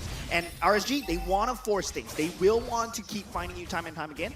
If Rift Esports can stay safe for the next 5 minutes, bide their time, get the farm on the correct funnel heroes, specifically the Ling and the carry. That's what they need right now. Angela, you can get the farm, but definitely Chu and Ling priority. Yeah, it's going to be 8 minutes. If they don't touch that turtle, it's going to be turning into the Lord. But look at the bottom side. Yawn doing Lord's work, just pushing down that bottom side, getting the lane priority as RSG, having full control of that turtle / no Lord Pit at this point. Gear looking for something. The Way of Dragon lands onto Bear. Gonna use the Earth Shatter here, but not a full fight yet. Cannoneer joining in. They're hovering around the turtle, about a quarter of its health now. Bear pops the heavy spin in the back line, tries to zone out closer. Cannoneer still gets the turtle here. In the meantime, Gear trades out for Bear. 1-1 so far in that fight, and it looks like the 2 teams will disengage. It's a worth it trade for Rip. They got all 3 turtles, and right now RSG just scrambling. They're still up ahead in terms of economy. They can win all these team fights, but that heavy spin is turning around and bodying them in that backs. Yeah, it seems to me, right, Rift Esports, their aim was not to win that team fight at all. They just wanted to trade a turtle and then just scale towards a late game as much as possible. If you can keep on trading like this, Rift Esports, they will definitely get the farm going. But now RSG, they are at the key power spike. Thunderbelt already up on closer. CS has the Stallion Scythe and the Feather. Oh, closer! Oh, the damage onto closer here. One more hit, flicker out, but Chu still nails that one. And it's gonna be 1 down on the side of RSG as they hover over this top turret here. Not quite able to get it. It might be Yawn trying to find some compensation on the other side of the map. Oh, it's Canonio. You need to send Canonio down to just handle that fanning. He's just trying to push that waves. 50 seconds until the Lord spawns up, and Roy keeping everyone at bay. Bear sourcing for a little bit more information, but it's going to be the 4-1 composition for the side of Rift. RSG slowly but surely increasing that gold economy up into the 4,000s. And this is going to be a very precarious situation if you're Rift Esports, as Pancake being a huge, huge barrier, trying to protect Chu as much as he can. Yeah, as we fall into the mid stages of the game, we will have to see Yawn play the fanny of his life. He is the source of the late game damage that RSG needs. And Yawn, he needs to be the macro factor and the damage dealer at the same time. It's hard to put him in 2 places at once, but on that fanny, he can do so. Yeah, he doesn't have a lot of kills as of now, but he's just focusing fire on winning the lanes and getting the wave pushing downwards. His Pancake sourcing for information, getting the priority up on the top side. Both top tier T1s are not down as of yet. As the Lord spawns up, RSG making a beeline, but Pancake pulls Gear in. Yeah, trying to escape now. Last of Light Wheels hitting him, not enough to close it yet, but the Lantern brings Pancake into RSG, and here comes Yawn trying for a cleanup, but they don't engage anymore. Now the Lord is up, so they want to turn their sights to this objective. Yeah, Yawn getting that macro push on that bottom lane, and that clear as well, and that Lord, RSG, they are really banking everything on Yawn, but look at this purple buff. Yep, being taken over gear. Trying to get that. Oh, the flicker with the Way of Dragon puts him right in. Heartgut on point with the Tempest of Late as well. The rest of RG come in for backup. Zaman Force with the damage. Lands one. Canonio goes down. And it's going to be 1-for-1 as they trade out gear in that fight. But CS lands a double onto Melon. The way that CS is playing, you need to change that infographic just a little bit. That's going to be a 6-win, 1 loss for the Harith in RSG's hands. They got that lore, they got the kills, and the setups for RSG is just doing so well. Yes, Rift was playing a little bit passively, but this passiveness might bite them in the foot as Rift needs to hunker down their base. They have no more T2s down the mid side, lore pushing down on that bottom side as well. In RSG, just slowly but surely taking everything from Rift. Yeah, and now we start to see the cracks in Rift's lineup, right? They don't have that high ground defense first, something like a Vexana to help with, because they went for the Angela, they went for the sustainability. But RSG, they've been finding these pickoffs time and time again, especially putting the hate onto Pancake.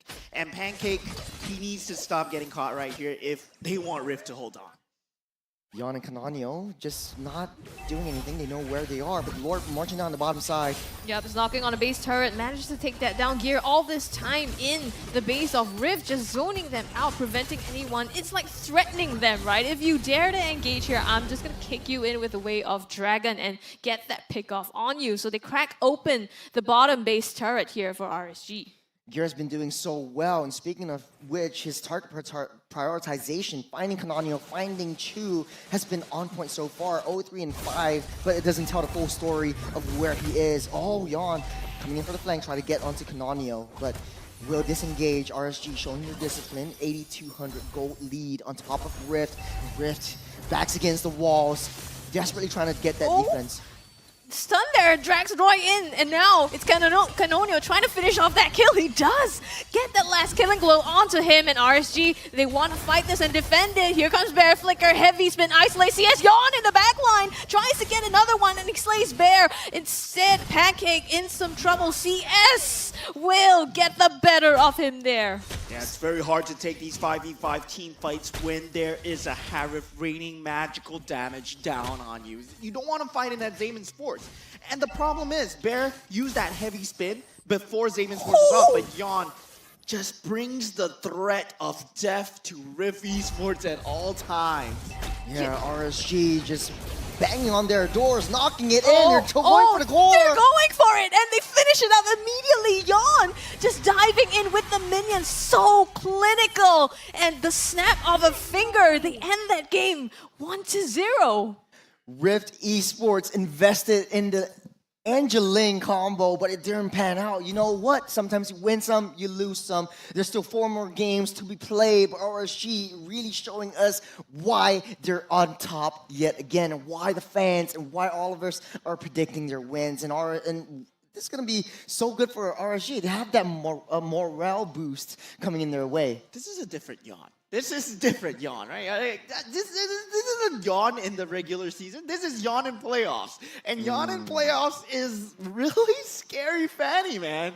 Yeah, I gotta say though, if we're talking about like MVP, I think Yon did his work and split pushes and is the insurance policy for RSG, but I think CS was the core of all of it. Like he was always there at every single team fight, doing that damage, dancing around, and he's always keeping himself alive. He knows that how to position himself in the event of any skirmishes his way. Yeah, and really starting early, right? I mean, we saw that rotation in the first fight as well. CS just going down, having the advantage as a Harith in the lane, and knowing that being able to have that mobility to go down to help out his teammate and also get that EXP for himself.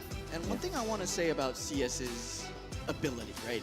He is so disciplined in playing that Zamon's Force. He uses it after every heavy spin. So the heavy spin is meant to counter the Zamon's Force. But it doesn't matter if the heavy spin is used already. Yeah. I think it's just RSG being in their element. They've been in this position before. Rift, for a lot of them, this is the first time in the top 4 in the playoffs. So I think the pressure is getting into them. But we're going to be looking at the MVP. Me and Scrubby, we're saying CS. What do you think, Mo? I'm going for CS too. Yeah, he has a very good time against Okay, Zamon's Force. we don't have to wait. And CS 6-0 and 3. getting a lot of these GPMs and 90% kill participations in every single fight, except one. Yeah, I guess. Magical ninja sign, right? Yeah, he is the ninja indeed, because that heavy spin will never find him.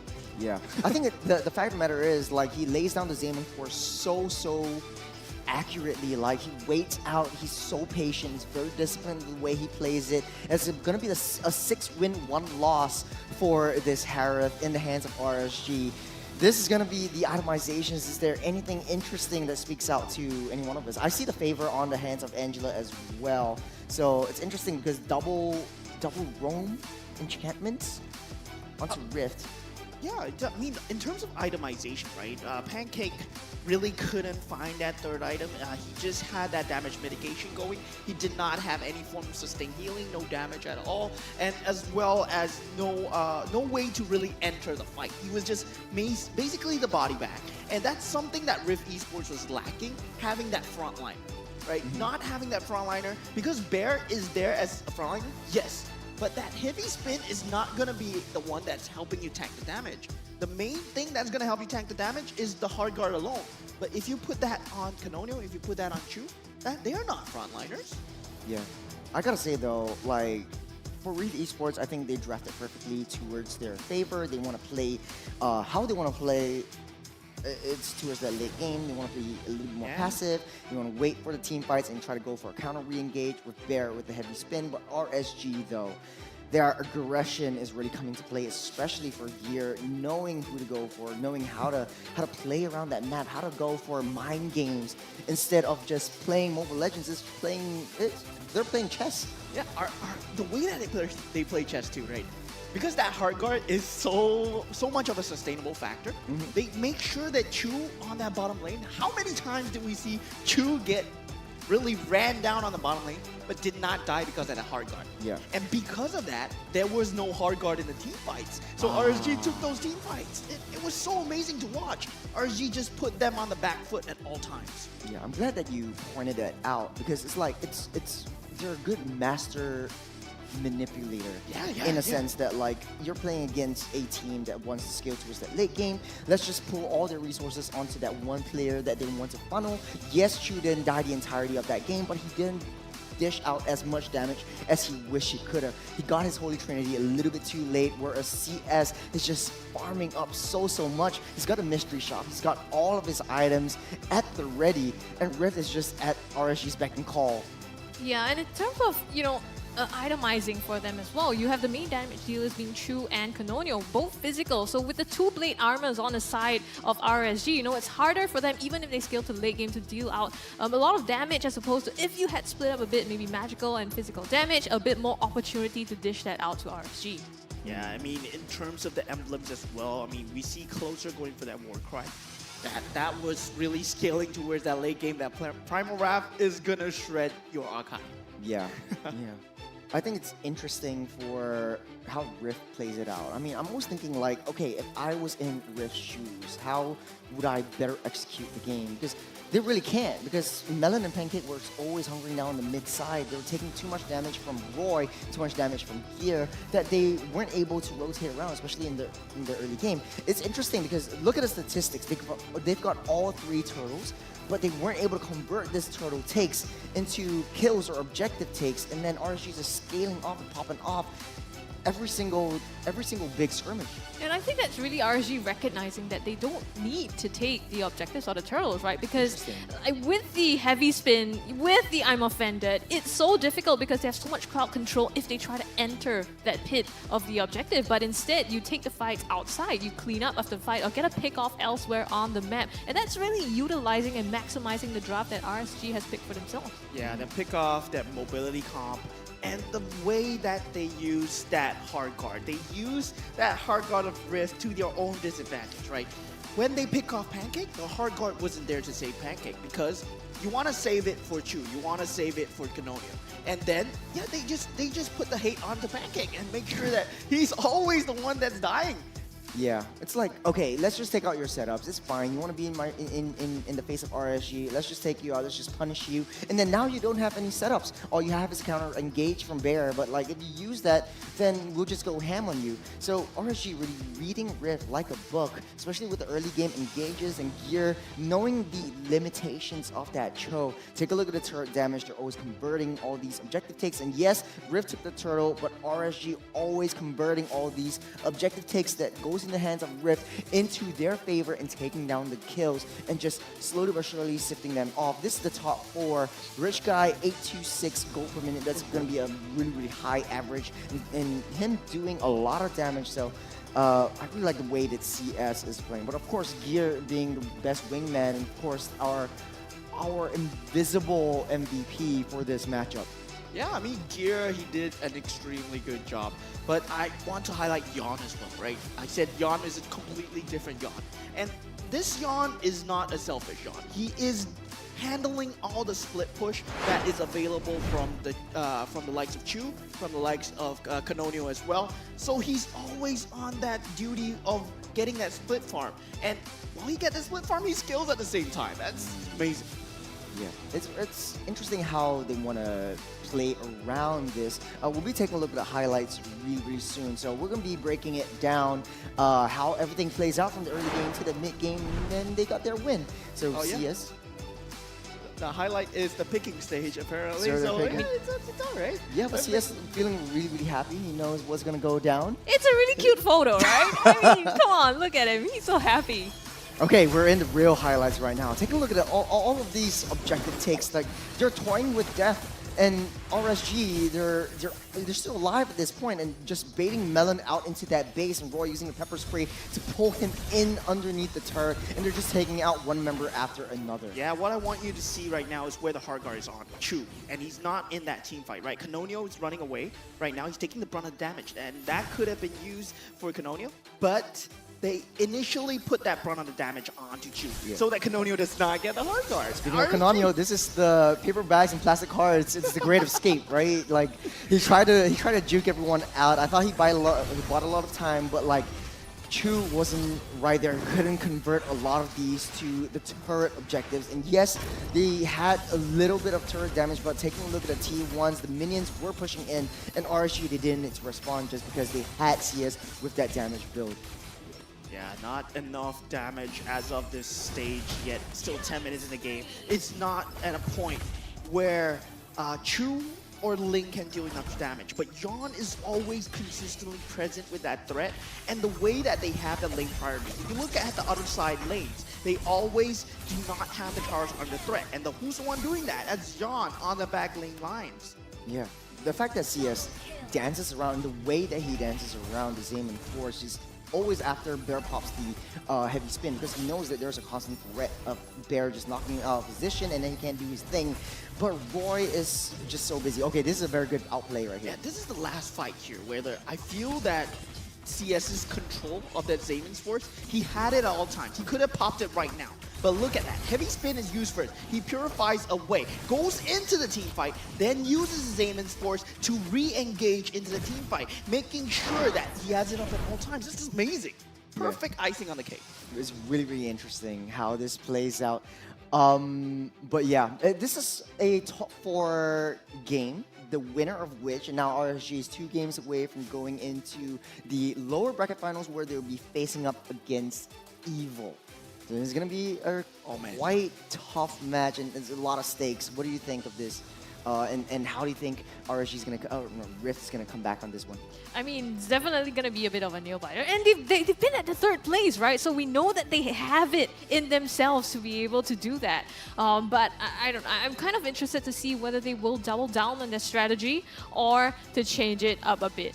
And right now, you know, talking about advancing in the competition, What else do we have? What's after this that the players are gunning for? We're going to M6, man. There's only one spot for Singapore, and it's going to be M6 using the Swiss format. So for all of you guys who've been living on a rock back home, in the upcoming M6 World Championships, we will feature the newly introduced Swiss stage that will be happening from 28th November to 5th December. So hopefully I'll be able to go down to KL to watch it live right in person, because there's going to be a lot of new teams as well. The first Swiss round draw will be held on 3rd November after the MPL MY Grand Finals, and subsequent rounds will be drawn after the previous rounds have ended. All of the Swiss rounds will be played in a best of 1, with the advancing elimination rounds being a best of 3. So get your tickets on Ticket to You before they sell out. So in short, in summary, it's going to be if you win 3 times, you're going into the playoffs. If you lose 3 times, it's going to be you're going to be eliminated.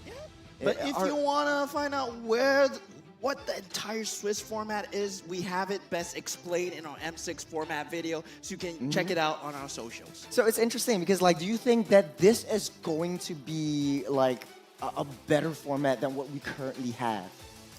I don't know about better, but it really puts the teams, like, it's a test of their mettle, it's a test of their abilities shown on one single stage, right? So you have that one chance to shine and prove it that you can advance. Yeah, speaking of prove, advance, and shine, let's throw it over to Deadeye for the analyst segment on Off the Desk.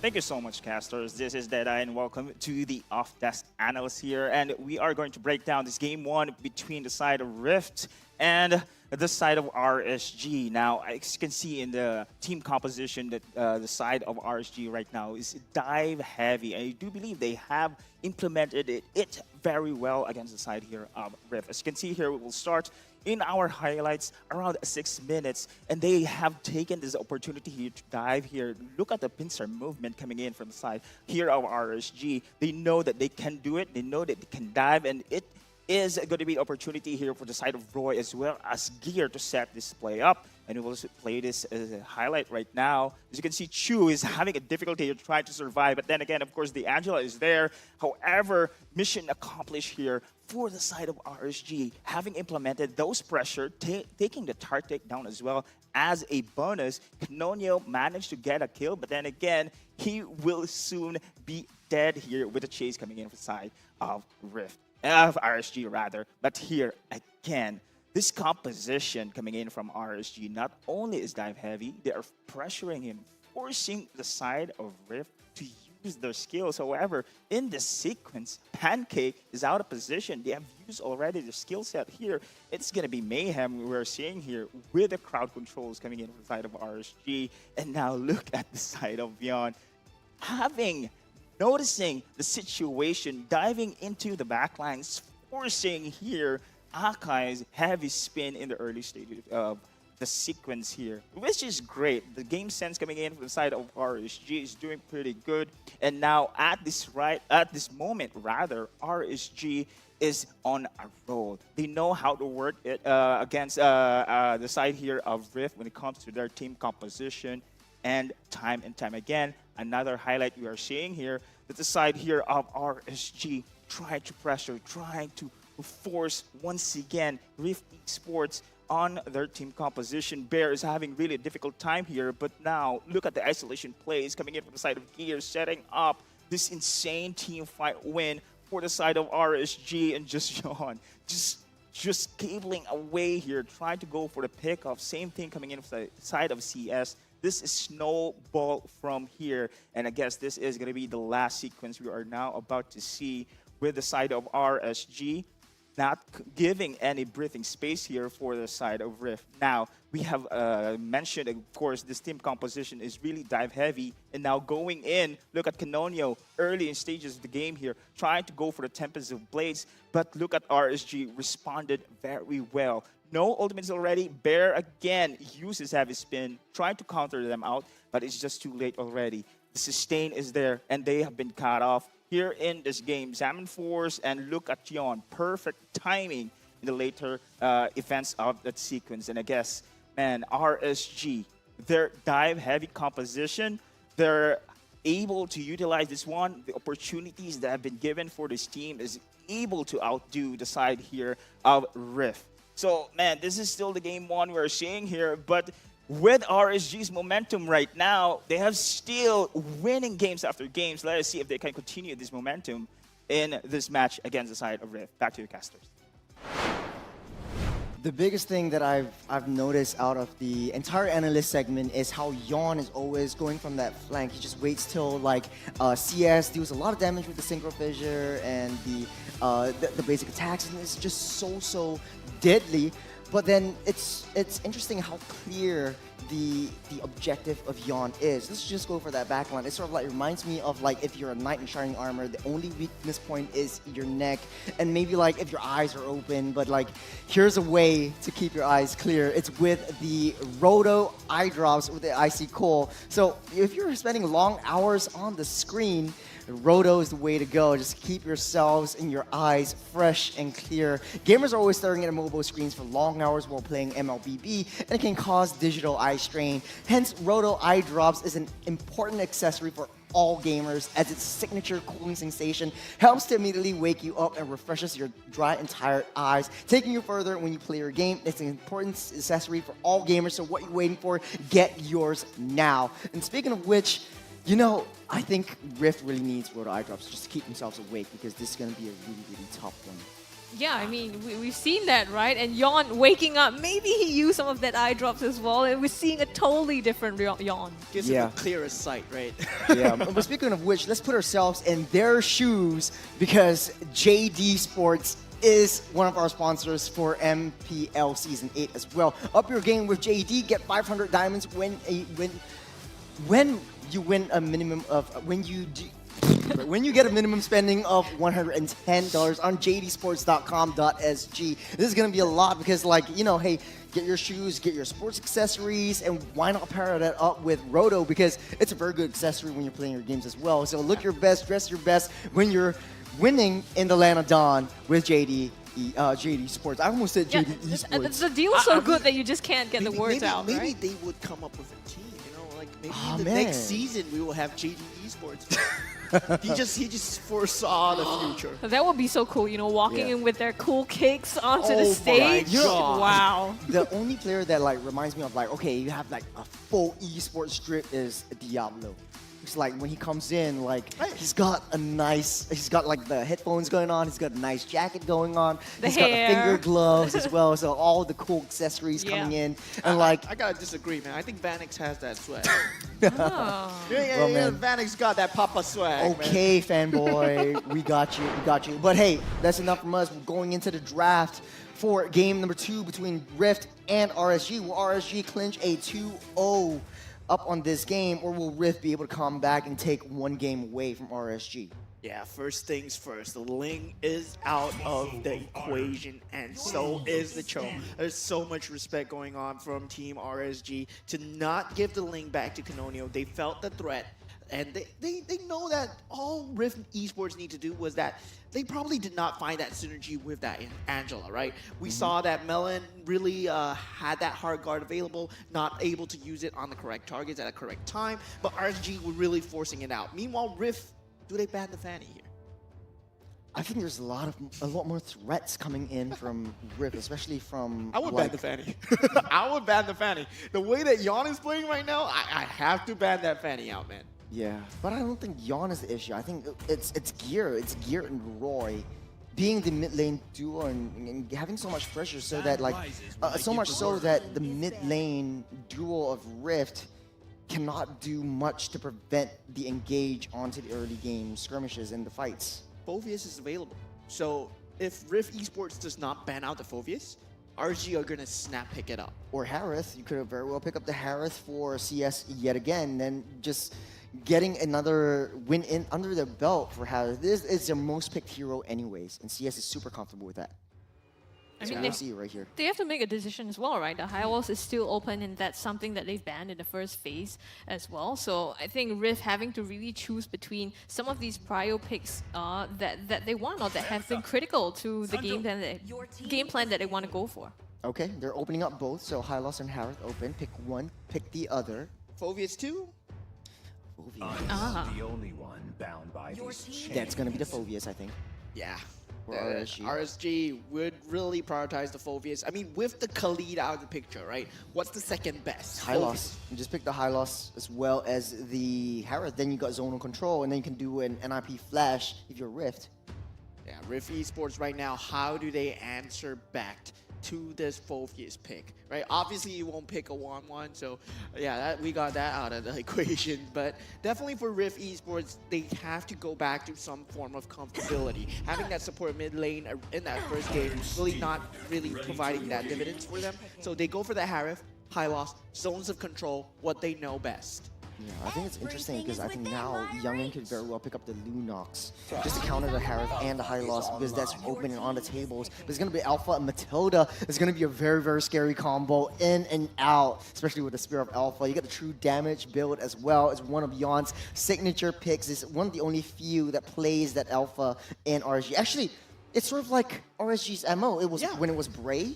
One of his comfort heroes is also the Alpha. But right now with gear on a Matilda, you're able to source for information. You can recon for intelligence, and you can get out safe with the Guiding Wind. And I mean, with the Harith on the side of Rift Esports, if you Guiding Wind out of Zalman Forest, it kind of takes you and the team out as well. So being able to time that to get away from those key ultimates, and it's so targeted. It's like Youngin led through the Hylos and Harith in order to build this true damage and mobility against them.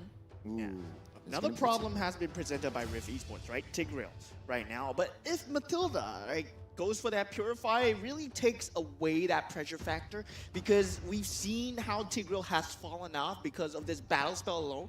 We see multiple Purifies being picked up by the opposing team. Now, moving forwards in that ban stage, RSG, they have yet to pick up their gold laner. So Rift Esports, they can start blanket banning out things like the carry, things like the Claude as well, so that Harith would have a much better time. I think also, I think Roy is the main problem right here. Just have an easy early game there. You were teasing the Lunox, let's ban the Lunox out and take it out of the table because it's a huge threat to Hylos and the Harith. And one of the reasons why Lunox is so good with the Hylos is because the attack speed is lowered because of passive. And I think for Lunox, it doesn't really matter. They ban the Fanny. Yeah, RSG bans out the Fanny, so no Fanny for Canonio, no Hayabusa as well, no Lings. Suyo's on the table. Canonio could very well pick that up, and then you got a tertiary engage mechanism.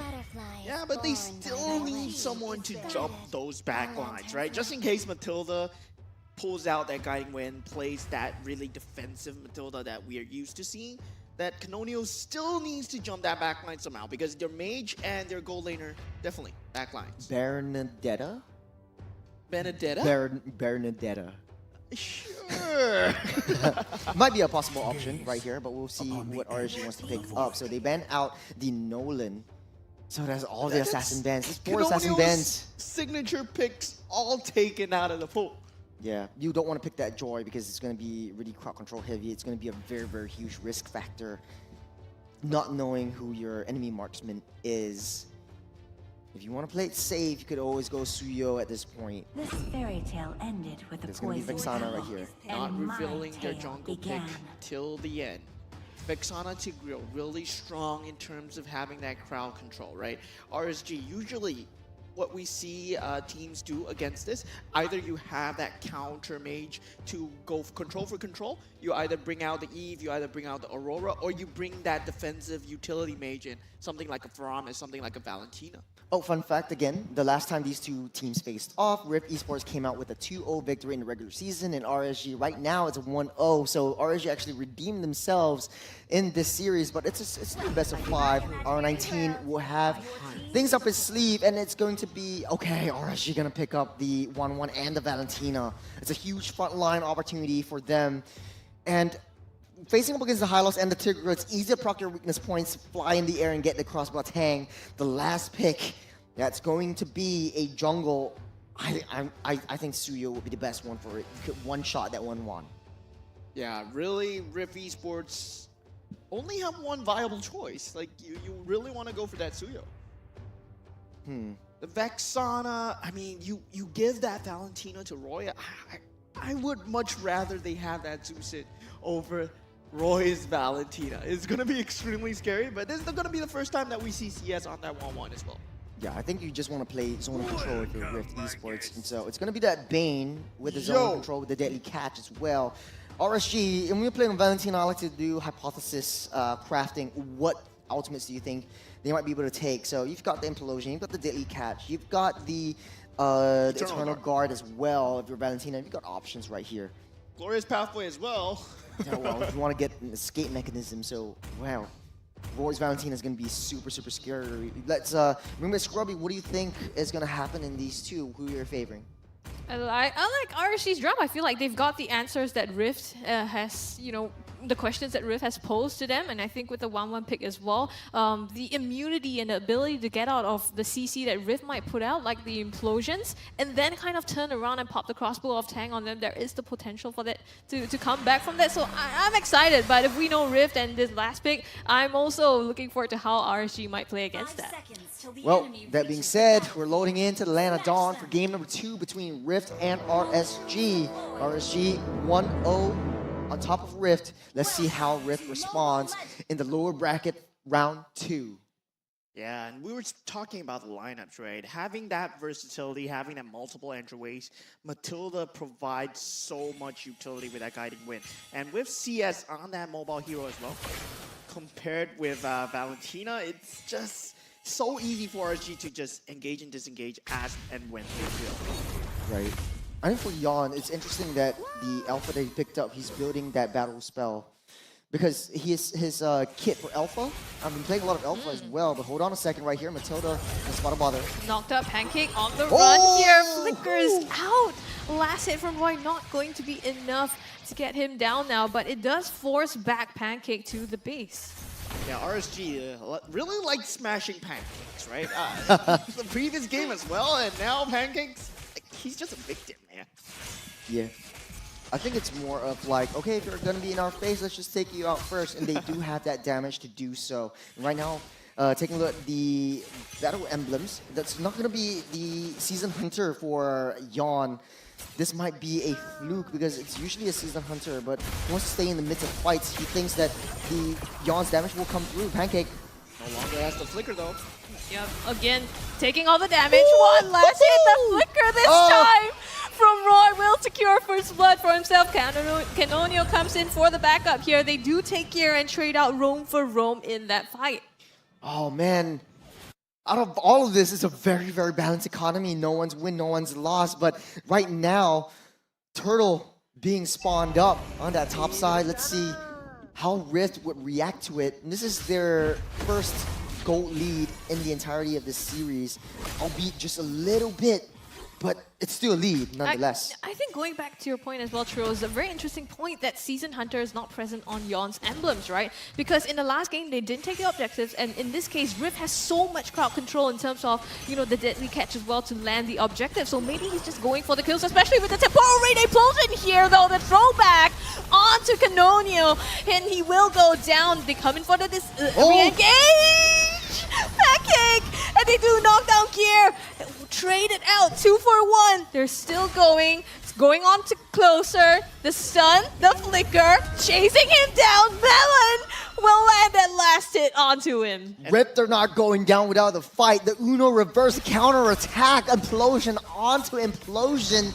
But Rift comes out on top. They have control of that turtle, but they're just buying time for Canonio to come online with the buffs. He's already died once, but he's back into position to contest for this turtle. But it might just be a bait. They're learning from game 1. That's what I love about this team.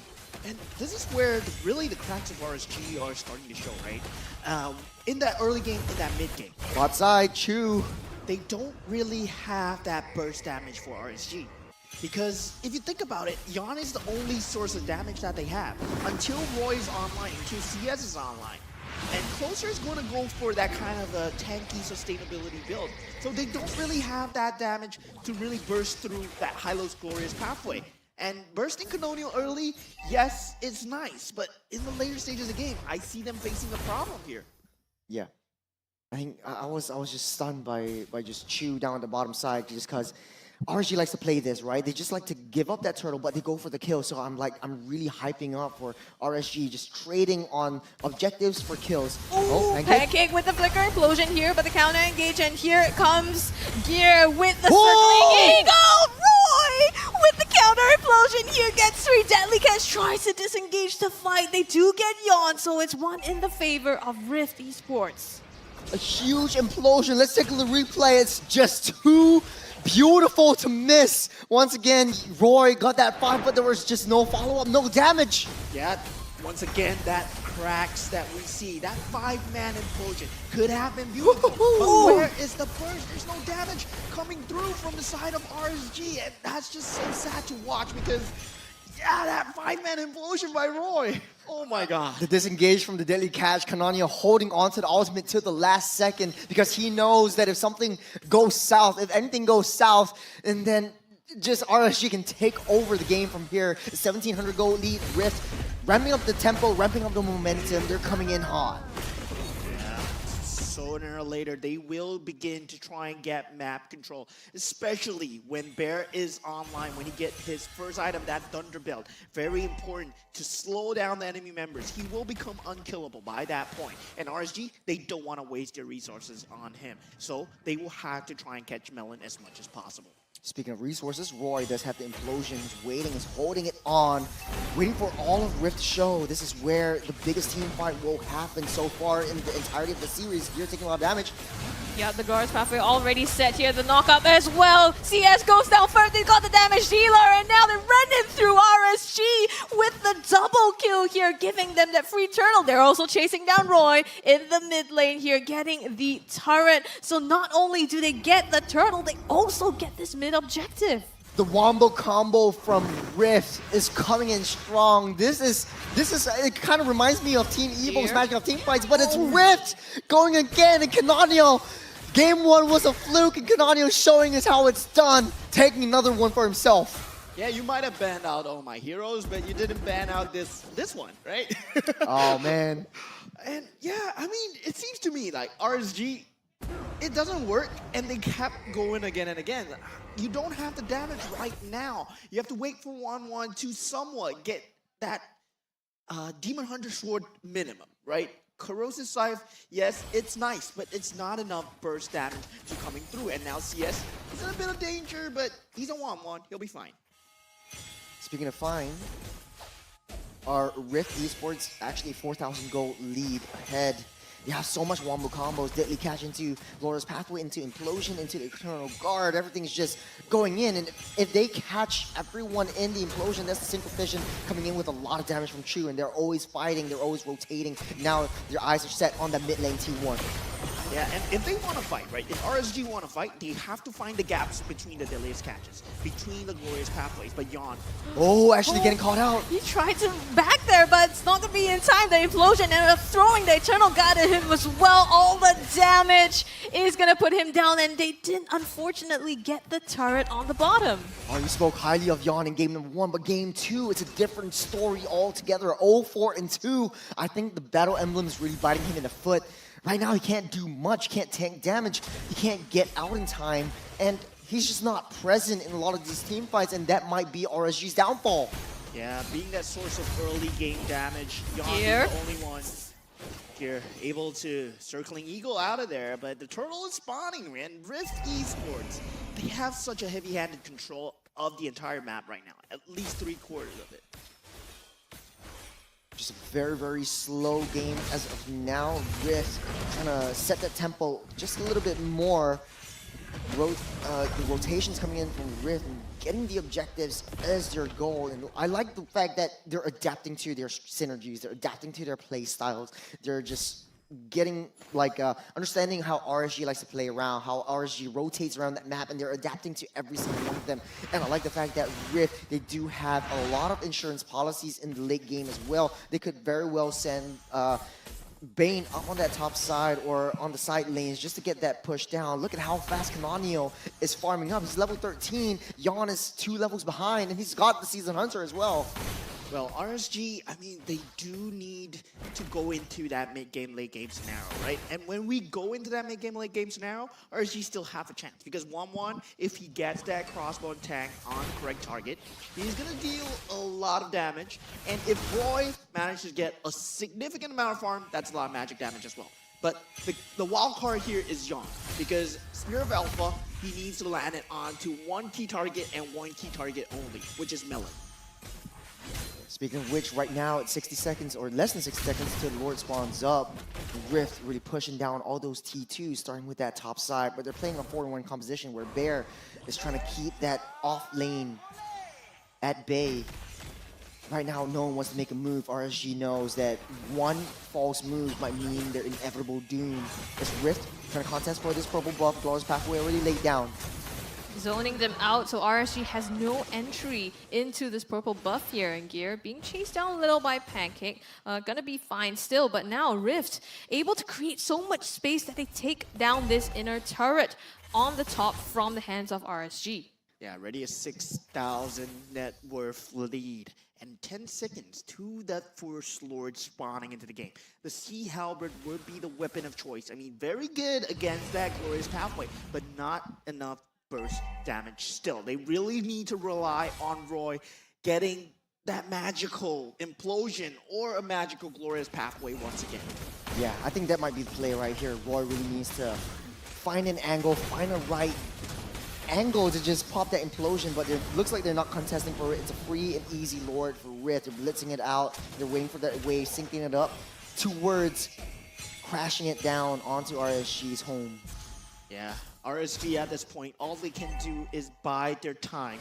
Make sure they don't lose members. And 1-1, you have to scale up, boy. You have to scale up fast. I think they're trying as hard as possible. Hold on bottom. The implosion here. They're getting away though. The burst coming on to CS nails that one. And now RSG surges forward, but it cut into two. Yon's gonna take down Pancake. In the backline, Gear left with 1 HP. The shield's gonna save him for now. Gear being taken down though by Canonio. CS also put in the dirt here by Melon and his Rift with a numbers advantage. 2 down, 2 traded out for 2 here as now it's left with 3 on 3. And RSG trying to defend this turret. Canonio somehow gets another number onto RSG. Lord also marching down on the top side. Canonio is so hard to take down. When he drinks his boost, he just goes back up to full health. Man, that's gonna be a very scary Bane the longer this game goes. Yeah, Lord ready at the turret. Now circling and go being used on the Canonio though. Deadliest catch. Yep, it's gonna be able to help them take down this base turret here. And now Rift trying to search for CS. Canonio again with the damage, the triple! And it's gonna be Rift aiming for the end here. The Eternal Guard marching down onto the base here. They're trying as much as possible. Roy with a deadly catch here to fend them off, but another wave of minions coming through this mid lane. They get the base turret. They're going for the end. The push onto Roy to back him up, and the damage onto the core will end it. And Rift gets one to even up the score. Very, very clinical. And I don't know which team is better because in game 1, RSG showed dominance, but yes, in game 2, it was all Rift all over the game. Rift Esports, they have what it takes, right? I feel that the first game, it was an unfamiliar territory. You put Melon on that support mid lane, but now when you put it on something else, Canonio feels much more empowered, there's much more damage coming through, and Chu on that Harif, oh my god, disgusting as well. Yeah. Do you think that zonal control is the name of the game? And I think we're breaking down the meta a little bit more as well. Like once you have high loss, once you get the Harith, and once you get like someone with a lot of crowd control, area control, like the Bane, like the Vexana, it's sort of like it's so hard to get into the face of Rift, right? And for that one fight down with the orange buff, I don't know how Canonio survived, but every single time he drinks his boost, it's just back up to full, and then he just deals his damage. And the ricochet from his first skill as well is just dealing a little bit too much. So much. You can see the HP bar of CS just go down with one crap claw cannon. Yeah. That being said, though, who do you think the MVP is for game number 2?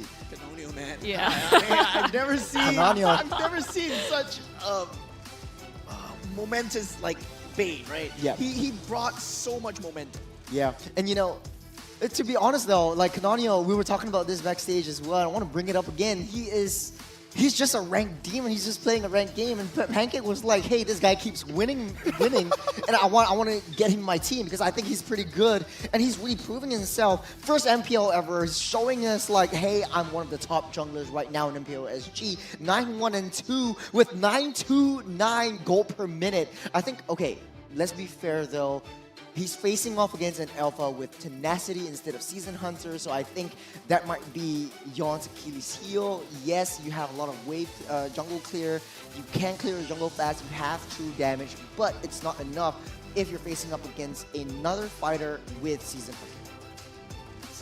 It's really hard for him to get the objectives as well, given the fact that they're not winning the team fights, right? If you see all those team fights that RSG are pulling off against Rift, they look poised to win. 5-man implosions, there's so much control going on, but where's the damage? Because it has to come for Yon. And Rift Esports, they're dealt with just one task. Just handle Yon and the damage is gone. I like the rhymes going in again. But hey, you know, speaking of Yon, it's so hard for him with the temporal rain to land his ultimate and then hit his skills just to chain that up. And honestly though, this is the first time I've seen a alpha with a temporal rain. Typically you go either the not a quantum charge, the impure rage, or even the war cry just to get a lot more damage. But I think later on we'll see the battle emblems. But take a look at itemizations. Is there anything that stands out to both of you? I mean, with CS going for that Sea Halberd, I really feel that that is a very good itemization to counteract against that glorious pathway that brings into the game, because they have so much sustainability and you need some kind of degen. Yes, CS needed it to shred the opponents, and for the first time that he used the crossbow tank, we saw how much damage it did in the back line. Yeah, I was hyping up a lot for the Matilda Alpha combo because on paper it looks really, really good. Alpha could go in with the Spirit of Alpha and then Guiding Wind brings you out, so it's sort of like non-committal. Every single one of your committal kind of ultimates or committal skills become non-committal just because of the Guiding Wind. But Rift just waited and waited. They had so much opportunities to turn things around, but Rift just showed their prowess, just showed their patience, just showed their discipline. And that's what I like about the adaptability from Rift. If you look at Rift's lineup, right, nobody is lacking AoE. Yeah. Right? If you want to fight, yes, the floor will explode. I will suck you in. There's a demon that will come out from a meteor, and then fish that will fly The at mini you. lord, you mean? The mini lord coming out from the sky. Yeah. And you got like sharks running at you, knocking you up, and disengaging. The thing is, Rift has a lot of disengaged skills, and that one makes them so good. But taking a look at the battle spells, I think, man, it's just, if Yon had the Season Hunter, it might be a different story. I mean, to be honest though. Really might have been a different story, but still, I feel that even if he had the Season Hunter, right, the team fights would not have gone his way because of the lack of damage. You bring out the 1-1, yes, but that 1-1 is not really that same late game factor that we see from a Moskov, something like a Nathan, who can shred through that AoE as well. That's why they are so heavily picked as well. And now, why does 1-1 fall behind in that meta? Why is she resurfacing now? Because she destroys her lane, she gets that invulnerability as well, but now we see her weaknesses, her flaws. There's not enough damage if your team does not provide enough. Yeah, enough shields, right? Enough front line as well. This kind of looks like reminds me of Deja Vu of the first game, but the teams are switched, right?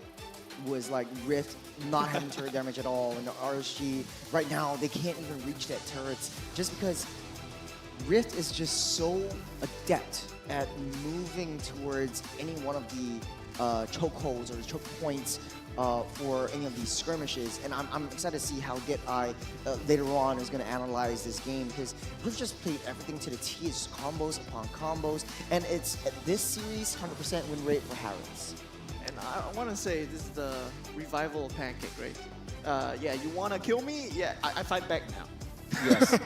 Yeah. The redemption arc for Rift. I think the first game was definitely a warm-up for them. You know what? You know what it is? You know what it is?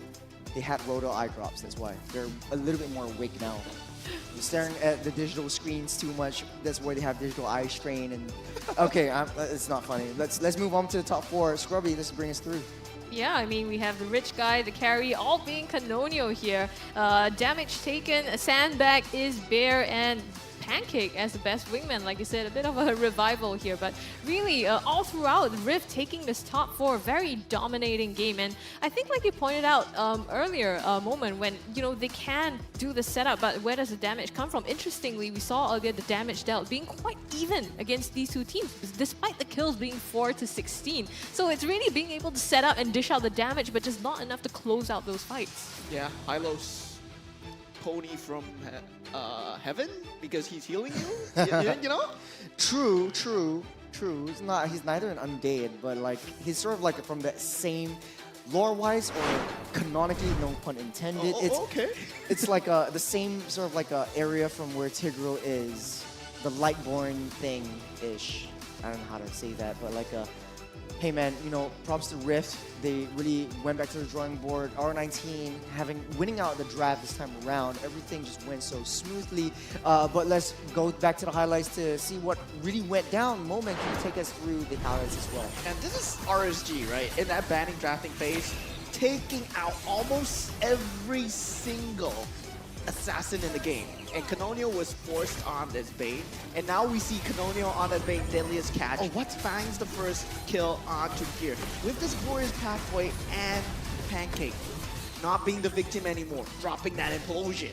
Find the counter kill. Now they feel the lack in damage because the Glorious Pathway, it's keeping Bear alive at all times together with the revitalization. Pancakes, he gets disrupted here. And this is the 5-man implosion. It was beautiful, but it was just no follow-up. Closer was nowhere to be found. He just needs to be a little bit closer to the team fights.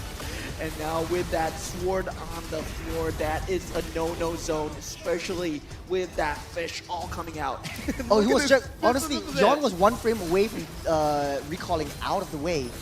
But it was just so unfortunate that the Hylos' ring just had that damage onto him. I think this was a possible turnaround for RSG. Yeah, the crossbow tank coming out, it nearly got the better of Melon. He flickered away, but Canonio, at that point, he dealt too much damage. And CS, he had nowhere to go, right? He would have run into Bear, he would have run into Canonio any other way, but the creeps just finished him off.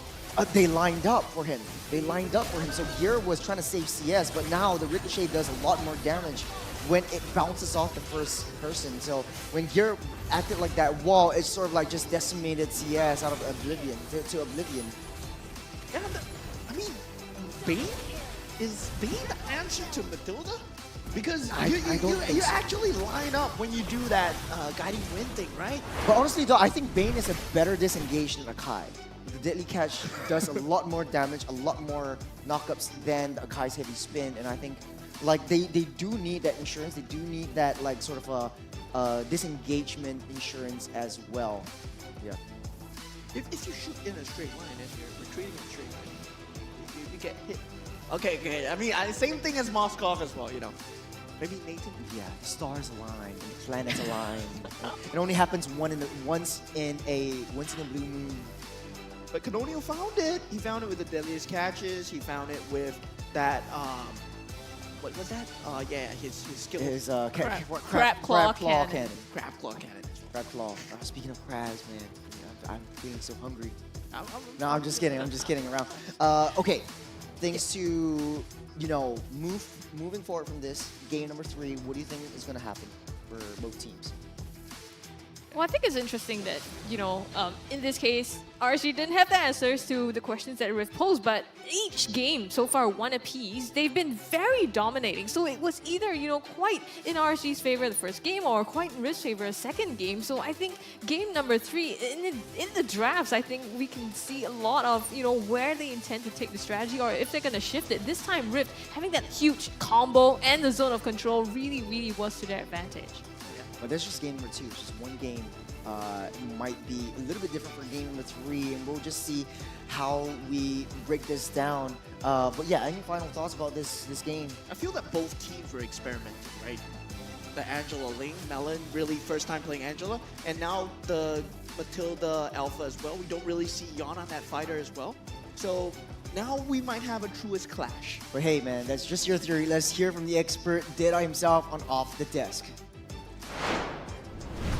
Thank you, casters. And this is the breakdown for the game 2. Man, Canonio Bane. This was the first time going to see the Canonio using a fire assassin this time around. Usually we see him on the Link, see him on the assassin role, but this time around the Bane, and it's beautiful pick here for the side of Rift right now. So let's start the breakdown here in the first sequence of this highlight. This was actually at first a highlight here for the side of RSG, but as you can see, Yon already used his Spear of Alpha here in the early stages of our team fight. And remember, here in the early game as well, the damage relies so much for the Alpha. So this is going to be a time here for the side as well of Rift Esports to go for the counter attack. And look at Bear here, going for this glorious pathway as well. And this highlight, this is just so wow. Roy with the implosion, but remember, Bear here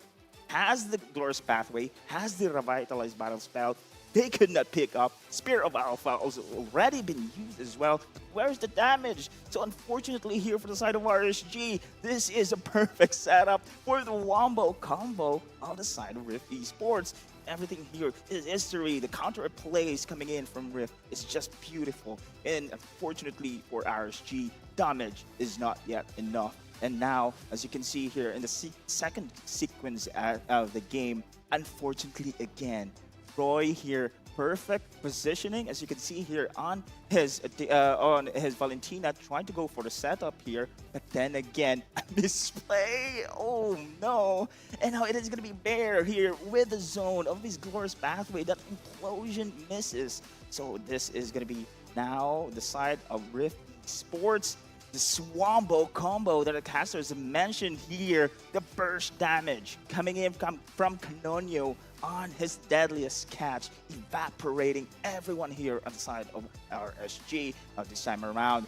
On this highlight though, Bear again on the back lines, going for the first pathway, of course giving space here for the rest of Rift. However, perfect a chance as well to go for the forward attack here for the side of RSG. And I do love this ultimate coming in from the 1-1. This crossbow tank is perfect. However, the damage is not yet there. This is unfortunate. If only they pick off Canonio at the sequence, they could have win the team fight. But unfortunately, look at this one. The counter attack is there already. The deadliest catch, and the rest of RSG will scramble. And there is Bear on the backlines as well. So now this is the onslaught that we are seeing here for the side of Rift Esports. Canonio is non-stop already. The burst is there. Too much to handle here. This is the best game so far that I've seen for Canonio. Even though we have seen so many highlights for the side of this player, this Bane did incredible job. So 1-1 right now here, the best of 5 series in the lower brackets. It is an insane game. So let's head on into the game 3. Back to you, casters. So the question is, right, who is Canonio? Where is he from? Why is there fish in my base? Yes. That's always the answer for everything, right? But it's now 1-1, another unintended pun for both teams. But like, okay, like you said, I'm going to bring back your point.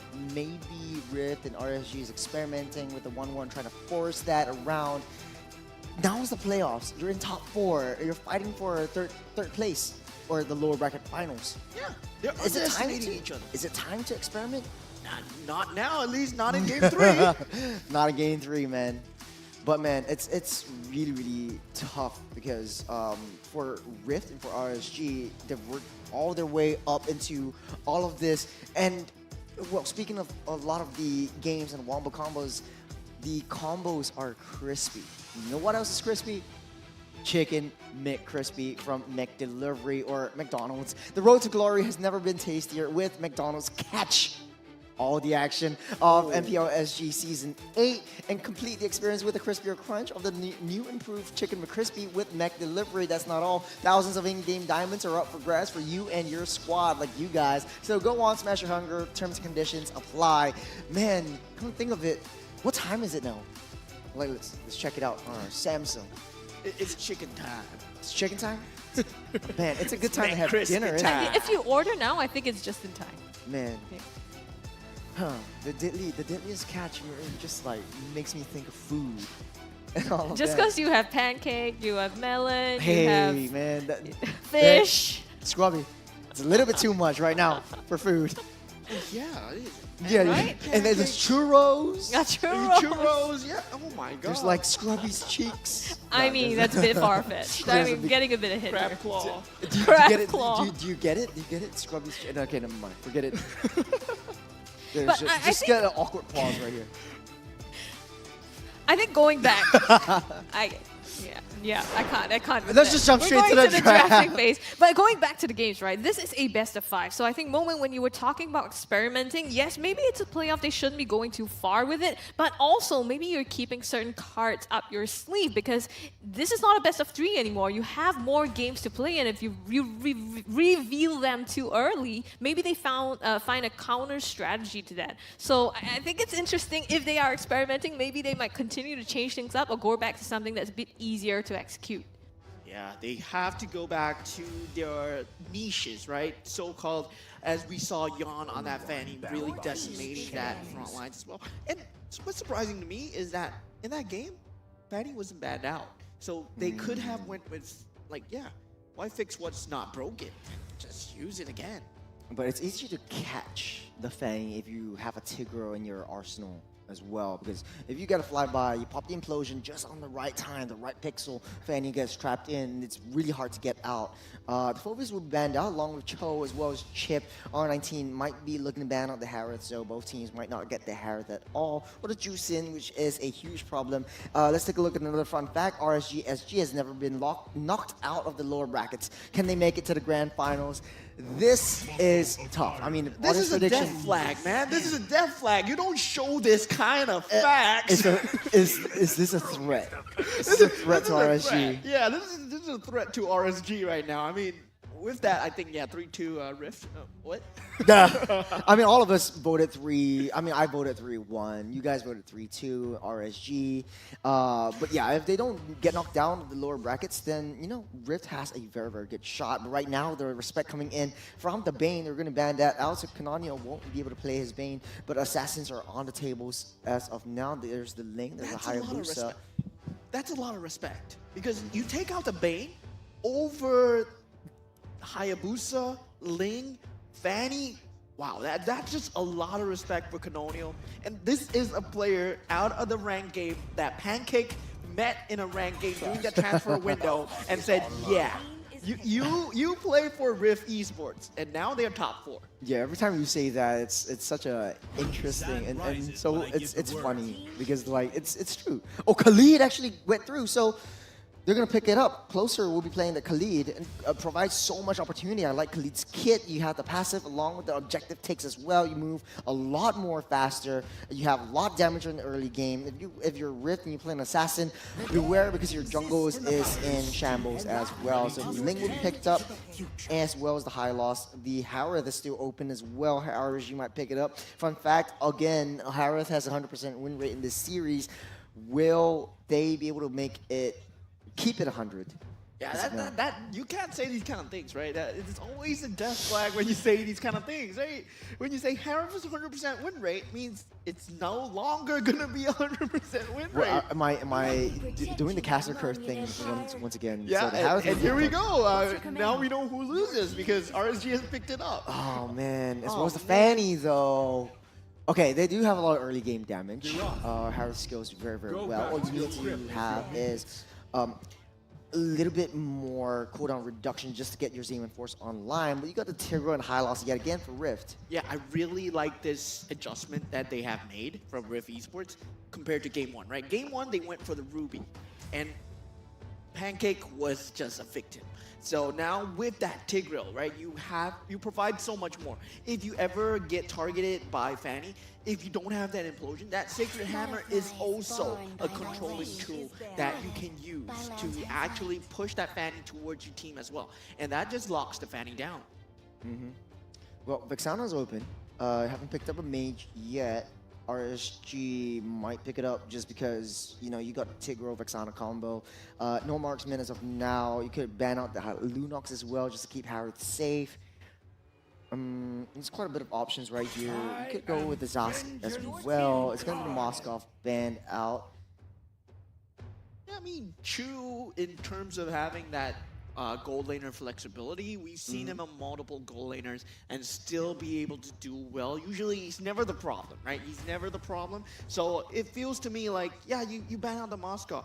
Sure, there's still the Nathan left. There's still a lot of different ways that he can play. If you want to play a bit safe, you can go for the Claude as well. But meanwhile, Rift, they do take out the Valentina. And this is a very good ban right now because, yeah, in that previous game, that Valentina was really a threat. There was that looming threat if they found the correct combos. Last ban right here, they could take out the, like you said, the Claude. Might be very, very good for Rift just because of the in and outs. But they do take out the Ruby just because they're eyeing on like, okay, let's put the Ruby in a gold lane. It might be possible as well. And now Rift has the upper hand. I don't think they'll go for the Lingela combo yet again. I think it might not be working out so well for Rift. I mean, they can still do it, but they have to refine it. Yeah. And I feel that Angela Ling is still an extremely strong combo, but what people don't understand is that the Angela doesn't need to use the hard guard on the Ling. It has to be used on a target that's being targeted so that the Ling can come in and help him out. But you do have a lot of CCs. I think that's the only difference as of now. You got the Tigro, the high loss. Tale ended with the It's gonna be the Vexana. And my tale Hey, you know, began. it would be cool if Rift actually picks up a Beatrix. Then you got the Tigro Vexana Beatrix combo as well, because you're fighting against a Fanny, and then those the Bennett. I don't know if I'm saying it right. The Nibiru is basically acting like a homing missile. So Fanny goes for a flyby, pop the Winter Nature, and then you just spam your auto attacks, and basically Fanny is nowhere to be seen. Yeah, and we've seen Chu use that Beatrix before, just yesterday. Yeah. And it just destroyed the Fanny. So that's a possibility that Rift Esports are keeping it in check right now, keeping it in their pocket. They're going to show it on the last pick here. There's still a lot of possibilities here. I mean, you can go for that Beatrix, but you can go for something traditional like a Claude or Carry. It's going to be Edith and the Aurora, a lot of zone control, which is what RSG really, really likes. So last pick for Rift. I wouldn't be surprised if it's the Beatrix. It works so well in that composition. But the Edith, though, I don't know why people like to prioritize Edith in a lot of these team fight heavy compositions. Maybe because of Earth Shatter, you knock people up as well. It's going to be the Beatrix, yep. It was a nice little tease, but it works the best in this composition. So, draft is set. Any last thoughts on which has the better draft on both of you? Really falls down to execution here, right? But in terms of just AoE, I really favor Rift over RSG. Just the time that they have over the crowd control is really much more than what RSG provides. Yeah, I think the potential to pull off another, wombo combo here with the Beatrix is super huge. There is some mobility on the side of RSG, right? You have the Fanny, you have the Harville, as well as Khalid to kind of roam around, and maybe Roy to stop them in their tracks this time. But we'll see. I think, again, like you said, Moment, comes down to execution, and will RSG this time be able to get one up against Rift and bring this game to a 2-1? Oh, well, it's the same recipe for success for Rift. They have the high loss, they have the Tigro, they have the Vexana, they have the recipe for success. And this is game number 3. Will Rift or RSG be able to put one on top of each other? It's yet to be seen. Yeah, and with Chu picking up that Beatrix, right, he does have that Lunox in that pool. So definitely still very surprising to me that you want to go for that Beatrix instead of Lunox. So really want to counter out that Fanny that Yon brings in. I mean, so far you also have Melon, right, that can hold the lane with a lot of clear gear, though in the meantime has to flicker out from the jungle of Rift here. Roy putting the damage onto Pancake again, going close, but Melon finding some back onto him, and they both manage to escape for now. Yeah, and wait, I believe we've not talked about this, right? This is a roaming Khalid. So Edith will be on the EXP lane, and this is really one of the first roaming Khalees that we've seen in the entire MPL SG season. So that means that, yeah, this Khalid has a lot of pressure on his shoulders. He has to find a very nice early game pressure and still not able to do so far. I mean, he tried to go into the jungle, right, of Rift to put that pressure on, but I think 3 members there was also too difficult for Gear to kind of come up against that. We'll see if they find any consolation here. Damage out on Pancake. Bottom lane here pressured down, but they are here. Yondo forces the flicker out of Melon. That damage already right at level 4. And Yon really not showing that he's not to be trifled with, but we know what Canonio can do on this Ling as well. And now, with Rift Esports looking much better than Game 1 in terms of having that AoE, they can go for that comfortable playstyle that they're known for. And with that Glorious Pathway of Bear, he might have what it takes to pull it off. We'll see if they do. In the meantime, they are posturing around this first objective, the first turtle here. Bear laying down the Glorious Pathway, all ready to cut off any escapes here. Yon coming in, but Canonio wins out the Ratchery battle. And now stunned out, here comes the Eternal God as well, trying to fend them off, and RSG forced to disengage from the fight. Yeah, they do get the turtle, and there's so much sustain coming out from Bear with that revitalization and the Glorious Pathway that, yeah, there's no way that RSG are bursting them through without the help of the Harif right now. Yeah, I mean, so far they're kind of counting on, both CS and Chu to come into the fights, right? So I think that's going to change a lot of the dynamic and the way they take that as well. A huge, combo potential coming in once both of these gold laners are farmed up enough. Yeah, this game has all the hints of a bloodbath, right? A very good bloodbath. That Raging Sandstorm, that Implosion, and you just count the number of AoE that's available. Wow, Yon, you have to pull the game of a lifetime here. It's a much harder game than Game 1. Yeah, with the Khalid as well, it gives a lot of options. Yeah, and I think right now, with the AoE damage as well, the setup is there, but Yon might have a dual role, right? Even if you don't kind of go into that AoE, you might be able to play the role of cleanup. So I think, or either to kind of whittle down the HP bars of Rift here. So different, I guess, potential entrances for him to take, and we'll see how that pans out. Yeah, Bear still not really facing any difficulty on this top lane.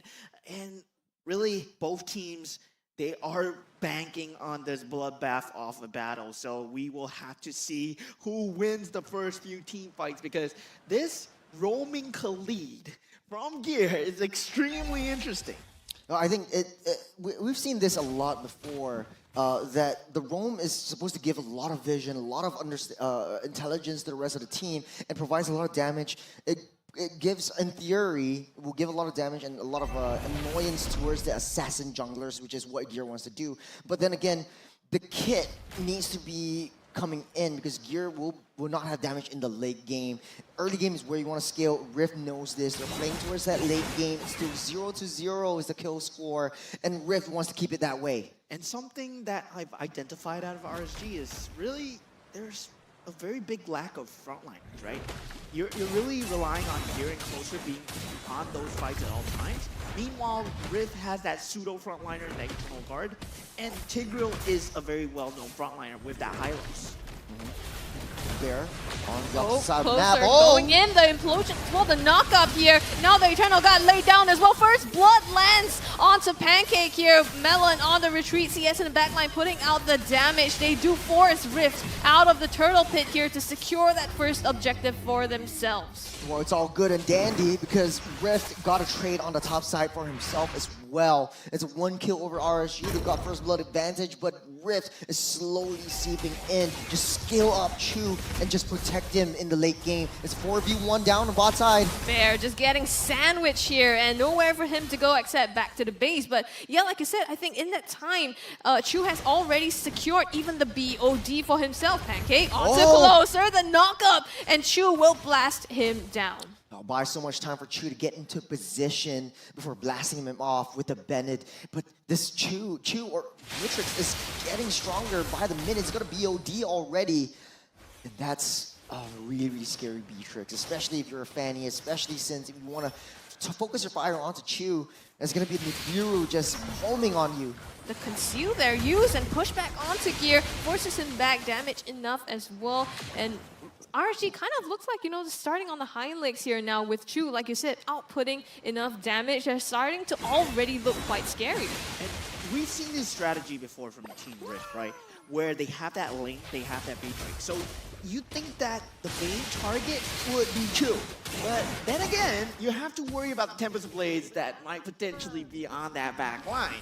So there's a lot of damage coming out from Rift Esports. That RSG, they might be lulled into a false sense of security if they think they only have to aim Chu. Speaking of which, Rift knows that they're all around the area, chooses to back off. I said, we just want to play it safe. Chu knows his power spike, and they're just waiting for him to come online. He's always on his benefit. He hasn't switched into Nibiru just as of yet. Oh, Pancake comes in with the flicker. Implosion nails 2 there and immediately blasted down. It's 2 down on the side of RSG and Rift with that play here. Oh, that was so beautiful. Implosion into the Eternal Guard, into the Venets, and then Nibiru's Passion. That was just so beautiful from the side of Rift. Right now, they're 2 members down, and Turtle looks like they're going to blitz this down.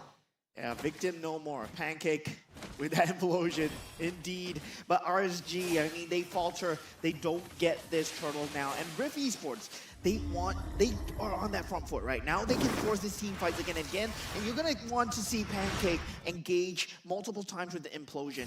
Even if he catches one, as long as they can keep RSG on the back foot, they can slowly always warn him that advantage for himself. Gear trying to force a fight over onto Pancake. He does have the Thunder Belt, so oh, there's a nice little damage onto CS. Chu finds him with the sniper, but will not follow up. Right now, Pancake in the midst of it. Yep, in the middle already here, lands the Fidget Glacier as well as the Nibiru's Passion. So much late onto RSG here. Gil almost down. Here comes the Tempest, the Blades, and Canonio cleans that one up and puts him down. It's going to be, again, the benefit of Rift here, the upper hand in the fight. Yeah, this, just when you think you're safe, right? This Filipino ranked demon is coming out of nowhere with that Tempest of Blades, and then your backline is suddenly gone. Yeah, but Rift has to watch their backs though. Yon is on split lane duty. He doesn't need to join in on these team fights. But Canonio already has the Berserker's Fury, so this is going to be a very scary Ling. Rift slowly but surely increasing the goal lead. Now it's 3,000. And this is what I was worried about, right? This Khalid roam, it does not provide that much value. Yes, it gives you a lot of early game vision, but you gotta make use of that early game vision to translate it in some form of invasion, some form of counterplay towards Rift Esports. But RSG, they have not been able to capitalize on this vision at all. Yeah, and slowly but surely, once you get into the late game, that's going to be a deadly Beatrix. And Gear would not be able to do anything to prevent Beatrix from that rampage. Chu's already got the one as well, so there's going to be extra protection on top of the damage coming in. Yeah, at this point, like what Gear looks to me is like, yeah, he's a fast-moving creep, right? He's not even damaging Bear at the moment, and that's just worrying to me. That Raging Sandstorm, I've yet to see value so far. Yeah. You got Chu, 8,000 gold right now with the BOD, Malefic Roar, and the Wind of Nature. This provides a lot of defensive capabilities, especially since Yon's main target is Chu. Pancake getting frozen down. He does have the immortality. Sourcing for vision. They're starting on that Lord fight. Yeah, but RSG, they do have a recipe for disaster, right? They have a lot of AoE in their arsenal because they just need to find the perfect timing, and this Lord dance still going on. Glorious Pathway being used, but Roy... Roy flickers in the backline with the Frigid Glacier, and now they explode Rift and tear them apart. Is it going to be enough? Chu with the Nibiru's Passion and the counterplay closer, landing a triple kill for themselves. RSG finding their opening here and going down this mid lane. Chu, the only one left standing here. It's gonna land the snipes on. It's not enough damage. It's still gonna be RSG taking this inner turret in their hands. Just like that, the goal lead is just diminished completely. Let's take a little replay.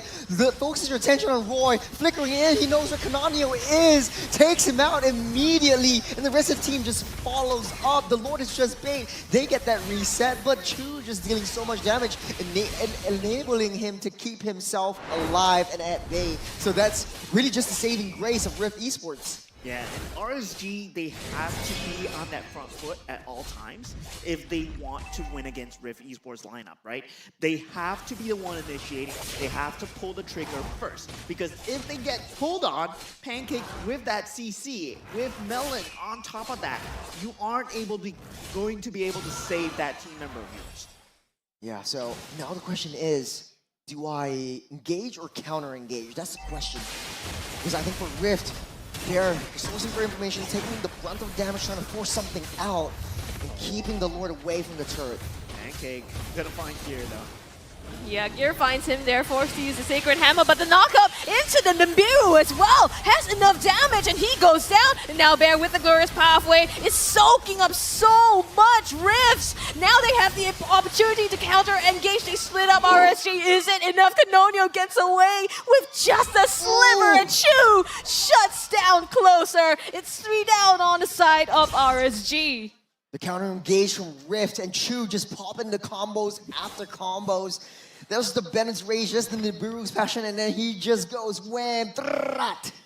Yeah, it feels to me, right, at this point, Pancake can implode on anybody, and that target is dead. And that target was Gear just now, the worst possible target out of RSG.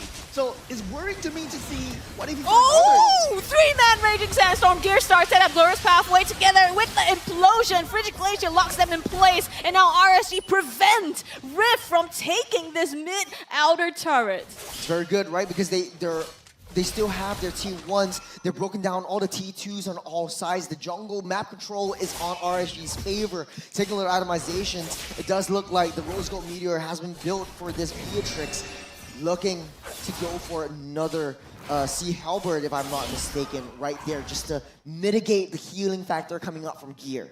Yeah, both teams really neck and neck in terms of net worth at this point. But if you think about who has that late game, who has that split push factor, it's Rift Esports. But now, Yon, it's always that wild card on RSG, right? That Fanny having that mobility, that being that wild card that he is, whether they can really bait out that utility.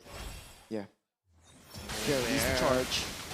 Mid lane, they're going for it, but Pancake frozen in place there by the Frost. Gear tries to fend them off, and Rift don't find an entrance so far. I think right now it's interesting, right, that you expect Gear to be the one engaging, but Roy coming in with that flicker as well as the Frosty Breath is the one to start up that fight. So now maybe Rift have to look out for different options that RSG might be using to initiate these team fights. I agree. It's kind of predictable when Bear goes in, you know the rest of the members are into fray, and Pancake always tries to find an option. Oh, he gets an implosion. There you go. The Frigid Glacier as well locks them in place in the backline. Closer finds Chu, forces the flicker. Glorious Pathway lane as well. And RSG surging forward. Chu finds Closer. It's 1-3, and Yon lands a double for himself. Another window for RSG now, and they get the Lord on top of that. It's a final shutdown onto Chu. No Beatrix for just a little bit, but RSG, this is the window that they need. Forcing that shutdown. RSG, I mean, in terms of forcing that fight, they did an extremely good job. They know their win conditions are being that first foot in. They have to take the fight to them and force Pancake to use implosions in scenarios that he should not be using this implosion. That implosion was onto Gear again, and that was the worst possible target. Might have worked once, not gonna work twice. Yeah, Pancake, yes, in the early game, he did a lot of work, just giving space and time for Chu to come online. But right now, it's kind of predictable because Pancake likes to dash in, and once he dashes in, you got Roy with the Frigid Breath just to stop him in his tracks. Now RSG, they have the upper hand. Yeah. Rift needs to defend. The good thing is they have the high ground. They really need to face down this enhanced Lord together with RSG's Wombo combo, right?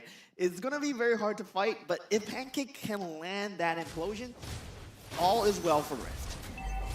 mean, like you said, it's turning out to be a bloodbath. Right in the backline, though, Yon with the cut through almost gets Canonial, pops the Templars of Blades as well to get out of that. In the meantime, RSG cutting open the base of Rift here, the mid base turret being taken down, and it looks like they're happy with this, just hovering around, waiting for the next wave to come in here in the front lines, and Bear as well trying to front as much damage as possible.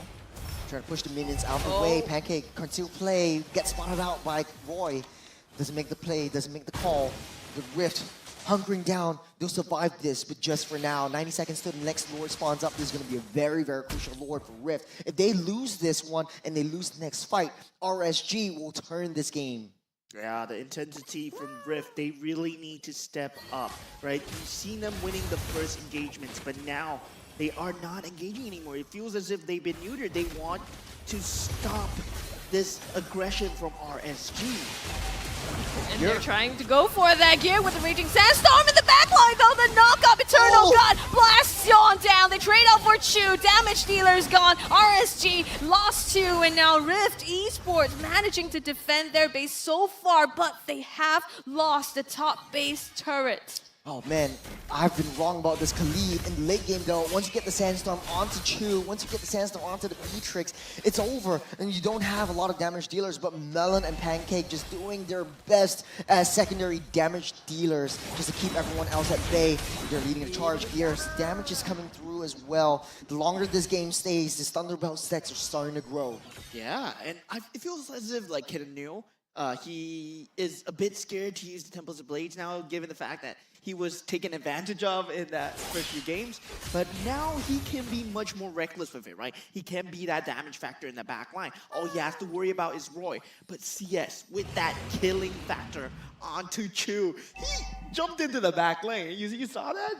Harif jumping in the back lane, that's just a suicide mission, man. And by the way, he hasn't died just as of yet. It's 4-0-6 on this Harif. Maybe the hypothesis might come true yet again. Now Rift, slowly but surely, trying to keep all the lanes at bay. Mid side pushing in, top side, priority over RSG. Bottom side, Gear settling that one. Is going to be the 18-minute Lord, the Evolved Lord. A very, very precarious situation for Rift. Yeah, Pancake already made use of the conceal. This Lord is going to be one chonky Lord if both teams want to fight for it. The reset is up, but the vision is still the way of RSG's favor. It's inevitable. The Lord getting the reset once again, but Gear zoning everyone out. His target is Chu. The win condition is Chu, but the waves are pushing in. Rift finding it very hard to come in. The Glorious Pathway, curtains open. Bear going into the back line. Glorious Pathway implosion in the front, and the knockup onto 2. They managed to get closer. Down will go CS as well. And Rift has got 2 people. They're low on HPs, but the sustain keeps them alive enough to take this Lord firmly in their hands.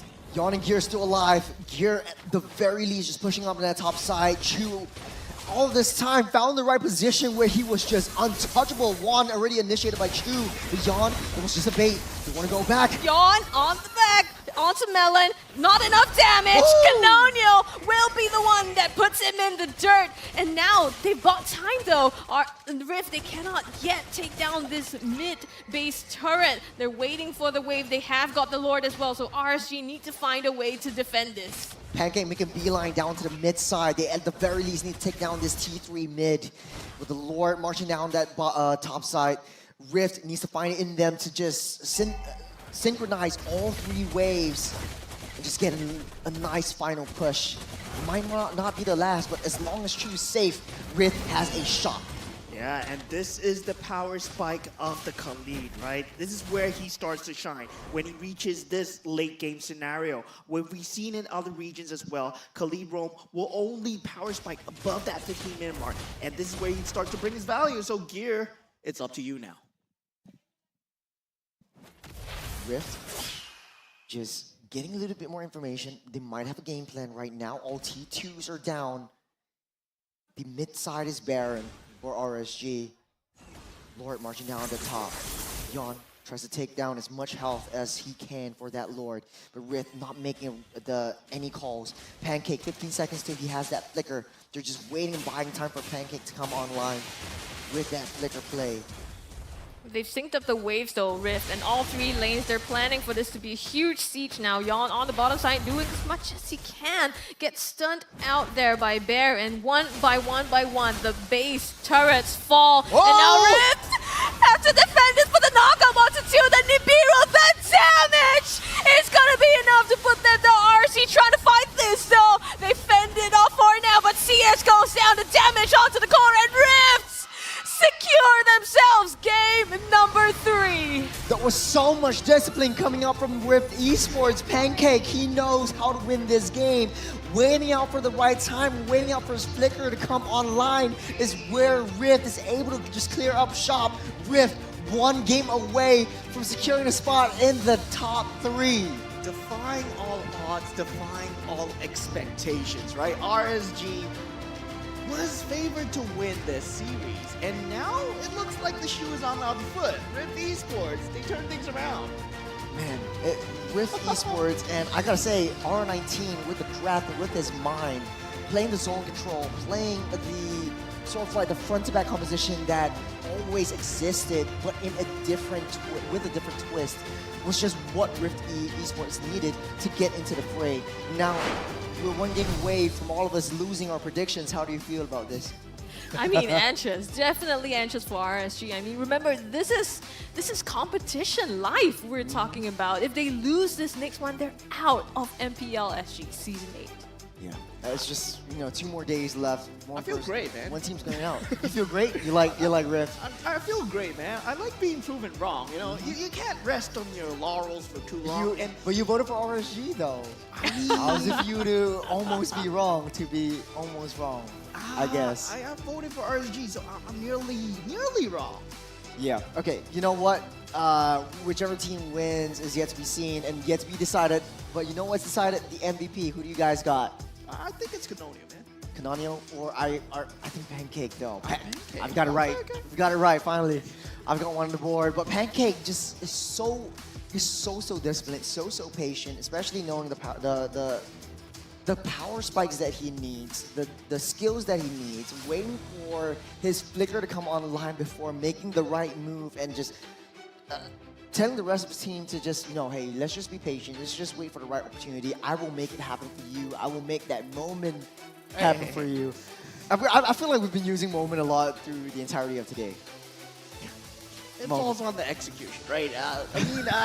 Really, if you think about how that Tigreal needed to play in the entire game, he could catch anyone free of charge.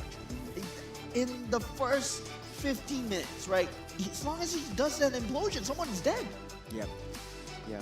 And I think the fact of the matter is the way that RSG almost came back into this game was just so clutch. I think losing MVP definitely Roy, just identifying like, okay, this is how Pancake likes to play. This is how Bear likes to play. So if Bear comes in, I sort of can guess what's going to happen. So let's take a break. Let's take a look at atomizations down on both sides. I like the fact that Chu actually sold his boots to get the house claw so that he has a little bit of sustainability through that late game. And just, I think the one could have been better timed instead of getting the banning coming in. But actually, he played really well. A heck of a game. The positioning from Chu, the positioning from Pancake to protect Chu was just so well done. Excited to see how much damage is dealt. But yeah, what are your thoughts? I mean, I really like the idea of the Rome Khalid, right? But the way that RL19 drafted this, it just makes sense because it defies whatever that roaming Khalid wants to do. And it's like he saw this coming, It's like he saw this coming because what a roaming Khalid wants to do is you want to be engaging and disengaging while baiting out your team so that your Aurora can flicker in, land that perfect freezing breath, land with Yawn coming in as well, CS, and Closer coming in for the rest. But it's unable to be done if you are locked up and chain CC'd. And that's what the Tigreal, that's what the Vexana brings to the board. And with that added Tempest of Blades as well, you're gonna be knocked up for days. Like Hwasong says, you're gonna be playing bouncy castles, man. Interesting. Like, I think the Khalid was a right idea, but wasn't executed well, especially since like Khalid is very, very, how do you say, committal kind of, committal pick. Yeah. Very committal hero. Once you get the Sandstorm in, basically it's all in and It's go time, man. It's go time. There's no escaping. The only escape mechanism you have is your heals from your second skill. But once Chu got that Sea Halberd, it's pretty much, I wouldn't say useless, but it's not enough for you to tank that damage to wait for the rest of the team to come back. And take a look at emblems. Is there anything that speaks out to you that changed the course of the game? Not really much. Pretty standard emblems across the board. Like, this is what you expect concussive blast out of that roaming Khalid, right? Well, I do have to say though, this is the first time that Harith has lost in the series. So I think this is the Caster's curse. Yeah, we called it. Yeah, we called it. Yeah, from I think it was 7 wins, 1 loss. Right now it's 7 wins, 2 losses, or 6 wins, 2 losses for the Harith. Based on the fun fact that came up. Somewhere around those something like that, or something like that. Yeah. And so, Scrubby, what do you think of this game, or the breakdown of the statistics so far? Yeah, I mean, you can see that it's pretty even, right? Even in terms across the board, right? Damage dealt, the turret damage as well. So RSG, it shows how they've been kind of back and forth, and RSG having that shines of brilliance there, moments of brilliance where you thought maybe they could chip down Rift's base and maybe even end the game, but Rift just finding the angles, and I think Pancake with the counter initiations as well, being able to come back into the fight against RSG. Yeah, and they were going into a meat grind, right? There was so much damage in that glorious pathway that is sustaining you, and behind all that Bennett's passion from Chu. It's really so much damage. At one point, he was just shooting across the wall, and there were 3 members just tanking that face damage, and they just got destroyed. It's just maximizing the output from the Bennett's Rage and Nibiru's Passion. It's always after Bennett's Rage, he swaps into the gun and go into Nibiru's Passion. So that's why he's always ready with the right weapons. Chu being the rich guy, 8.5 and 851 gold per minute with the carry. Actually, damage dealt from CS with the Harith, 222,000 damage. That's a lot of damage. There's a heck of a lot of damage that Bear has to take up. It's 100,000 damage that Bear has to soak up in order to keep Chu safe. So I believe the entire team did only 300,000 damage. I mean, so CS actually got 2/3 of the entirety of the team's damage. Yeah. Man, oh man. This goes to show how much of a monster he is on that Harith as well. So, yeah, I mean, it's just more of having that control factor, I feel, on Rift Esports. And even, you say Khalid is a very committal hero, right? I don't see the committal coming out from RSG. That's true. I mean, in the middle of the game where RSG had the upper hand, they had a very, very sliver of a chance to come back in. But hey, you know, this is all I remember. Let's just take a look at the replay to see what actually went down for this team. Alright, we see the first 18 fights really not going in favor of RSG at the moment, right? Because at this point, there is that pseudo frontliner, that internal guard that they have to worry about, and that is a super nice implosion onto the glorious pathway, but Yon gets the finish on the Pancake, but with the sustainability coming out from the side of Rift Esports, they are able to save the rest of the members, but this is a 5v4. Chu is getting that macro play on that top lane, and once again, Pancake, implosion, it's just a free kill at this point. Anything below that 12-minute mark, he can implode on anything, and as long as Chu's behind him, there is enough damage to finish them off. Yeah, and then even Canonial with the cleanup as well, using the Temples of Blades at the very, very last moment. So if Chu doesn't do a lot of damage, I think Canonial coming in. Oh, this was the biggest turning point. Boy, flickering in with the Frigid Glacier, just trapping 3 members down. Once they take out Canonial and Melon, Chu's just nowhere to be found. He doesn't have any front line. There's 4 members down for the side of Rift, and there's nothing that Chu could do on his own to fight against 4. Yeah, and it was one of those once bitten twice shy scenarios for Rift Esports, right? Because you get flickered on, you get frozen by Roy, and your answer is, let's just not group up ever again. Just keep Pancake and Bear at the front, and this is what the adjustment that they brought about. But still, it wasn't enough, but they did get some trades going in the later stages of the game.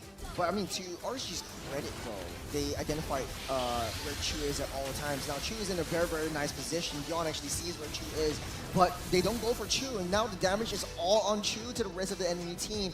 And once CS is down, there is no coming back from this one. Gear tries to buy some time for Yon to retreat, but it was not enough for RSG to come back onto this game. Yeah, and a very nice decisive move coming out from Rift Esports. That glorious pathway really proving to be their downfall, right? Despite the fact that they can deal so much damage, they can dish out so much damage, that lack of sustainability is really what came to bite them in the back. Yeah, I think overall, very well disciplined gameplay from Rift Esports, especially understanding how far they are in the game. Once they know that, okay, I'm falling behind because the mid game, Khalid has that power spike, and Roy is just being a super nuisance in a lot of our team fights and trying to distract us. Let's just play it safe. Let's just hunker down in our base and just get the counter attack going. So the adaptability that Rift Esports have. So after watching that replay, is there anything else that speaks out to you, Scrubby? I think one difference also is on the side of RSG, you have Gear trying to, use a Raging Sandstorm, look for an opening, but also soak up damage. But there's too much, right? But on the other hand, Rift, they have not only Pancake, they also have Bear to kind of soak up everything and still sustain through it. And that makes it difficult to find Chu in the backline as well, because if you fight front to back, you face these two stone walls right at you, and how do you get to Chu? Yeah, big beefy boys is all you need. And you need two of them actually for if you're Rift. And I think Chu feels really protected. You have like two brothers just coming in, just like, no way, Jose, you're getting into my little bro at the back. But yeah, this was just a very, very crucial game for Rift. One game away from going to top 3. And then this is the first time in the entirety of MPL SG that a team from the qualifiers, actually, they came from the qualifiers up towards this, and then coming into the top 3. Or ever since like Evil made it to top 4 in season 3. In the previous seasons? Yeah, I think Evil was the only one. Their debut in season 3, they were the only team to go into top 3. So I think this is the second time that a team from the qualifiers actually made it through the top 3 in the entirety of MPL SG. 8 seasons altogether. I mean, they were pre-season qualifiers, right? So they were invited for the season, right? If you take it as but they're a different team, if you ask me. Yeah, because they were Asterisk, X-Gold, and now they're Rift Esports. Yeah. And now sitting comfortably at top 3. Top 3. Oh, so okay, I'm mistaken. So it was Homeboys and Front Yardigans. Okay, Yeah. okay. So Rift was actually coming into that one. But And yeah. now they're strong, right? Second season already, and with new roster, strong. new add-ins like Canon Neo as well, really upping the level that they're playing at right now. Yeah, it's really.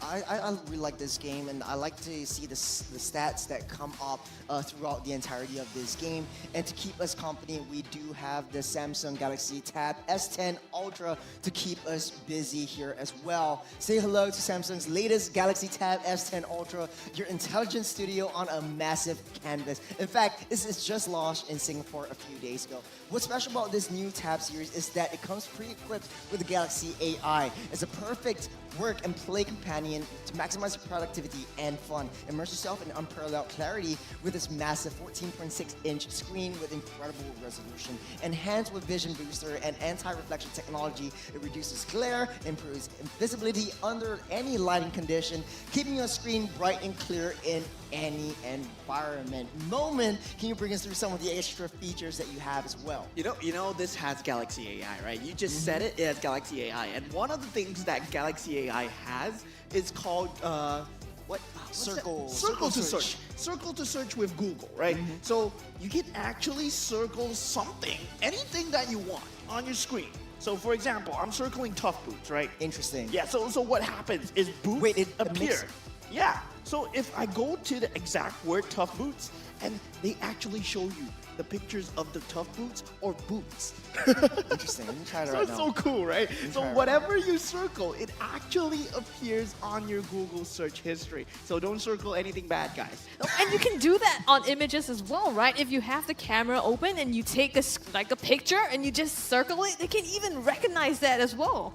Oh, that's cool. Okay, so you Like took here. a photo in the middle of game. And it that's what tells you is. Samsung Galaxy. So it's interesting how the AI actually identifies and recognizes some of the images and some of the forms that exist in your tablet as well. But yeah, thank you Samsung for sponsoring us in this playoff season because it's been really helpful as well. But yeah, to talk more about the game, we're going to our analyst Deadeye. Take it away from off the desk. Thank you so much, casters. And now, Game 3, game analysis. Wow, what a game, what a series. This Game 3 is actually very tough for the side of RSG. They almost got to take this game, but unfortunately, Rip Esports get a better head of them. And with this highlight, we will start here in the play coming in from the side of Bear. This was highlighted, of course, by Scrubby Cheeks a while ago, that Bear has been a phenomenal when it comes to soaking up the damage, as you can see here. This is a pretty good job coming in from Roy, man. His Frigid Glaciers stopping the initiations here coming in from the side of Rip. However, this revitalized battle spell and as well his kit here to soak up all the damage, the glorious pathway, not enough. Unfortunately here, CS still has his ultimate. Unfortunately, it was not yet ready for them to commit in such situations. Now, it will be punished by the aggressiveness coming in from the side of Rift Esports. Now, this is one scenario, similar thing we see here today. And now that is going to be Chu having this burst damage. And look at the positioning here of CS. He's way too far. And now it is going to be the same thing that Bear procs here. The revitalized battle spell. Still, without the damage needed here, it's impossible for the side of RSG to pick anyone here for the side of Rift, forcing CS here to use the Shaman's Force too late already. Twice in a row, we see here the team fights going to the favor for the side of Rift because of Bear's movement as well as his revitalized battle spell. But this time around, look at this one. Bear again. Most of the highlights we see right now is coming in from this player.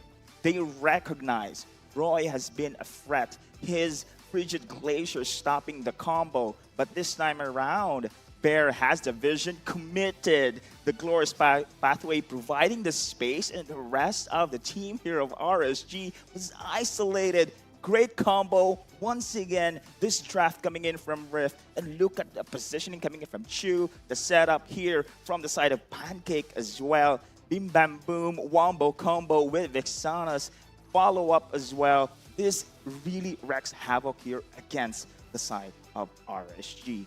Now, move forward here. As you can see, the setups. This is the finishing touch here. Especially for Pancake, his stick rail, his setup, and the same thing we see here is just beautiful, well placed here. And man, this Wombo combo, this draft composition coming in from the side of Rift is really incredible here. And this next game, one more game away from the side of Rift. Let's see if RSG will be able to bounce back. So casters, take it away. Will RSG be able to bounce back is indeed the question, but that's not only the question I want to ask, like, what does RSG need to do to bounce back? It's not only a mobile game, it's a mental game coming into a BO5. Now you suffer like 2 losses in a row. It kind of seems as though Rift Esports is making a comeback play. You got the first game, yes, but then you couldn't maintain that momentum, and now the momentum shifted into Rift. I want to hear from both of you guys. What does RSG need to do to equalize the scoreline? Well, you want to go first, Scrubby? Well, I mean, Game 1 worked out for them, right? They went with like a pick-off draft, and Gear really played it through so well, being able to isolate members. Then it kind of went like they were trying to do the Wombo combo in the last game and stack up on that strategy instead, but it didn't quite pan out well. So maybe something that they're a bit comfortable with, a bit more comfortable with, and easier to execute might be something they consider going for. Yeah, there's a very big wildcard factor still in terms of Gear. We don't know how well he actually pilots a Khalid.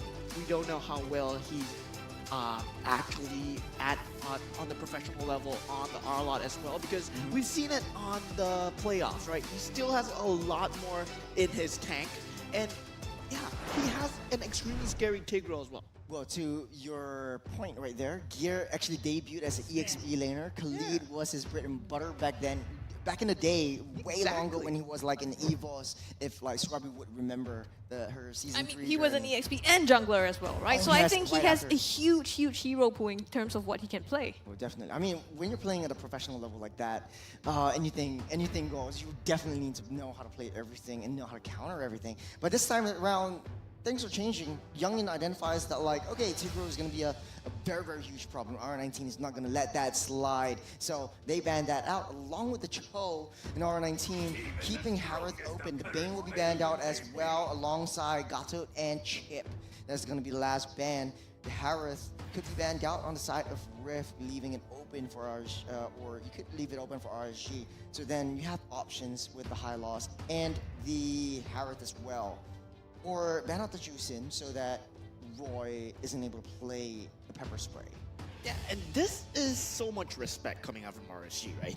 They take out the Bane for Canonio, which is totally off the meta.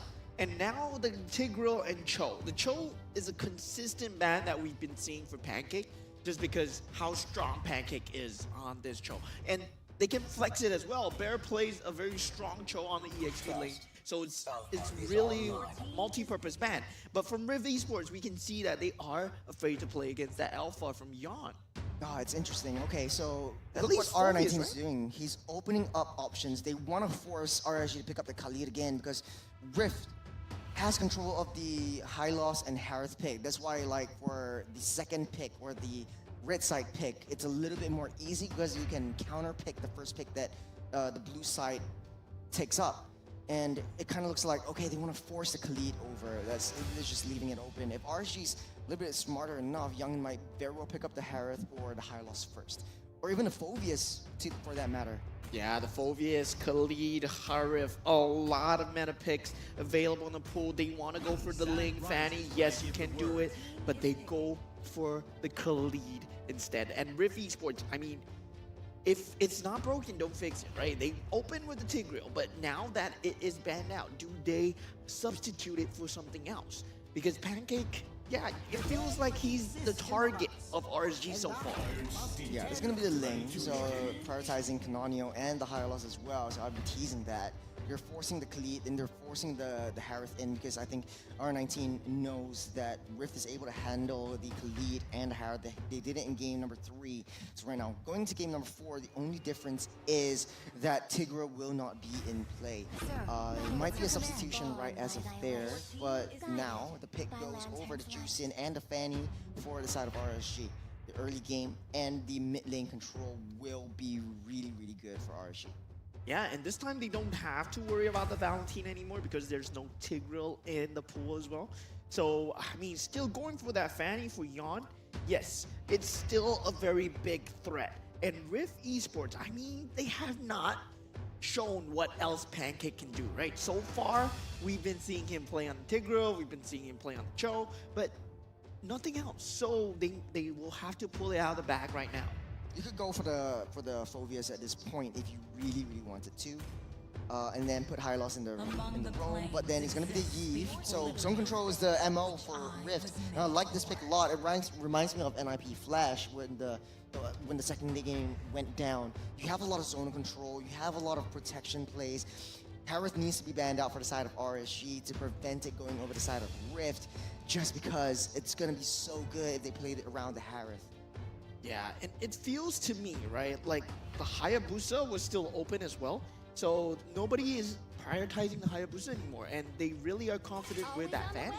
See, I mean, to add on to that, no one's prioritizing Suyo at all. Yeah. I thought like, okay, a new hero comes up, everyone's gonna be like, oh, I'm gonna grab my hands with Suyo, it's gonna be 100% banned, but why isn't people picking up Suyo? Is it because like he is not really reliant in the early game? Is it because it's very, very committal? Once you go in, if you don't have your skills, you can't dash out. It's sort of like a Julian.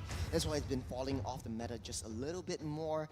But I don't know. I don't know about you guys, but I do like the Suyo. You have a lot of versatility. You have a lot of like jungle control, and you beat any assassin's hands down. You're able to one-shot a lot of heroes. Yeah, it feels like teams are still at that experimental stage where they have not found that perfect matchup for Suyo, that perfect thing that Suyo is good for. Yeah, possibly they don't know what Suyo counters out in the current meta of this professional scene. That's what it feels to me. Yeah. So, I mean, it could very well be picked up right here and going to the EXP side for either of these teams, but then you're forcing the high loss to be in the wrong position. I don't think Pancake likes that because it's a single target initiator. You want to have a crowd control initiator, an AoE crowd control initiator. Sort of like a Minotaur might work out well. Maybe the Edith might work well too, now that you don't really have the Tigreal to counter engage. Or even better yet, might be the Grok though. Grok might be interesting right here. So you can deny the Fanny and deny the Khalid. And the Zusin as well. Because you, as a frontline roamer, right, you are very susceptible to Force out the ulti. Yeah. That's gonna be the Grok ban. Oh man. We called it, bro.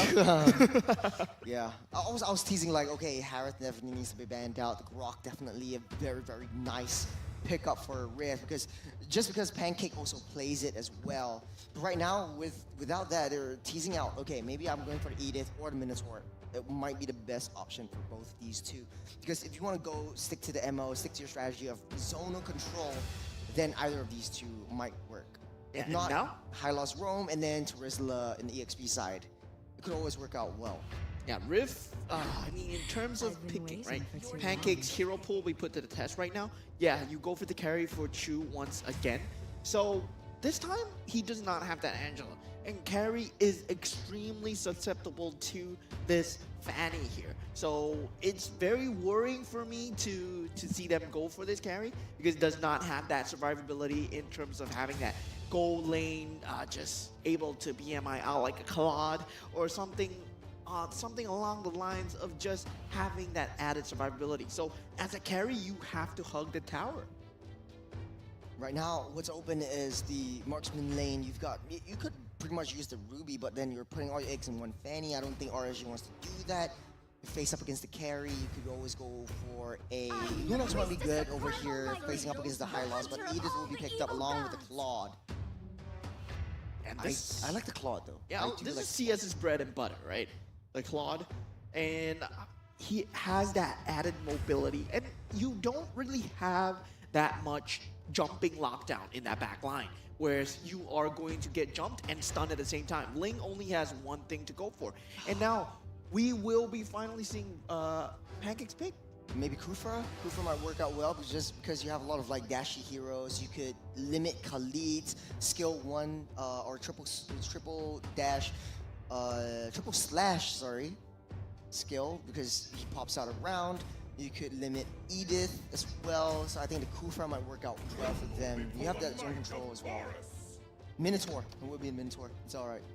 And yeah, I like it though. I like it. We know that Pancake likes to play this really top tier, tanky frontliners, right? But you know who destroys tanky frontliners? Jusin. Yeah, Jusin really destroys tanky frontliners because you get that lantern on them all time. You just place them out of position, troll them around, just ragdoll them into submission. Funny you say that. Because I think right now, Rift does have like a very easy to execute kind of draft, right? Everything's zone control. The only downfall is I think carry is lacking that range. So in order to protect that carry, pick up the Minotaur, which provides sustainability as well. But Rift's draft really reminds me of how AP Bren likes to draft around, where you have the Minotaur, you have the Heave around, so you're trapping everyone to RWM, you throw down Minions Fury. But hey, you know, that's all my theory. We're going to the game, we're looking at execution. This is potentially the last game. It's game number 4 between Rift versus RSG. With Rift 1 game away from securing the spot in the top 3 and meeting Evil in the lower bracket finals. Will RSG equalize? That is the question. Tournament life on the line for RSG right here. It's do or die. I tie things up or go home. Oh man, okay, now it's getting pulled back by Jusin, but no commitment as of now. It's a very, very slow, controlled pace for Rift. They know that Gear's gonna ramp up the tempo, ramp up their aggression, but as long as they keep an eye on where this Khalid is, I think Canonio will have an easy time. Look at how Bear is pathing as well, just sourcing for a little bit more information to keep Canonio safe. Now Gear onto Canonio. It's a 2v1 situation down the mid side.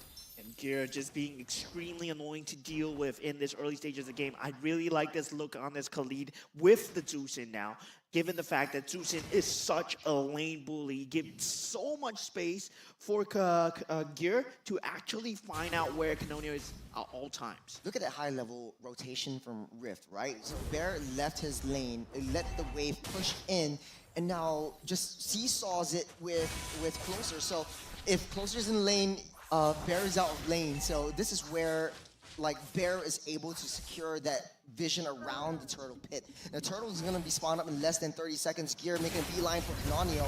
Closer misses the onward. Yeah, the knock up, the pullback here onto Bear as well with the lantern, sustaining, but not enough. Yarn lands the first blood. Canonio coming in with the Tempest of Blades as well, laying the damage onto Gear. He flickers out of there, and he's going to be safe for now.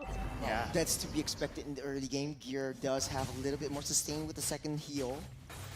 There's a very good front line, and Zusin, you love a very good front line, right? And Bear just swept up away from his feet. That Lantern is going to destroy anybody who wants the front line. You're desperately trying to get his level 4 before securing the turtle pit. Taking a look at itemizations. I don't know why CS actually got the common emblem, just because like now you don't really need that mana. Yeah. Interesting. Interesting, Might right? be a glitch, I don't know. But Yon actually secures that turtle. That's just a really interesting point that I want to point out. Right now, RSG does have the upper hand in terms of the gold economy, but just by a little bit. Gear ramping up the tempo, continuing the aggression, identifying where the Ling is at all times. You got spotted out in the bottom side. Yeah. Juicin, using the lantern just to identify, find out more information. Oh, the pullback forces the flicker as well. Gear trying to get something there, but he's immobilized. The damage comes through. Bear and Pancake trying to put enough on him, but the sustain from the Quicksand Guard not quite enough as Melon takes care of him. Basic attack. Oh, actually, Pancake pops the Minoan Fury. He's just baiting. Oh, Yon baited out the Minoan Fury even without coming close. Well, I thought that was like a high IQ play, but it was just really panic right there, trying to protect Melon at all costs. I mean, Yarn's coming in. If he went in and that Minoan Fury went off, he would have been the most smartest player of all time, right? That would be the best Minotaur play I've ever seen. Well, shoulda, woulda, coulda is what I like to say. Going into the 3-minute mark, just 45 seconds to the turtle spawns up. Gear taking a little bit more damage, but he has a sustain. And the longer this game goes, the sustain might mean nothing when Carry gets online, when Canonio gets his power spike as well. Yeah, but he's doing so much, right? Now using the Raging Sandstorm to get away from that, but just being such a nuisance. And now Melon in some trouble, using the flicker to get away. Yon comes in for the cleanup, manages to get that one, and it's Melon sent to the grave pit. It's a drive-by. Yon comes in, takes what he can, and gets out of there. As 10 seconds to the next turtle spawns up, Canonio does not have his retribution, but so does Yon. But that might not be a problem after all, just because you're using these major objectives as bait. Yeah, Rift Esports lineup is really reliant on that late game, where Chu and Canonio are able to dish out a damage. Currently, right now, this feels to me like they don't have enough. Like, you can go into that Raging Sandstorm, Gear get the second skill. Oh, Yon takes care of Chu there, and then top, they're trying to get the turtle here, but they are now one member down as Yon has the opportunity to go back and get this objective. Gear trying to cause, again, some disruption here from Rift. Taking this objective. I think Roy is more of the disruptor because look at the lanterns, the real manipulation taken down. Roy goes down and knock up onto 2 here. Tempest of Blades being popped as well as they fight for this team fight. And now in the back line, it's going to be closer. Taken down. Canonio lands the last shot onto Gear. He's not going to let Gear get off scot-free. Now the turtle being used as bait once again. Melon trying to face off against Yon, goes a little bit too wide, and gets that discipline to go back. Here's Chu trying to get down that T1 mid, taking a lot of damage from CS. Yeah, Blazing Duet already dealing so much damage to Chu at the start of the game, but not able to finish him off. Still, 4-4 will be the scoreline. Both teams neck and neck in terms of net worth as well. Optimizations, that's the DHS already built up by this Claude. Slowly but surely, that's going to be a very, very scary late game Claude. So you got early game damage, you got late game insurance. So RSG's reset is down to Rift and how they want to set up these zonal controls, because RSG likes to find flanks, which is what Yawn and what CS likes to do. Yeah, mobility-wise, I feel that both teams, they do have that mobility, but yeah, that lockdown factor. There is no Tigreal anymore for Rift Esports, so I'm really favoring RSG at this point. That Raging Sandstorm is much more potent than that Minoa Fury.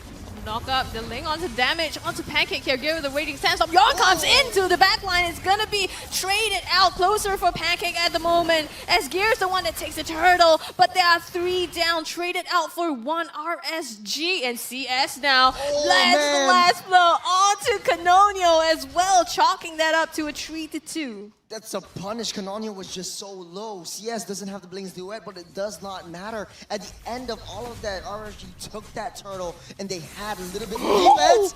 Yawn! Yawn! What? 1v2 comes in with the burst damage, and now lands that final shot to claim the life of Melon as well. That is insane.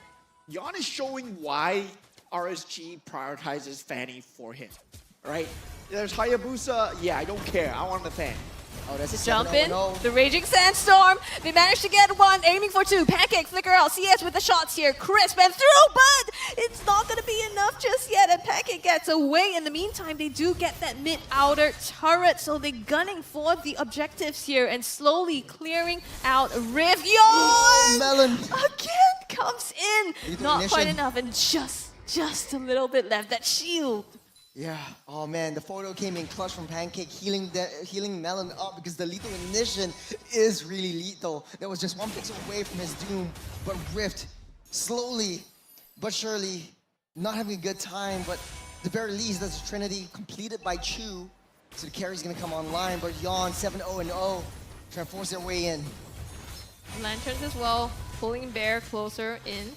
Now they're threatening this bottom turret here, as Rift still manages to defend them. Yeah. Rift's lack of initiation is really astounding to me, right? They have to go for all these counter initiations, but it's impossible to counter initiate when Yawn is able to burst you down at the speed of light. So they can only put Pancake in the harm's way. They cannot put anyone else on the map where Yawn is able to access them. Yeah. This is where Yawn is actually forcing Canonio onto the wall, because if Yawn goes down, he does not have his wall dashes as of now. RSG starting on with the Lord Rift, trying to get in position, trying to open up the vision play. There's 3,000 gold lead. I don't know if Rift is able to contest for this one. The Lord, as we all know, is just a bait in every single part of the story. Yeah, there's a dance going around in the purple buff, but then Yawn comes back to the Lord. Still, the fight will be ensuing soon, but Rift, they still have that initiation problem. It's a reset on that Lord. No one wants to make a move, but RSG is dealing so much damage, especially coming in from CS. The Claude looking like a really, really good pick as of now. RSG, I mean, they can do this for days, right? As long as they don't jump in, Rift has that meat grinder prepared, but RSG, all they can do is just poke back and forth, go for these objectives again, but now, where's pathway being used? The knock up, the real manipulation already cancelled here as RSG back out of that fight, but Pancake being drawn in, and Gear's the one that takes the credit for it. Raging Sandstorm used to catch up here onto Bear. Canonio comes in for the backup, and all this time RSG's trying to take the Lord as fast as they can. Here comes Yawn, gets the retribution, actually, just takes down the Lord without having to use that, as Rift is completely zoned out, and Yawn again comes in and lands the burst damage onto Chu. It's a lot of damage onto Yawn. I'm just really excited to see the itemizations that come through, because with 8-0-0, Yawn is single-handedly carrying up the games, and production heard me. Here's the itemizations. That's a full pure physical penetration build coming in from that Fanny. I'm not surprised if the Sky Piercers build up as well, because RSG, they're taking this game in their hands. It's a 4,200 gold lead with the Lord in their possession, marching down the bottom side.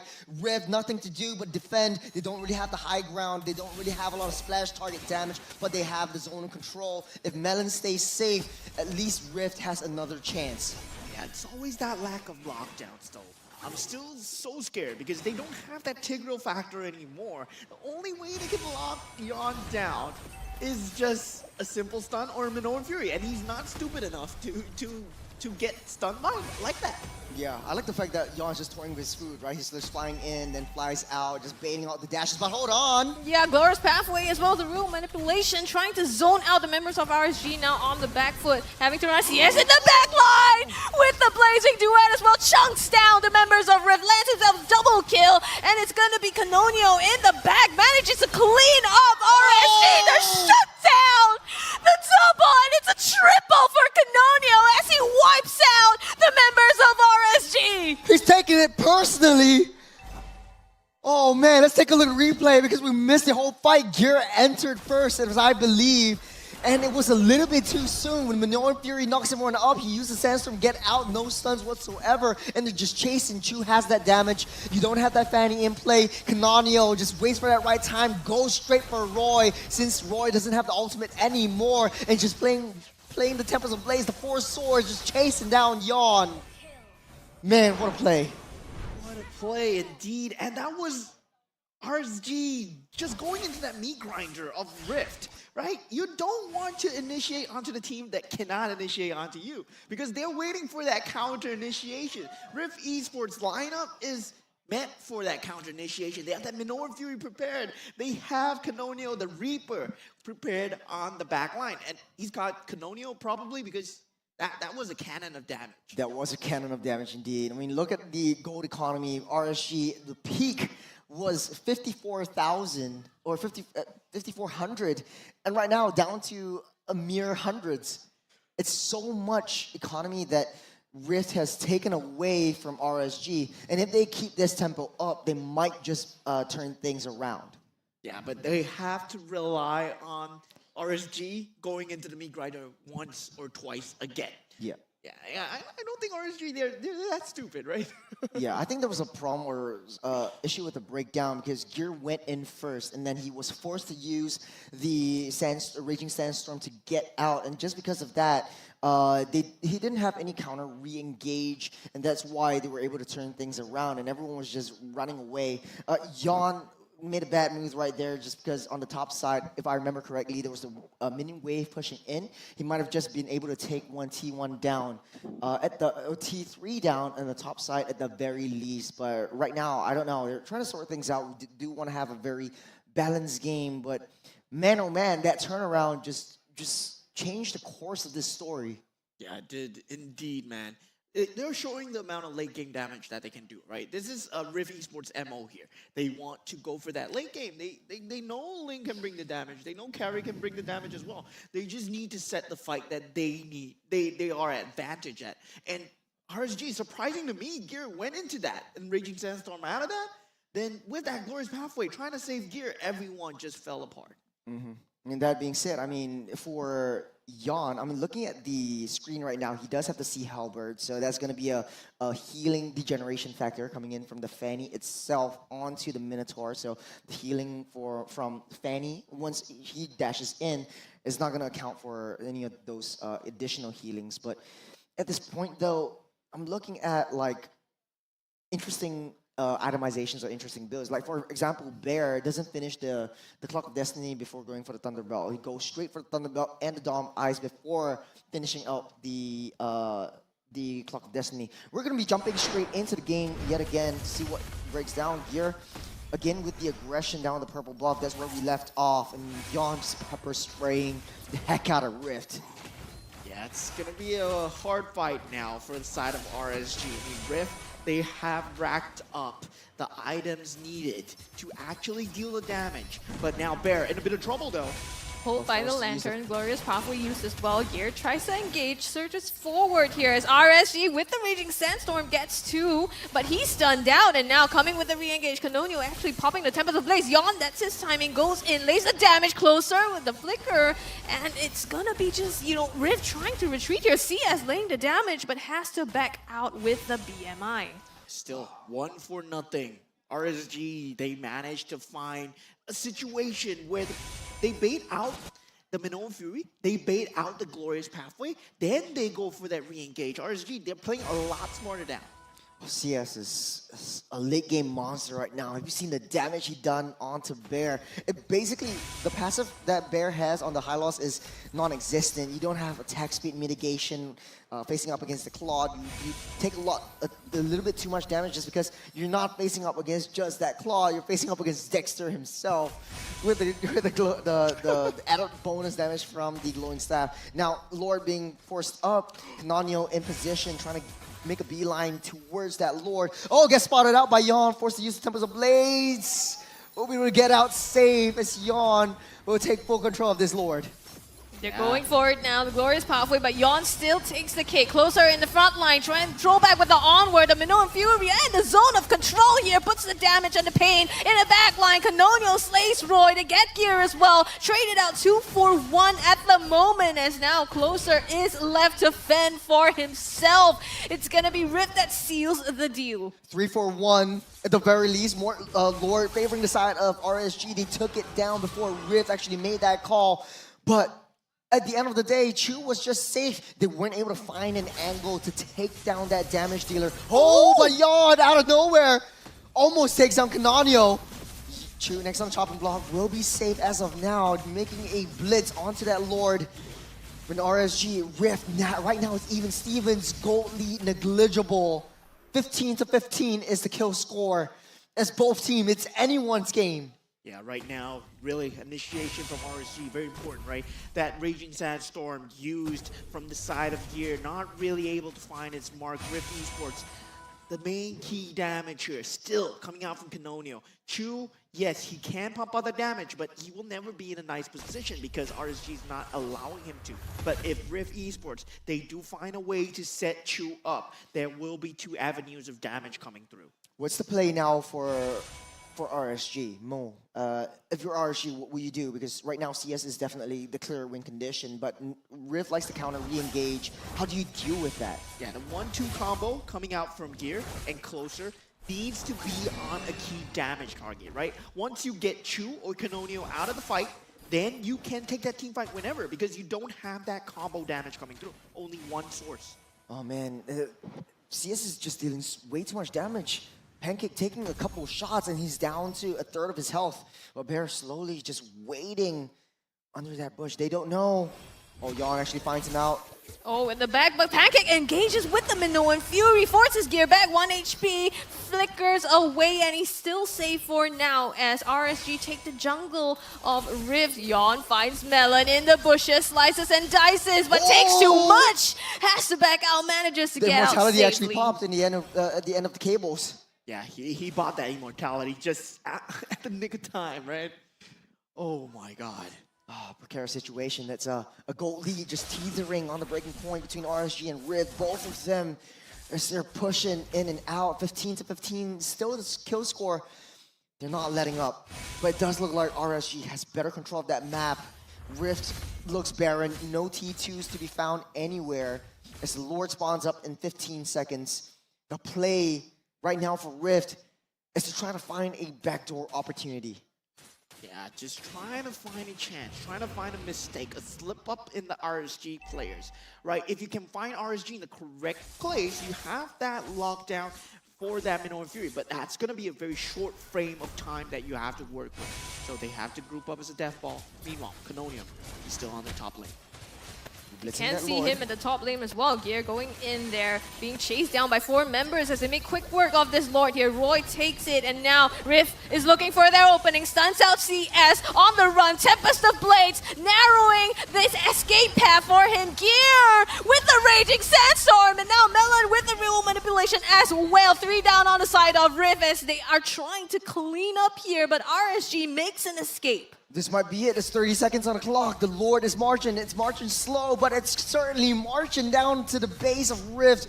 Will Rift be able to find some time or buy some time for the rest of their friends to come back online? The lack of frontliners from Rift still alive would not be looking too good for them, especially if RSG want to just rush things down. It's a bit tight. I mean, 10 seconds here. They're gonna try to take off the base turrets here with the Lord coming down the bottom and making their way through the creeps as well. Just as we say, the rest of the boys are back online. Here comes the Goon Squad. They can hold on for now Yep, with the real world manipulation. Defense is there. They're trying to take down the Lord. Surging forward, onto closer. Do they find anything? The Lantern pulls Bear back into the fray, and they're going to pop his head off. RSG still pushing forward onto Rift here. How does Hylos in 18 minutes die like that? It's just Claude, late game Claude, man. it's Claude. Not only Claude, but Dexter as well. I mean, his monkey. Yeah, it goes to show, right? That's a Claude with a common emblem, and he's still dishing out that much damage. Imagine if he had the Marksman emblem. That would have been even way faster. Interesting. Yeah, here comes Yon, flying into the cables, but they're not making a move.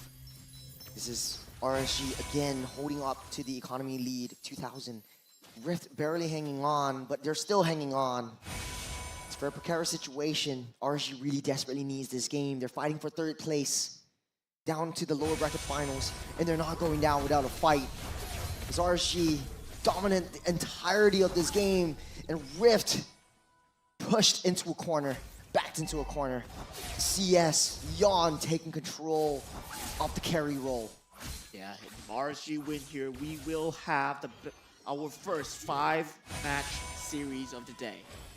They will tie things up 2-2, but still, Rift does not want to let that happen.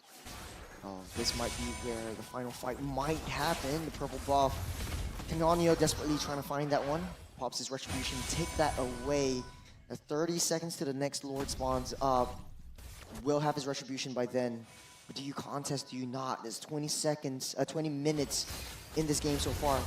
This gear leading the charge. Roy with the pepper spray trying to push everyone back, trying to pick up something, trying to fish out for someone. But Rift not giving them a chance. Still, the Lord. This will be the Radiant Lord. 18 minutes. Lord spawn at 20 minutes into the game. And this will be the super buff Lord, and both teams would have to prioritize it really heavily. But the lane priority really not looking good on Rift Esports right now. Roy as well as Gear on zone duty here, pushing up the waves and forcing Canonio to go back and defend this. But it looks like RSG, just biding their time as well, clearing, getting a bit more control off the waves. Yeah, the lack of AoE, right? True being that single target damage versus what CS brings to the table. It's really coming to bite them back, especially in these team fights. Canonio knows this, the bottom wave pushing up. RSG has lane priority. But the longer that this Lord dance goes, it goes into favor of Rift just because they do have the extra sustain coming in from the Minotaur. As Bear is sourcing for a little bit more information, they don't know where Yon is. They don't want to commit onto any moves. They don't want to pull the trigger.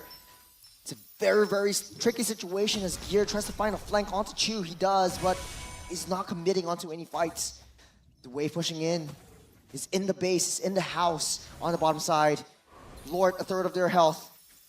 They spot just gonna give Canonio in the base, and that's the cue, right? Trying to rush the Lord here as Yon slays it. The glorious pathway laid down here, trying to find some form of compensation, but it's going to be the damage onto Rift instead, getting blown up. So far, still alive, sustaining themselves, but Gear knocked up. Real manipulation, forcing them back, but the objective is in the hands of RSG. Lots of damages, lots of ultimates, but no one died at the end of it. RSG took that Lord just on the nick of time, knowing the Canonio, like you said, Scrubby, what's on that bottom side. The fact that Roy is able to just pepper spray with that lantern time and time again, and he's not punished for it. Yeah, Rift Esports have a severe lack of really lockdown at the moment. Like they have nothing. They only have damage. Lord marching down top side. Pancake just got his ultimate. He's holding on to it. They're giving up that T3 mid. It's a very precarious situation. Getting pulled back by the Lantern. Pancake. Down to there. the line here. Yon Oh, slicing Canonio. and dicing pops the immortality of Canonio here. And it might be a breakout as Chu is in some trouble. Raging Sandstorm goes in and they're aiming for the core as RSG looks able to close this one out and manages to knock this up to a 2-4-2, bringing us to a game number 5. RSG looking very happy with this win. They had a very dominant game, the entirety of that game. Just one blunder, but they never let go. And we're moving on to a game 5. Yeah, game 5, first of the day. First of the entirety of the playoffs, if I remember correct. Actually, today is the only BO5 day. But that being said, man, both teams, they have a chance to go into the lower bracket finals facing off against Evil. Whoever wins this one is going to move on. Brilliance has a stamina at the moment, right? Winner takes all. This is really the culmination. Yeah, I was gonna predict like, okay, this is gonna be a 5-game series, but hey, 3-2. You guys are still in the running for it. I voted 3-1. I don't know what I was thinking, 3-1. I knew it was going to a 5-game, but like, hey man, this is gonna be a bang of a series. The last game, a lot on the line, a lot of stakes. RSG finally getting their momentum back. Rift losing 1 game, but they're still in it to win it. They want to prove themselves. Both teams do want to prove themselves. Everyone doubted RSG. Everyone doubted Rift, but they made it this far. Now, the question is, who do you think the MVP for Game of 4 is? It's gonna be Yon. Gonna be Yon? What about you? It's a difficult one. Let's just see. Let's just see on the screen right now. It's gonna be Yon 9-1-2. That's gonna be a full damage penetration. Sold his boots. Actually, Fanny doesn't really need boots anyways. Use cables. Yeah. Why wear shoes, man? Okay, it's interesting also. They got Fanny built the Swift emblem just for a little bit more attack speed. I think it helps Yon with the early game jungle speed. So that's the interesting point for me. But the fact of the matter is, the way that he kites around, the way that he finds flanks and finds opportunities, finds angles onto the back line and takes down Canonial, takes down Chu, identifies his target, makes him the MVP, makes him, like his hand symbol says, a winner. Yeah, and this was the game for him, right? This was his game. Yeah, this was the game for him because there was no semblance of lockdown coming out from Rift Esports. And you know how scary Yon's Fanny is. You played against it in Game 1. You lost to it in Game 1. And now you're letting it go without, just look at the lineup here, right? How are you gonna lock down this Fanny? Just pure damage alone? Not only that, right? Like, you have to lock down Fanny. You have to find a way to lock down that Claude, just because Claude uses the BMI to get into your face, shoots a little bit more bullets, and then flies out with the BMI. So that's going to be a really, really scary late game Claude, late game Fanny kind of situation that Rift has to deal with. Yes, they didn't give easy kills over RSG, but at the end of the day, the late game, Bear wasn't even able to survive against a couple of nasty shots from Claude and Dexter. Yeah, tanks doesn't matter in the late game when there's CS in the game, right? They don't matter. They're not tanks. They're just paper. No Harris, no problem. That's what CS wants to say. But looking at the statistics, it seems as though Rift finds it very, very hard to get the turrets. And one of the main reasons is because once you pick up the carry, you know that your range is going to be an issue, a very, very big issue in the late game, no matter how heavy your damage is. And yes, you got the win of nature if you're CS, but you sell your win of nature to get a little bit more sustained items like the immortality, and I think that creates another layer of defenses on top of CS. The only thing that I'm confused about this page is the common emblem. Apart from like the mana and the HP regeneration, I don't know what other benefit it brings now that Claude doesn't have the mana regeneration. I think, if I remember correctly, it does have a little bit more movement speed. I think that's pretty much about it. Pretty much about it, right? Does win him that early game versus the Chu versus the carry, so it kind of worked out. But still, like Rift Esports, now I really see it. There is a very clear lack of initiation. Like, really, just look at every single one of the members. Who goes in first? Who takes the team fight first? There is no answer for me. So for Rift, I think Minotaur and High Loss actually is a very good engage. It's just that whenever Pancake hits the Minoan Fury, he doesn't hit onto anyone, and I think that's the problem. Yeah, but that's just because RSG, they are so mobile, right? You see that AoE indicator coming out, you see that glorious pathway, you see that circle, and you just run away because there's nothing holding you there.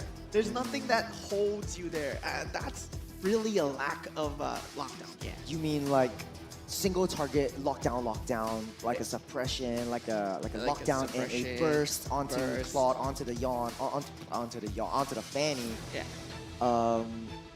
Yeah, it's Rift fought really hard. This is by no means an easy victory for RSG. This is going to be going into the game, a game 5, but then again, RSG actually they have the macro control, and I know that Rift is able to get the macro games done. And as much as Canonio was MVP in game number 3 or game number 4, game number 3, in this game it was just macro games all the way for RSG.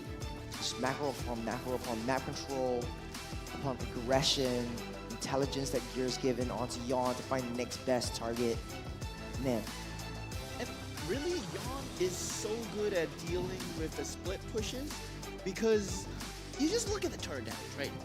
They have Canonio and Chu who are expected to pull these macro plays off for Rift Esports. But yeah, no form of feasible damage.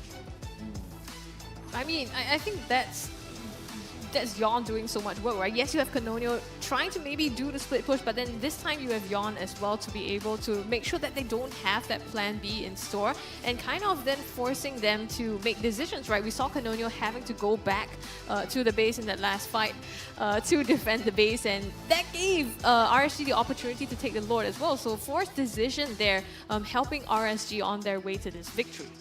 Yeah, take a look at the top 4s. You've got Canonio, Bear, and actually Bear on the damage taken as well as the total assist.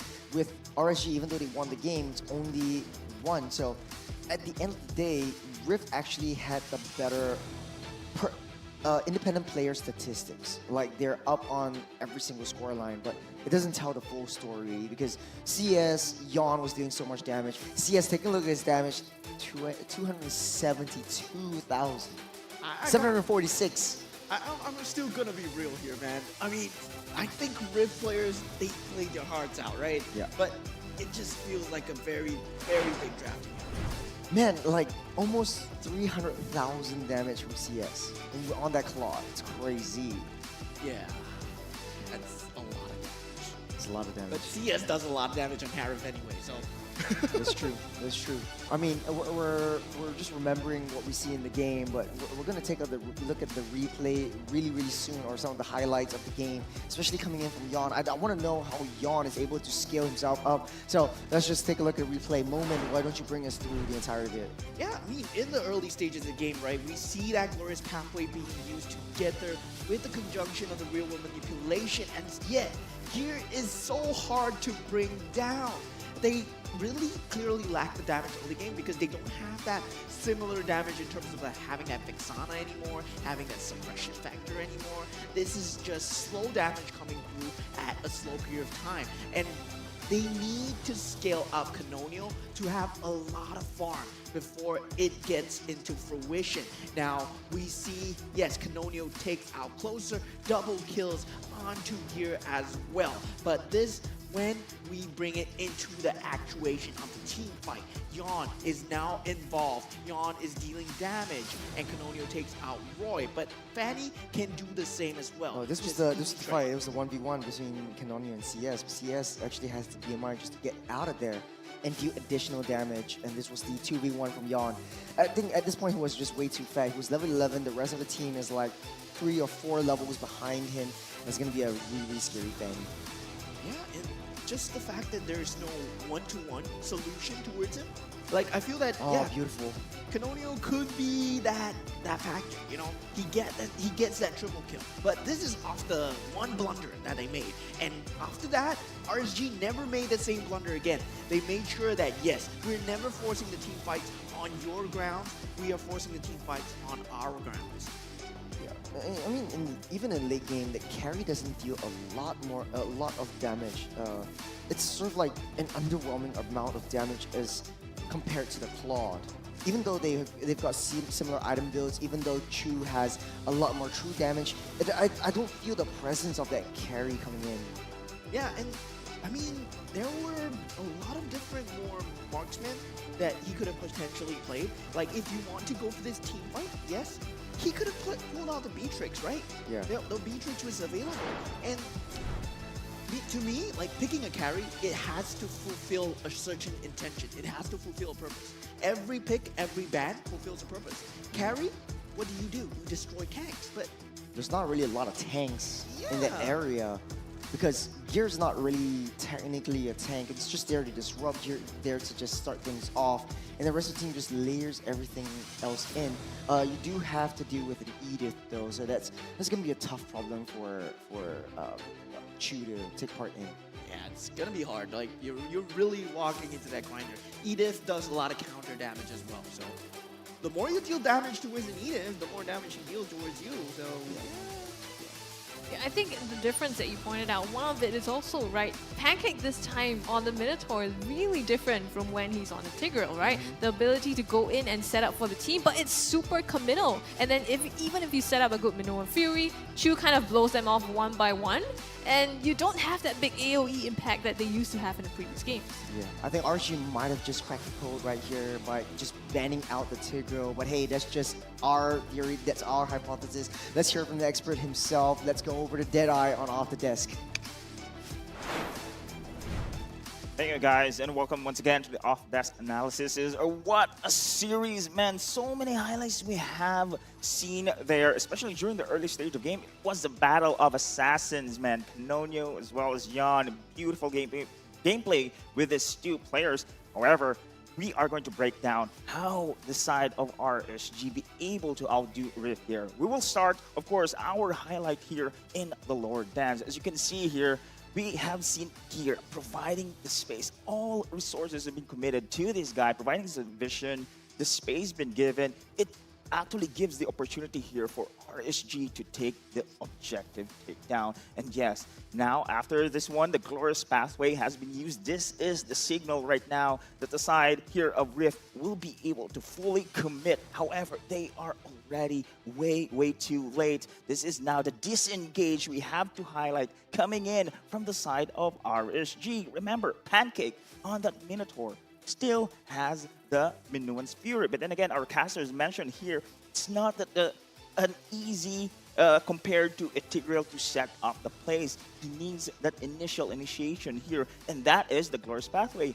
How can you chase this running RSG in this choke point here? So what happened here, it was actually Canonio trying to do something here, but then again, he's surrounded by RSG team here. That was the sacrifice, and again, it forced Rift here to do battle, and it was lost for them at this moment in time. Now we are going to forward here our next highlight in this game. This is now the Lord of course, the Lord push that we have mentioned a while ago, and this is now again Rift trying to defend their base.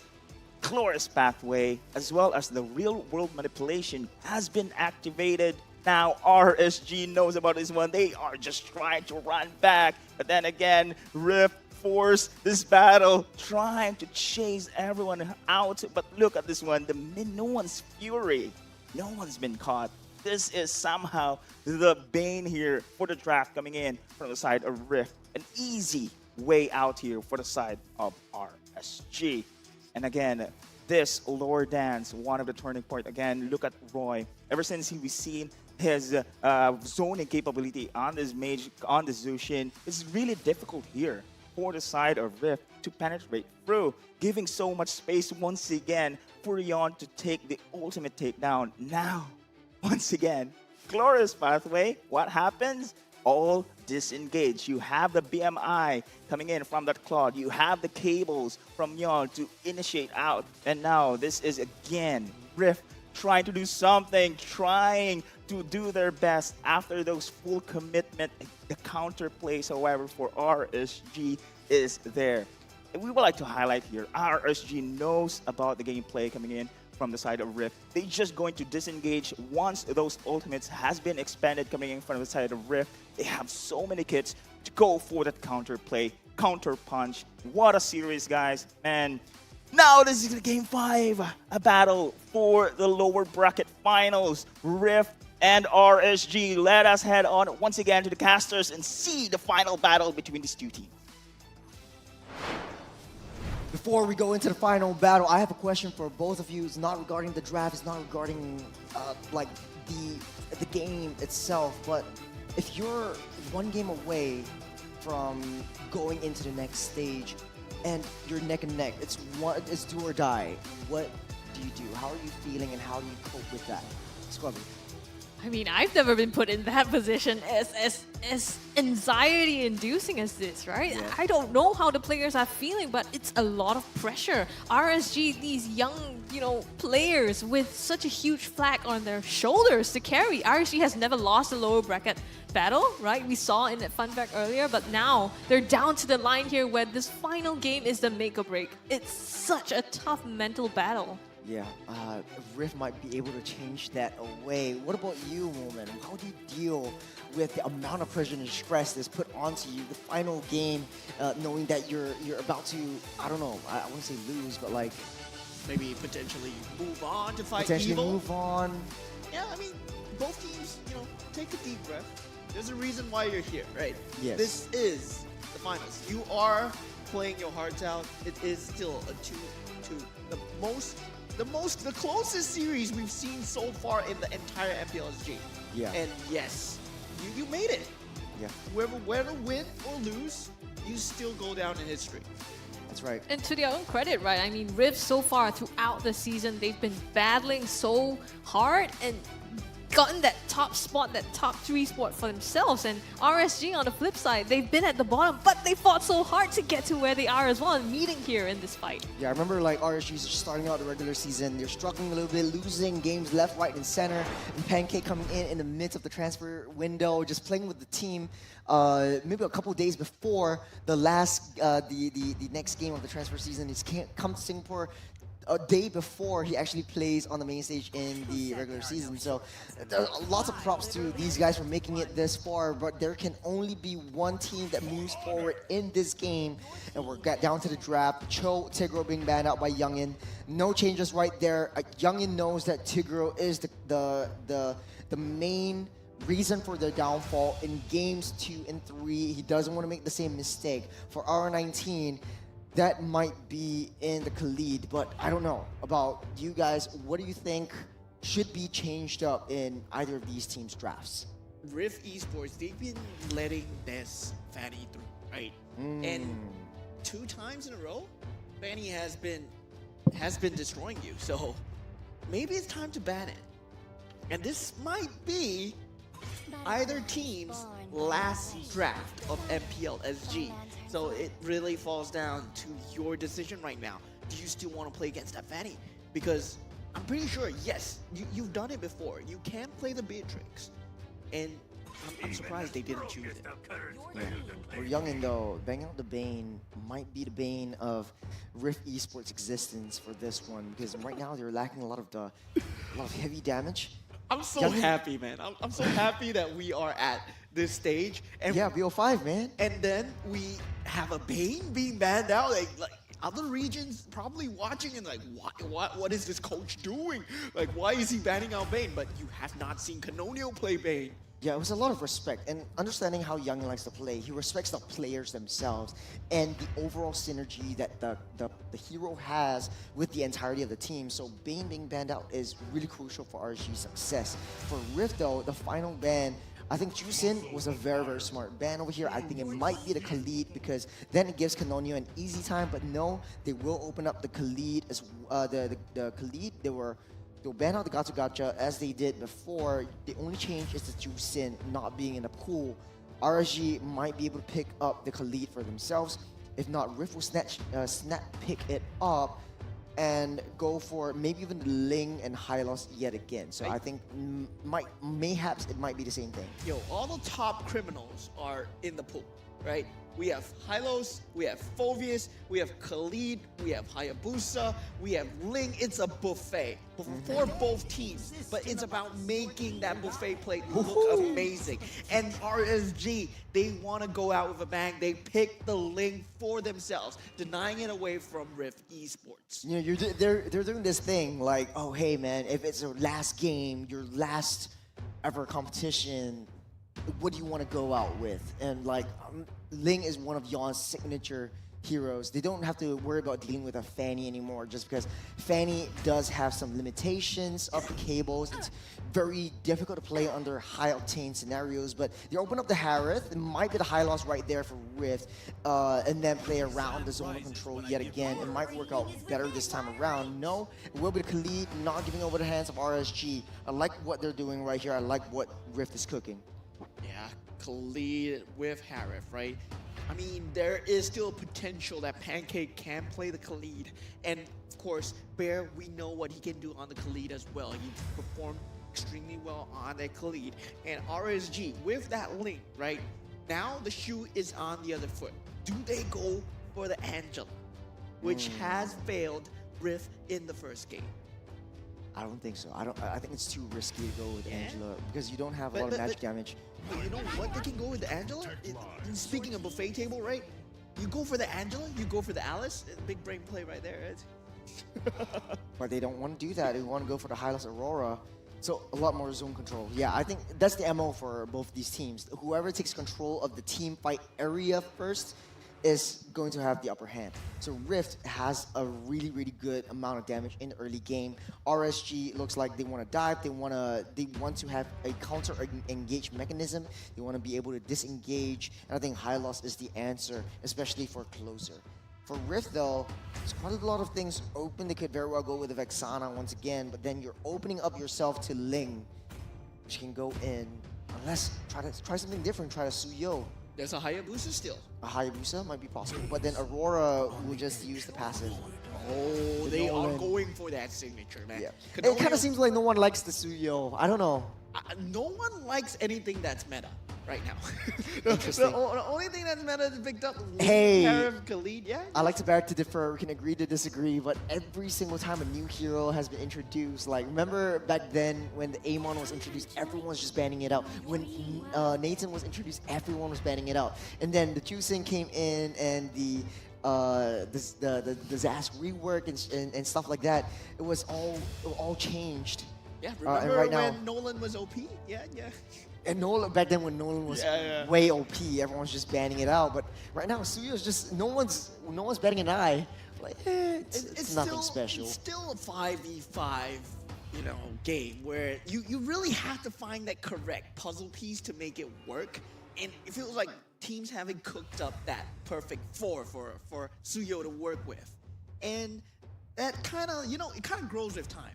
When the chip was released, yeah, people knew it was strong. But now it's still strong. It's always sitting in the ban pool. Never seen the light of day. I think almost 100% pick rate for that chip, and it's always sitting in the ban pool. And R19 knows this. It's one of his signature sort of like flavors, if you will.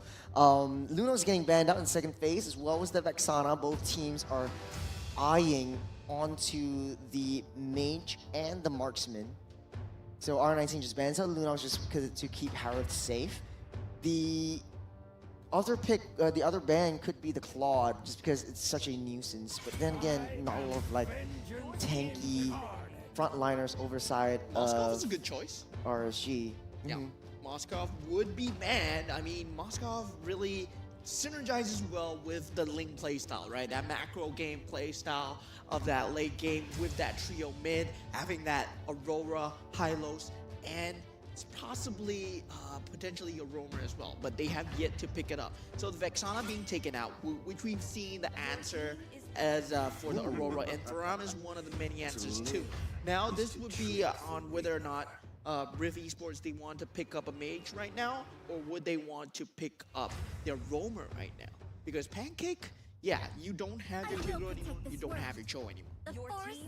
So it's gonna be Edith. I'm really like stunned that the Powder Mist was actually banned out.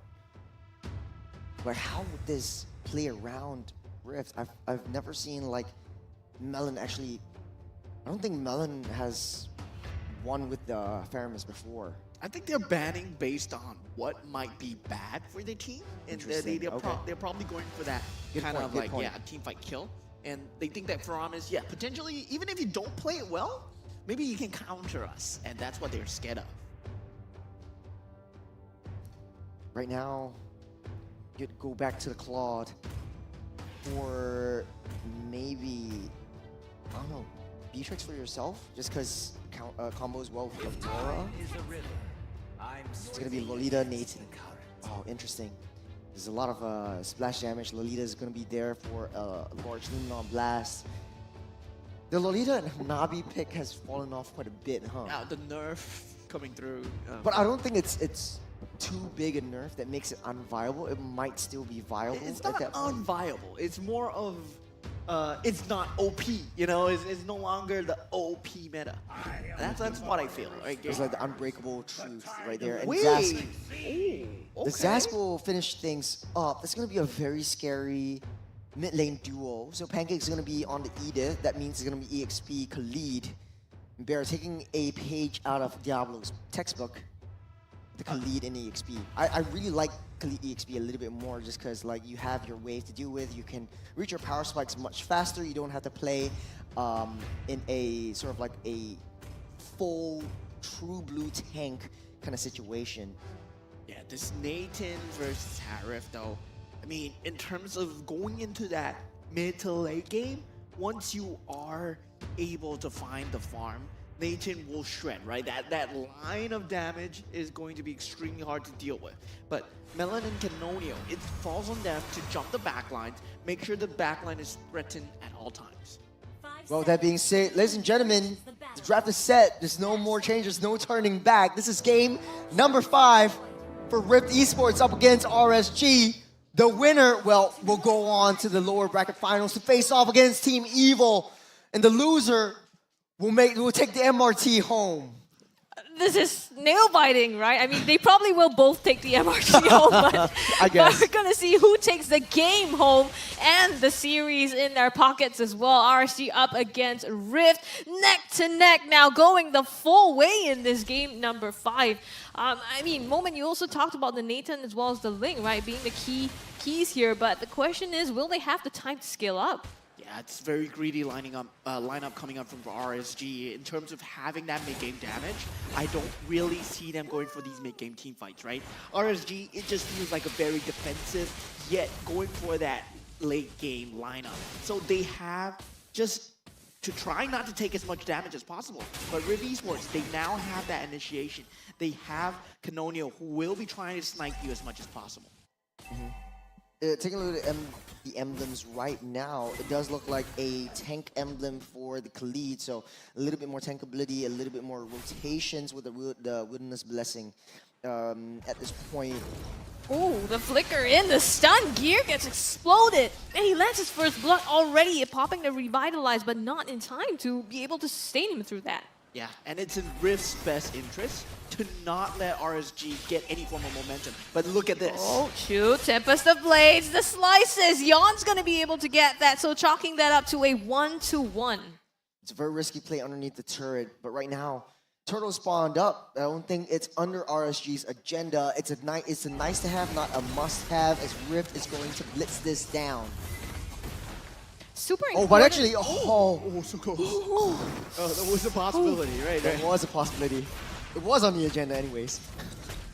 Gear in some trouble as well. The stun comes through from the Dominator's Descent as well, popped to be able to deal the damage, but Melon does not get the kill, and here comes Closer for the backup, and they will disengage Bear in the brushes, laying some damage onto Closer as well, stuns him out, puts in the Frigid Glacier, stops Pancake and Melon in place. Good play, just creating that space to keep Closer alive so that the follow-up doesn't come through, as both teams are really fighting their hearts out onto this one. In the late game though, I do feel like a late game Nathan would be much more scarier just because of the attack speed that it brings to the table.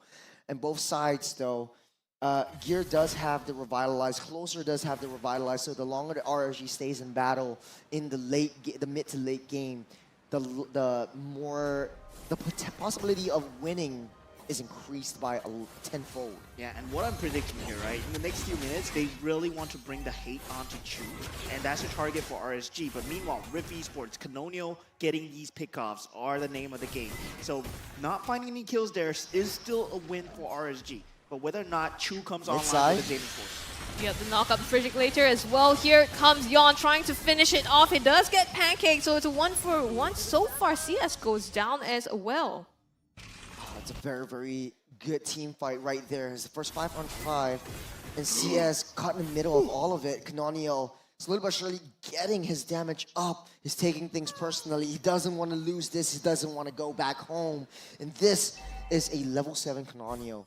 Only time will tell how far he will scale up in the early game. Yeah, and expect Canonio to be breathing down your neck at all times because he is that mid-game monster that he is. There's so much mobility, there's so much burst damage that's coming out, way more than what the Ling brings to the table. Ling would want to bully the Harif as much as possible, and that's the only target for him. And look at the speed that Bear is surfing on. He's already at the turtle pit, waiting for the right time. Pancake with the engage in the backline. Bear gets 2 stunts out. Then it's down Gear and Roy as well, already sent to the Great Pit. Yon gets the turtle though, so it's a bit of a consolation prize, but they go on to closer as well, and Rift closes that out with 3 kills. Massive, massive sandstorm by Bear. He identifies Gear and Roy on the back line. Roy doesn't have the passive at all. Goes in, stuns them out, and deals that early game damage that Khalid is known for. With a fracture, Canonio takes one out. CS out of the ball game just as he responds. Yes, sir. We will have a replay on that screen, and we will see that Raging Sandstorm once again. The lack of damage coming out from Team RSG at this point, right? There is a very blatant lack of damage because they went for an extremely greedy lineup. They went for the Nathan. Yes, they went for the Ling as well. But Yon finds a kill on there. Oh, one more hit, just waiting for the right time, dodges the fracture out of the way. And now, Rift, at the very least, they've got the gold advantage, 2,500. Nathan not having a good time this game around, 0-2-1, CS is falling behind. Yeah, but the silver lining for RSG is they really have that late game damage. If it falls to a state where we are at 18 to 20 minutes, their lineup is extremely favored. But meanwhile, Rift Esports, they have to deny it as much as possible because I don't see them losing any team fights. They have so much zones of control. Zaven's Force, they have that Dominator's Descent as well. And together with Canonio with the burst damage, Raging Sandstorm as well, there's no fight that they can lose if they're together. On the bottom side, Bear, Gear rolling that out. Canonio finding CS again, and the Rapture closes that one out together with Bear. It's 2 down on the side of RSG. This is not looking good for them. They are putting CS down time and again. Roy, a brawl there on the bottom side, fending off Bear from taking that inner turret. Rift is scaling all the way up. Yon might be the final hope. His 3-0-0, still in the game though. But he's just waiting out for the rest of the team. Roy taking front of the damage. Bear just zoning everyone out of the orange buff. They're fighting in the mid side. Chu wide and open. Limit on Blast ramping up. Yep, trying to find something, but it does not land. In the meantime, Bear comes through the back line as well. Tempest of Blade lays down from the damage. Yon tries to slice and dies with the Frigid Blaze here, but he takes too much. Shut down by Canonio, and they lose 3 in that fight. Bear knocks up a double for himself as they crash through this mid lane turret. CS barely surviving, barely making it out with a sliver. They're making a beeline to this turtle. Take this turtle out. There's 2 turtles in their name.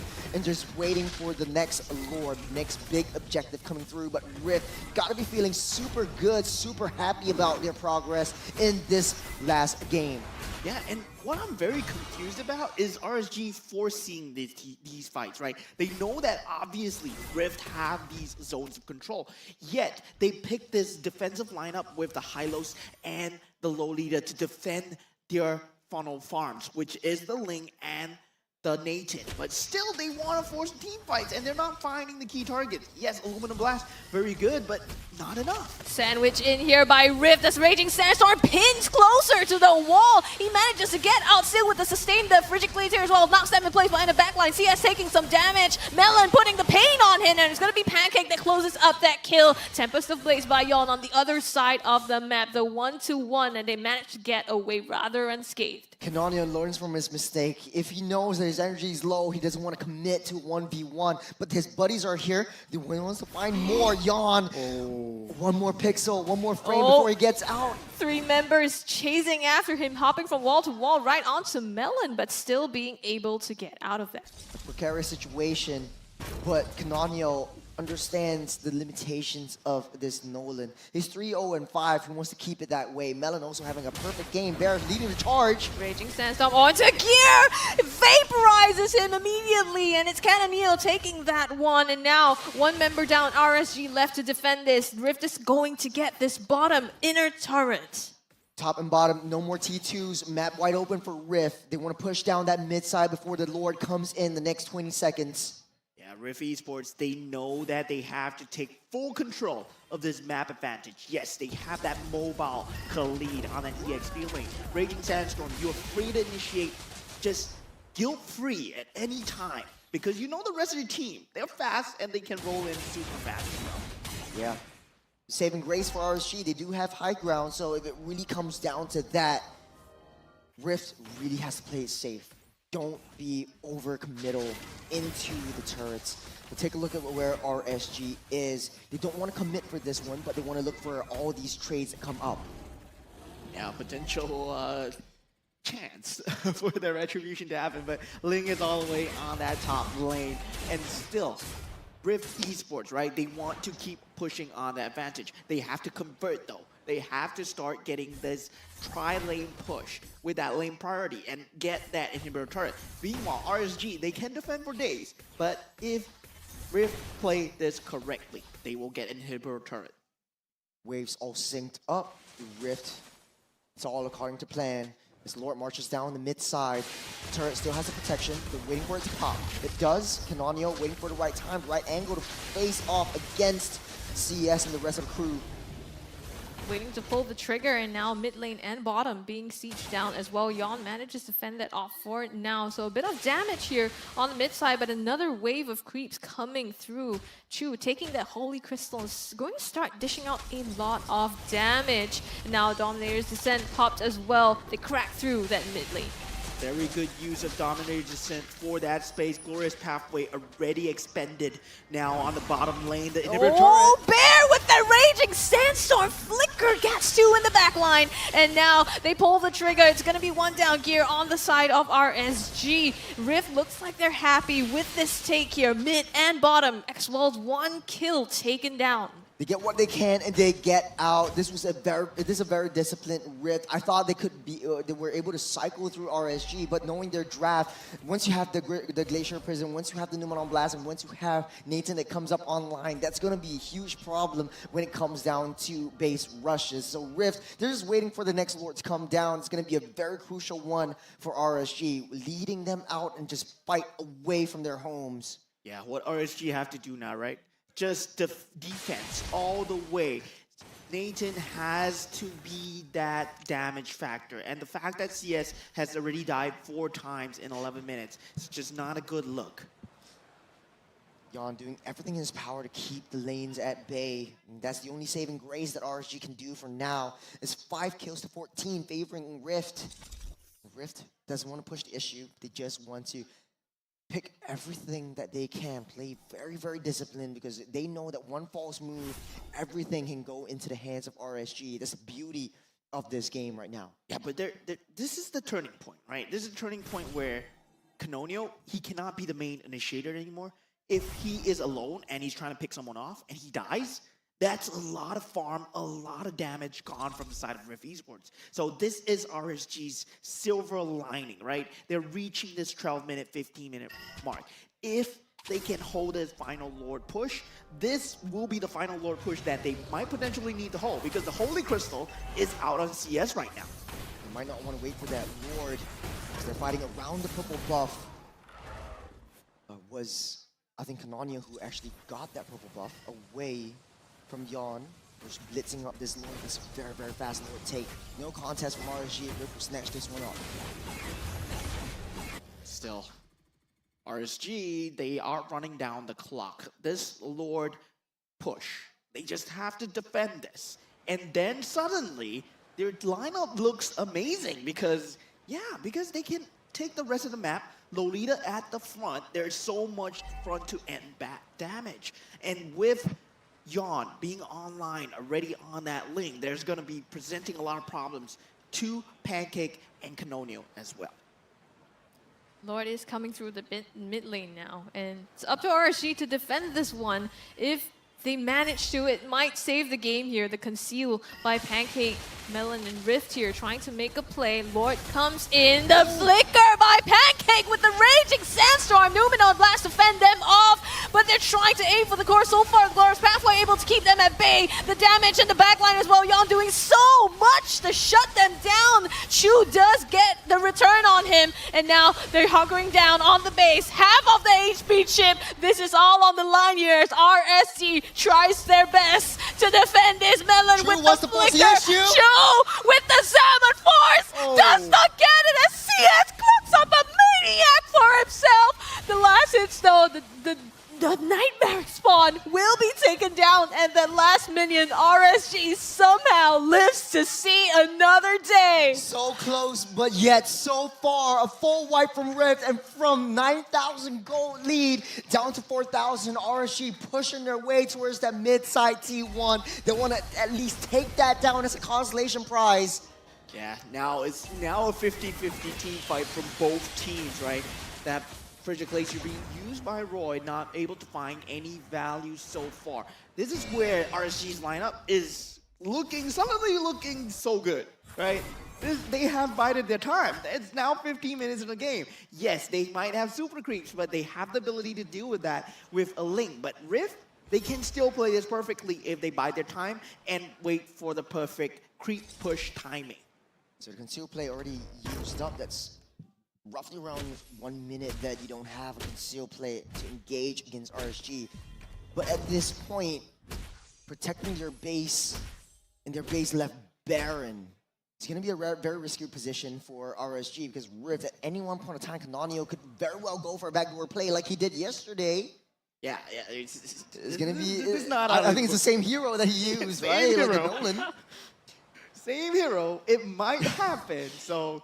yeah, keep a lookout. Precarious situation for RSG, but they're coming back online. I think they underestimated the amount of damage that Nathan could do, but just because CS had a very, very hard early game. Now, 15 minutes on the clock. Let's take a look at the itemizations. The one already built up for that Nathan. And it's actually CS, just with that Maniac alone, coming back up with 2,000 gold ahead of Chu. So it's going to be a very, very scary Nathan coming into play. I don't think they'll be able to contest for this one. They would rather play around their base. Chu snatches up the Lord. Oh, RSG trying to find that opening there. Going in, but here comes Bear. Glorious Pathway stops him in his tracks. Flicker used as well to get out, but still, Lord in the hands of Rift, and RSG has to somehow defend this yet again. And that was an extremely good call by RSG to take that team fight, because if Rift fought that was not in their best interest, right? They would have lost that team fight, given the fact that RSG just are dealing so much damage right now, and they don't have the skills needed. They don't have the utility needed.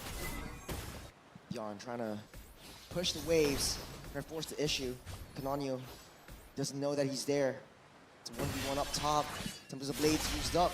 Oh, Yon might get this, pops the immortality and runs away. That's crucial. Now, Canonio does not have that second life, but he has to back out. The Lord is crashing down on this base here. Mid lane, Raging Sandstorm. Bear goes in, pops the Winter Crown. Frigid Glacier as well, used just on him. In the back line, it's going to be closer, trying to make as much work as possible. CS outputting the damage as well to fend them off. And Roy pops off Melon. They're going to be able to get two to force Rift to back off. RSG with another base defense. RSG are not giving up without a fight. They're not going down without a fight. And Rift has to work for their win.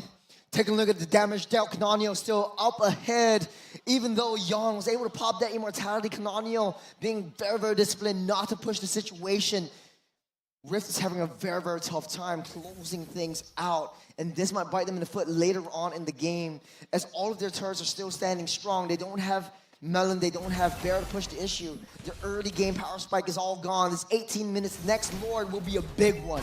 And this is where Yon's decision making will come into play for RSG right now, right? Yon needs to play within an arm's length of his team if they are going to win a team fight, because Rift, they are going to force a team fight down their throats. And if they can find that opening and Yon isn't around, might potentially spell doom. But Rift Esports, of course, they are smart. They will wait for the creep pressure. They want that split push to come through. 30 seconds. Next Lord spawns up. Rift just looking at the map, not making a sound. The first one who shows their faces would spell their inevitable doom as Pancake tries to get a little bit more information around the map. The entropy already used up by CS to try to understand where the enemy is. They're all playing on the opposite side of that Lord. 10 more seconds until he comes back up. Rift definitely needs it. They lost a 9,000 gold lead to RSG, and right now it's tipping over the side of RSG. The scales are tipped over just because CS, this is a late game Nathan that we're working towards. Late game Nathan, late game Link, with that all-encompassing Lolita, who had that Luminal Glass just to defend. And with that shield as well, I mean, it just counters out so much what Rift wants to do. But they had to reach this stage of the game. And what did they give up? They gave up 3 inhibitor turrets to get here. Whether Rift, they do get that split push going, no, they don't, because Yon is on the job. CS, popping Entropy, trying to push Melon out of the way. Now Melon has to retreat, playing a one-man down team fight. No one's starting up with that Lord, he's just using it as bait. Tournament life here, hanging by a thread at stake for both of these teams. And now the wave super crucial for RSG to manage. Conceal, play, Pancake going in, trying to find an angle here. Oh, Bear. Having to back out. Bear as well with the flank, not quite holding that off just yet. As Yon might rejoin the fight now. They're just dancing around this Lord. Yeah, it really falls down to whether RSG wants to take this team fight, wants to take this Lord. Whoever initiates here are at risk of losing the team fight. Top lane already pushing down. CS has to respond for that one. Yon is kept busy on the bottom side, trying to push that wave priority. At the very least, he takes down that T2. No one from Rift wants to respond. They know that if they go over, then the fight will break loose. This RSG 3,200 gold lead as of now. At this point, it doesn't really matter. Rage Precision already used up and forces everyone back. Bear has to respond on that bottom side. And Yon has drawn away the attention to the bottom lane as well. Now, the team fight. Pancake going in. They're trying to do it. The Raging Sandstorm does not connect. And in the backline, CS doing so much damage. The Bear as well pops the immortality. Forces them back here. Roy gets Pancake. They abandon the Lord for the kills. And it's a wipeout on the side of Rift Esports. As RSG have a handle on this. It's their timers now to end this game as they clear up the lanes. RSG! Bottom side pushing in. It's gonna be a very, very long victory. Everyone's all standing up, but we're slowly pushing in. They know it's not over till they end the throne. But it very well might have been. It's 30 seconds. There's no way Rift can make this. As RSG let blow after blow to secure their position and through this lower bracket. Everyone doubted them in the regular season. They've made some changes. They've adapted to the gameplay. RSG will keep the streak going. They're not going down in the lower brackets. They're going off to lower bracket finals, facing off against Team Evil. Oh my god. This is gonna be epic, right? RSG versus Team Evil tomorrow, and RSG just been through hell. They literally been through hell. That was hard. That was a hard game. But I mean, it's also hard for Rift, right? Like, it's 3-2, so both of you got predictions right, and I think the audience as well. Most of us are predicting a 5-game 3-2. But for RSG, though, not an easy fight, but it was all intended just because they have that Nathan. But Rift, they just had so much trouble closing out the games, and that was the main reason for their downfall. That first Lord take, forcing the issue, forcing themselves into the thrones, and just everyone just decimated, everyone taken down. Maniac given over to CS, and just RSG keeping their dreams alive at least for one more day. I mean, they did exactly that, kept their dream alive indeed. And you know, the key, CS, scaling. We said it was greedy, but they did, and that was the key. Greed worked out. Just be worked out. greedy. Greed is good. Insane. But both of these teams played their hearts out, you know, and unfortunately Rift had to go home, but man, RSG. Yeah, I think everyone has to go home after this game just because it's game 5, but I understand you. Oh, but honestly though, I think it might spell the end for Canonio and Pancake because they have to go back to their actual homes. But congratulations to both teams. RSG, you'll be making it into the lower bracket finals. Oh, tomorrow.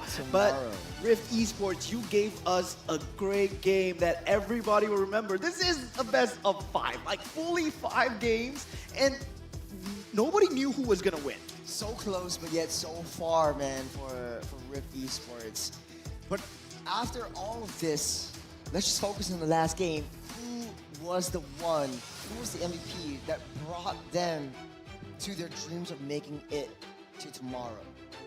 Who was the playmaker? Who was I gotta say it's Yon. Once again, I gotta say it's Yon.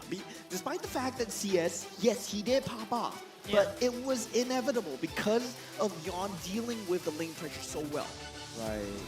I think in the early game, right? Having those kills and being able to also manage the lanes across, doing so much work. Yeah, just buying time for CS to come online, get his power spikes. Let's take a look at MVP on your screens right now. It's going to be finding the right targets. He might have well been. He's so crucial in a lot of these team fights, a lot of these glacial prisons, and that last gameplay, that last fight that won them the game, it was Roy who initiated everything. It was off the map just because of Yon trying to maintain that pressure on the offside, but it was Roy who kicked things off. Yeah, I saw that in the background as well. Like Yon just froze 2 people while Roy just froze 2 people while Yon was rotating in. Oh my god, that was a cinema, man. That was a cinematic scene. Like, yeah, Roy, I'm coming. Well, I mean, this is it's a really, really scary moment for RSG right now because looking forward, you have to face up against Evil, and you just played a heck of a game this time around. It's a best of 5. Get some rest, go home, reset, and come back in the morning and get to the next game. And I think for Roy, right, we talked about how he used to play the Kadita as well, you know, very assassin style. But even on this Aurora, it shows the same signs with the flicker in together with the frosty breeze as well, being able to land those, you know, stunts in place and lockdowns. Phenomenal play. So kudos to him landing that MVP. Would you say that Aurora is sort of like a pseudo artillery mage? No, he's Aurora. Aurora.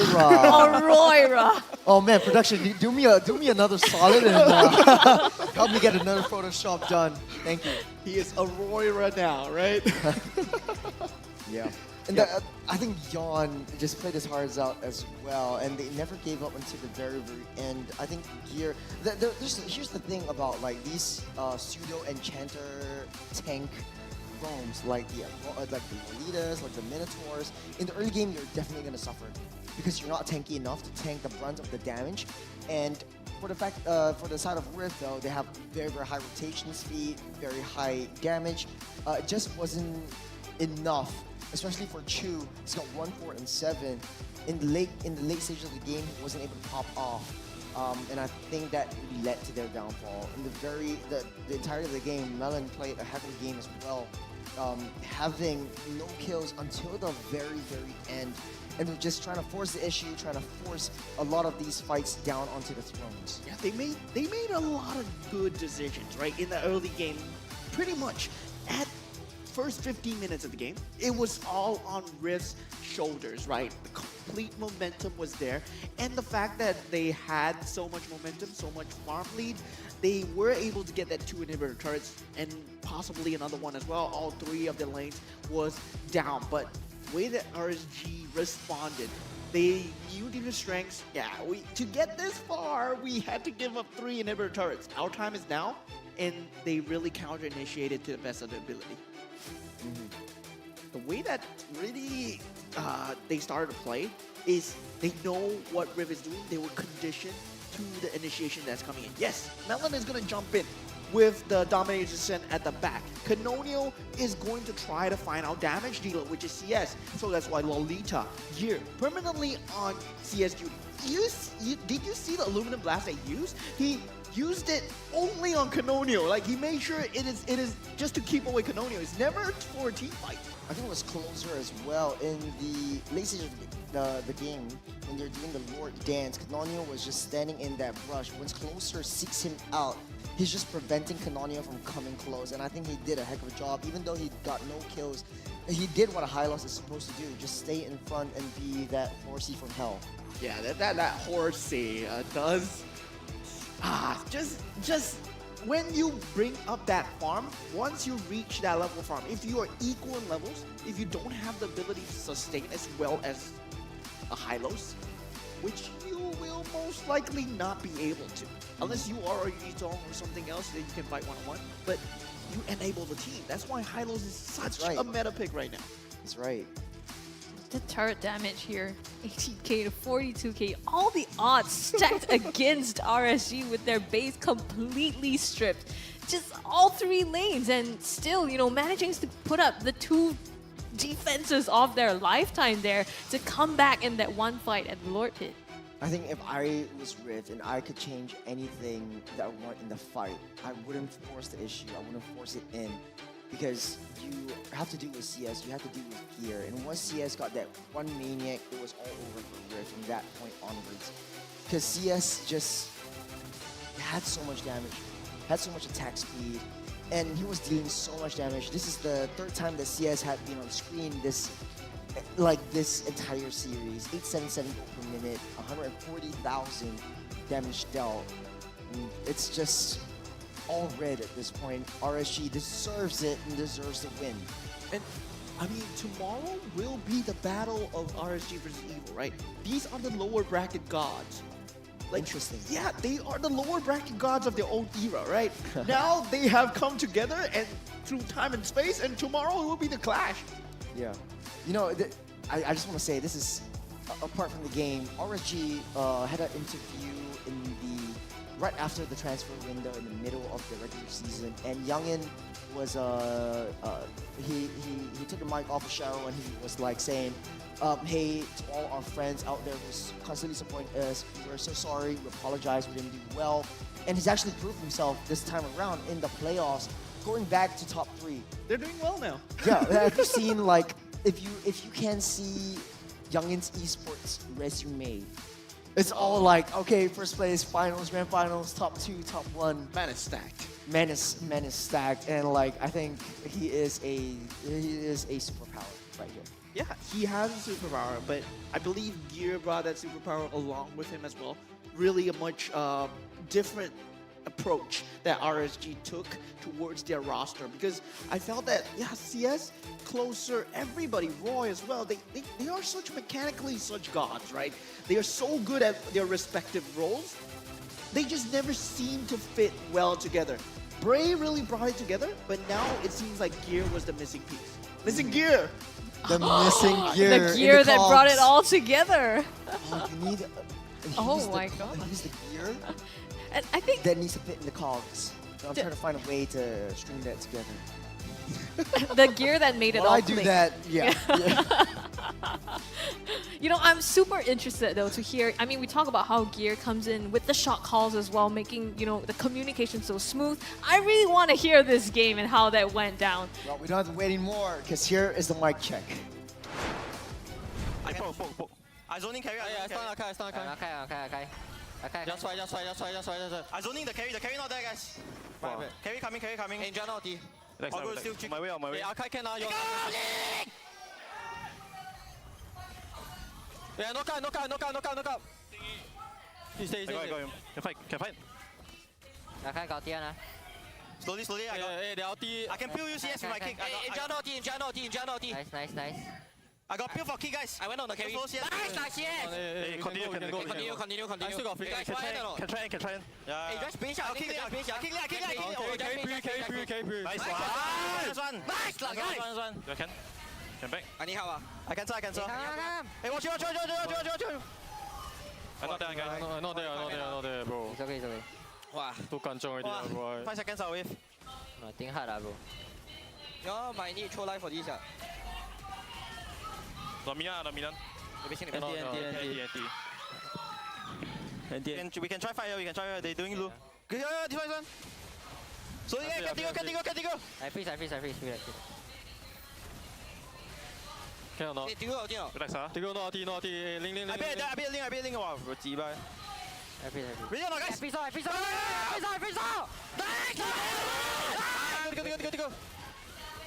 Wow, I'm trolling. My bad. Well, go. Come back, guys. Help CS. I freeze, yes. Yeah, they on me. Hey, Wow, my bad, I'm trolling. Go. Hey, back slowly. I freeze. Okay, nice. Ling, header. Nice one. Yep. You see how, guys? Defendable. Yeah, freeze me. Hey, pushing not flicker. Nice try. TNT. Yeah. Find you don't let the carry free. One of us need to do the job. Nice fire! Hello! Nice. Hey, can we try me, guys? Back pass, wait for me. Nice poke. Oh, Mio first, guys. Yeah, ulti, go. I ulti, I stop the... Link no ulti. Ulti the front. Go. Hey, base. All he base. Nice. Nice, guys. It's half. Cannot. He won that. He dash. Nice one. Hurry. I shoot, guys. Nice. Slowly. Wait. Go. Hit the base. Nice. Shoot, guys. K-diff, guys. Hey, guys, don't need to force out, guys. Yeah, I zoning all of them. I cover for CS. Come here. Yes. I freeze. Hey! How you doing, bro? What are you doing, bro? Oh man.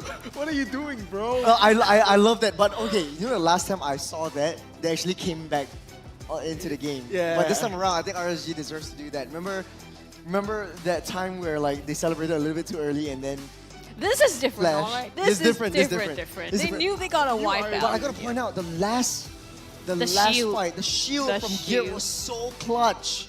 I didn't even see that. I was like, hey, how come there's no minions? How come the base wasn't hit by Chu? But it was Gear standing in front of the Harith. And it was like, I shoot. And then you can see like the tone keeps rising.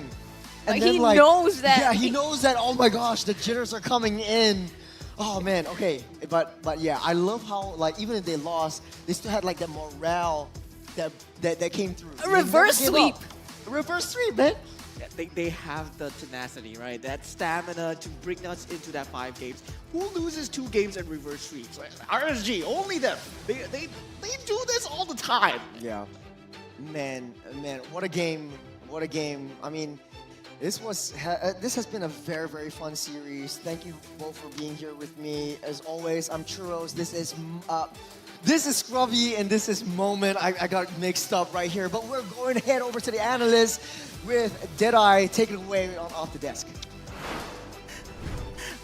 Oh man, thank you so much, casters, and thank you, Riff. Thank you, RSG, for such a wonderful series. It feels like a grand finals match we have just witnessed, and man, congratulations to side of RSG for proceeding into the lower bracket finals later on, and let us break down on what happened in that match that made them conquer Rift Esports. So we'll start our highlights here in the upcoming siege coming in from the side of Rift. This is very crucial, man. I thought this was endable, and now we have seen the beauty of a double revitalized battle spell. At first, in the early game, we haven't seen the potential of this one, but when it comes to the defense, it gives so much space, so much time, so much opportunity here for the side of RSG to bounce back and go for the great defense. It was almost an endable game, but meanwhile Rift trying to put pressure. They had the advantage when it comes to super minions, but look at this one. Great, of course, positioning here for the side of Roy as well as CS. And unfortunately here, Pancake was been taken down. Still, Rift trying to end this game. They saw the super minions moving forward here, and I thought this was also the game the Zaman Force has been laid down. But look at CS here and Res here, RSG going to go for the body block. Remember, the minions are still there, but where's the damage? This is an incredible defense here by Gear, by CS. Oh my goodness, this actually turned the battle around. Here in the next sequence, I do love how Yon here tried to do his best, trying to give Canonio a hard time. Now it's going to be difficult for Canonio right now. Here in the second siege, the defense, look at his positioning here. He's far away out because his life is in danger here.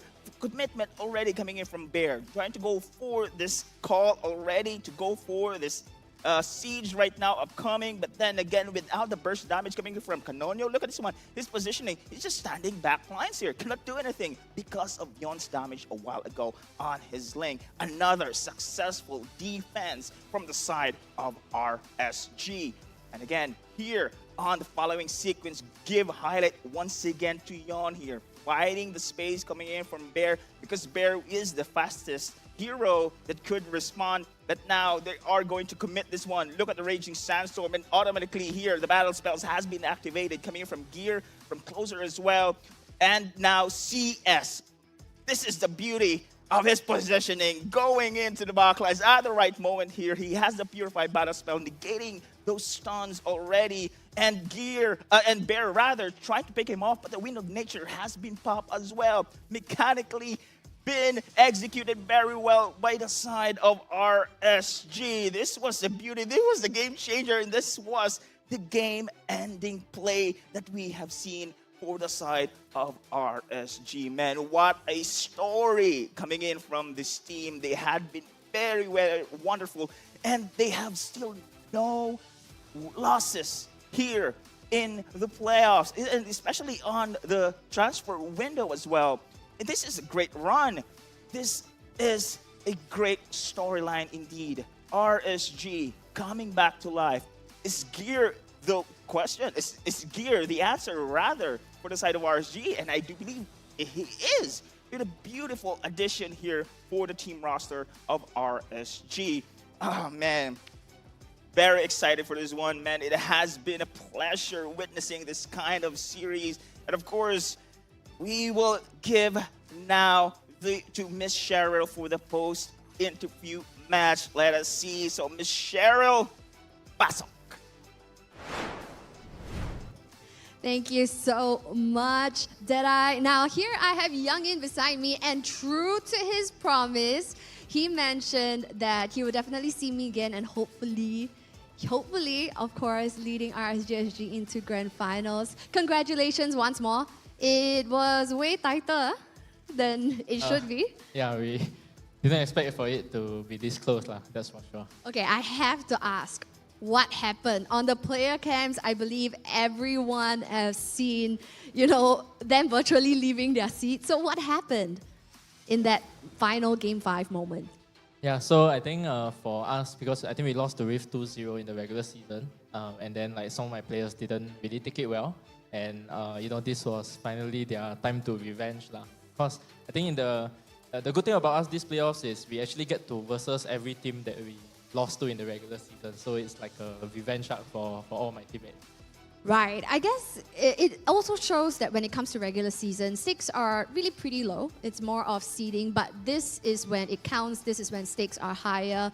So definitely, rolling on to that notion of when they lost and then bringing it back, it is just really monumental to see here on the live stage itself. Now, maybe some words of encouragement, because after all, it was a very tight game. Anything that you would love to say, to your opponent, Rift Esports, today? I think we definitely didn't expect them to put up such a good fight. I think their play style really counters us very well. And to be honest, we won because we were more lucky.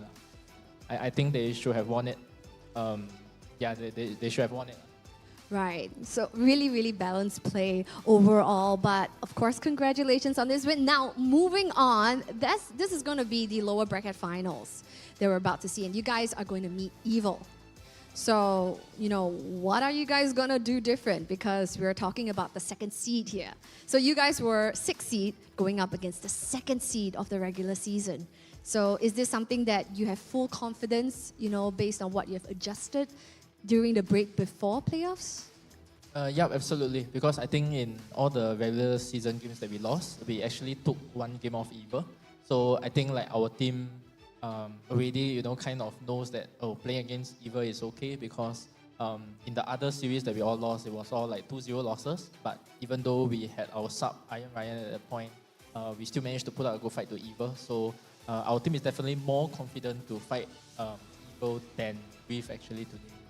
Right, and it seems like this RSGSG, definitely, I would say, even me, once more, I gotta eat my own words, that perhaps most viewers counted you guys out, right? So what is it that really was that pivotal change that really made you guys look so good here on the live stage itself for playoffs?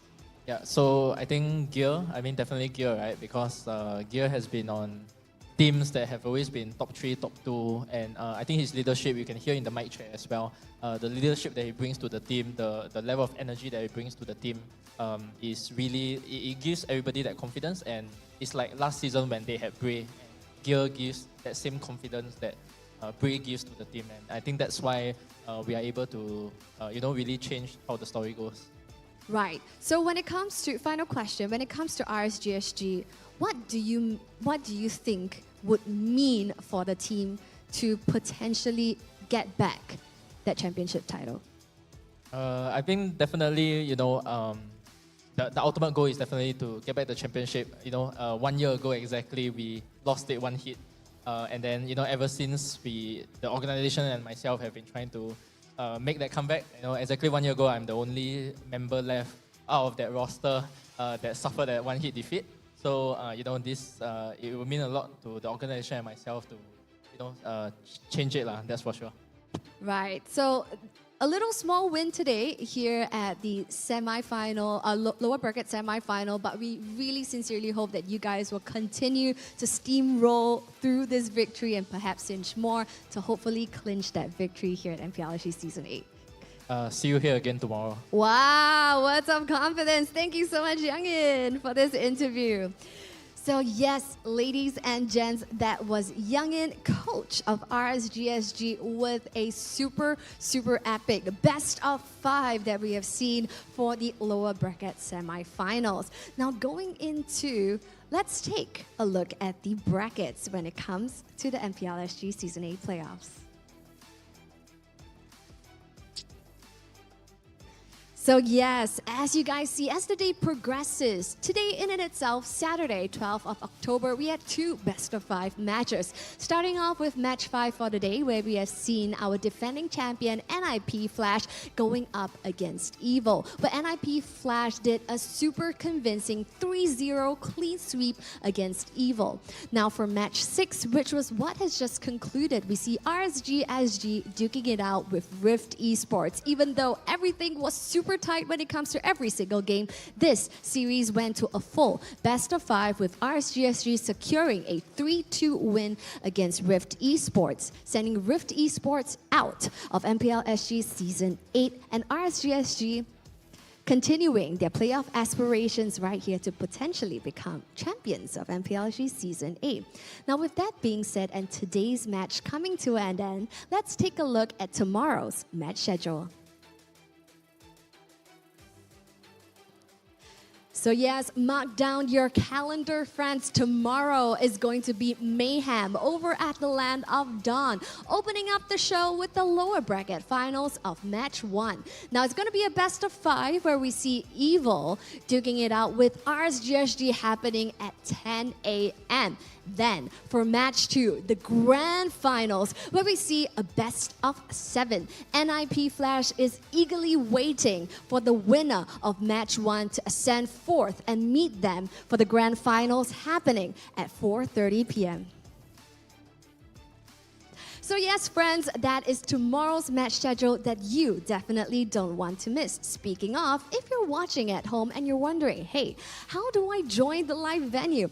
All you gotta do is just head on down and join us here at Scape, the Ground Theater Level 2. There's just tons of exciting activities waiting for you to partake in, such as our doodle wall that you can leave your mark. You can even meet and greet your favorite team players, get their autographs, and of course, even win diamonds here on the spot by taking part in our vendor games such as the JD Sports booth, where you can win up to 500 diamonds just by participating in a reaction game. Also, if you bring a friend here to the venue itself, you guys can win a treasure box that is worth up to 899 diamonds that you don't want to miss. So we will join you for the final day of playoffs, where we will crown our champion for MPL SG Season 8 tomorrow, happening at 10 a.m. My name is Cheryl Yao at your service, and we can't wait to see you tomorrow for the great reveal.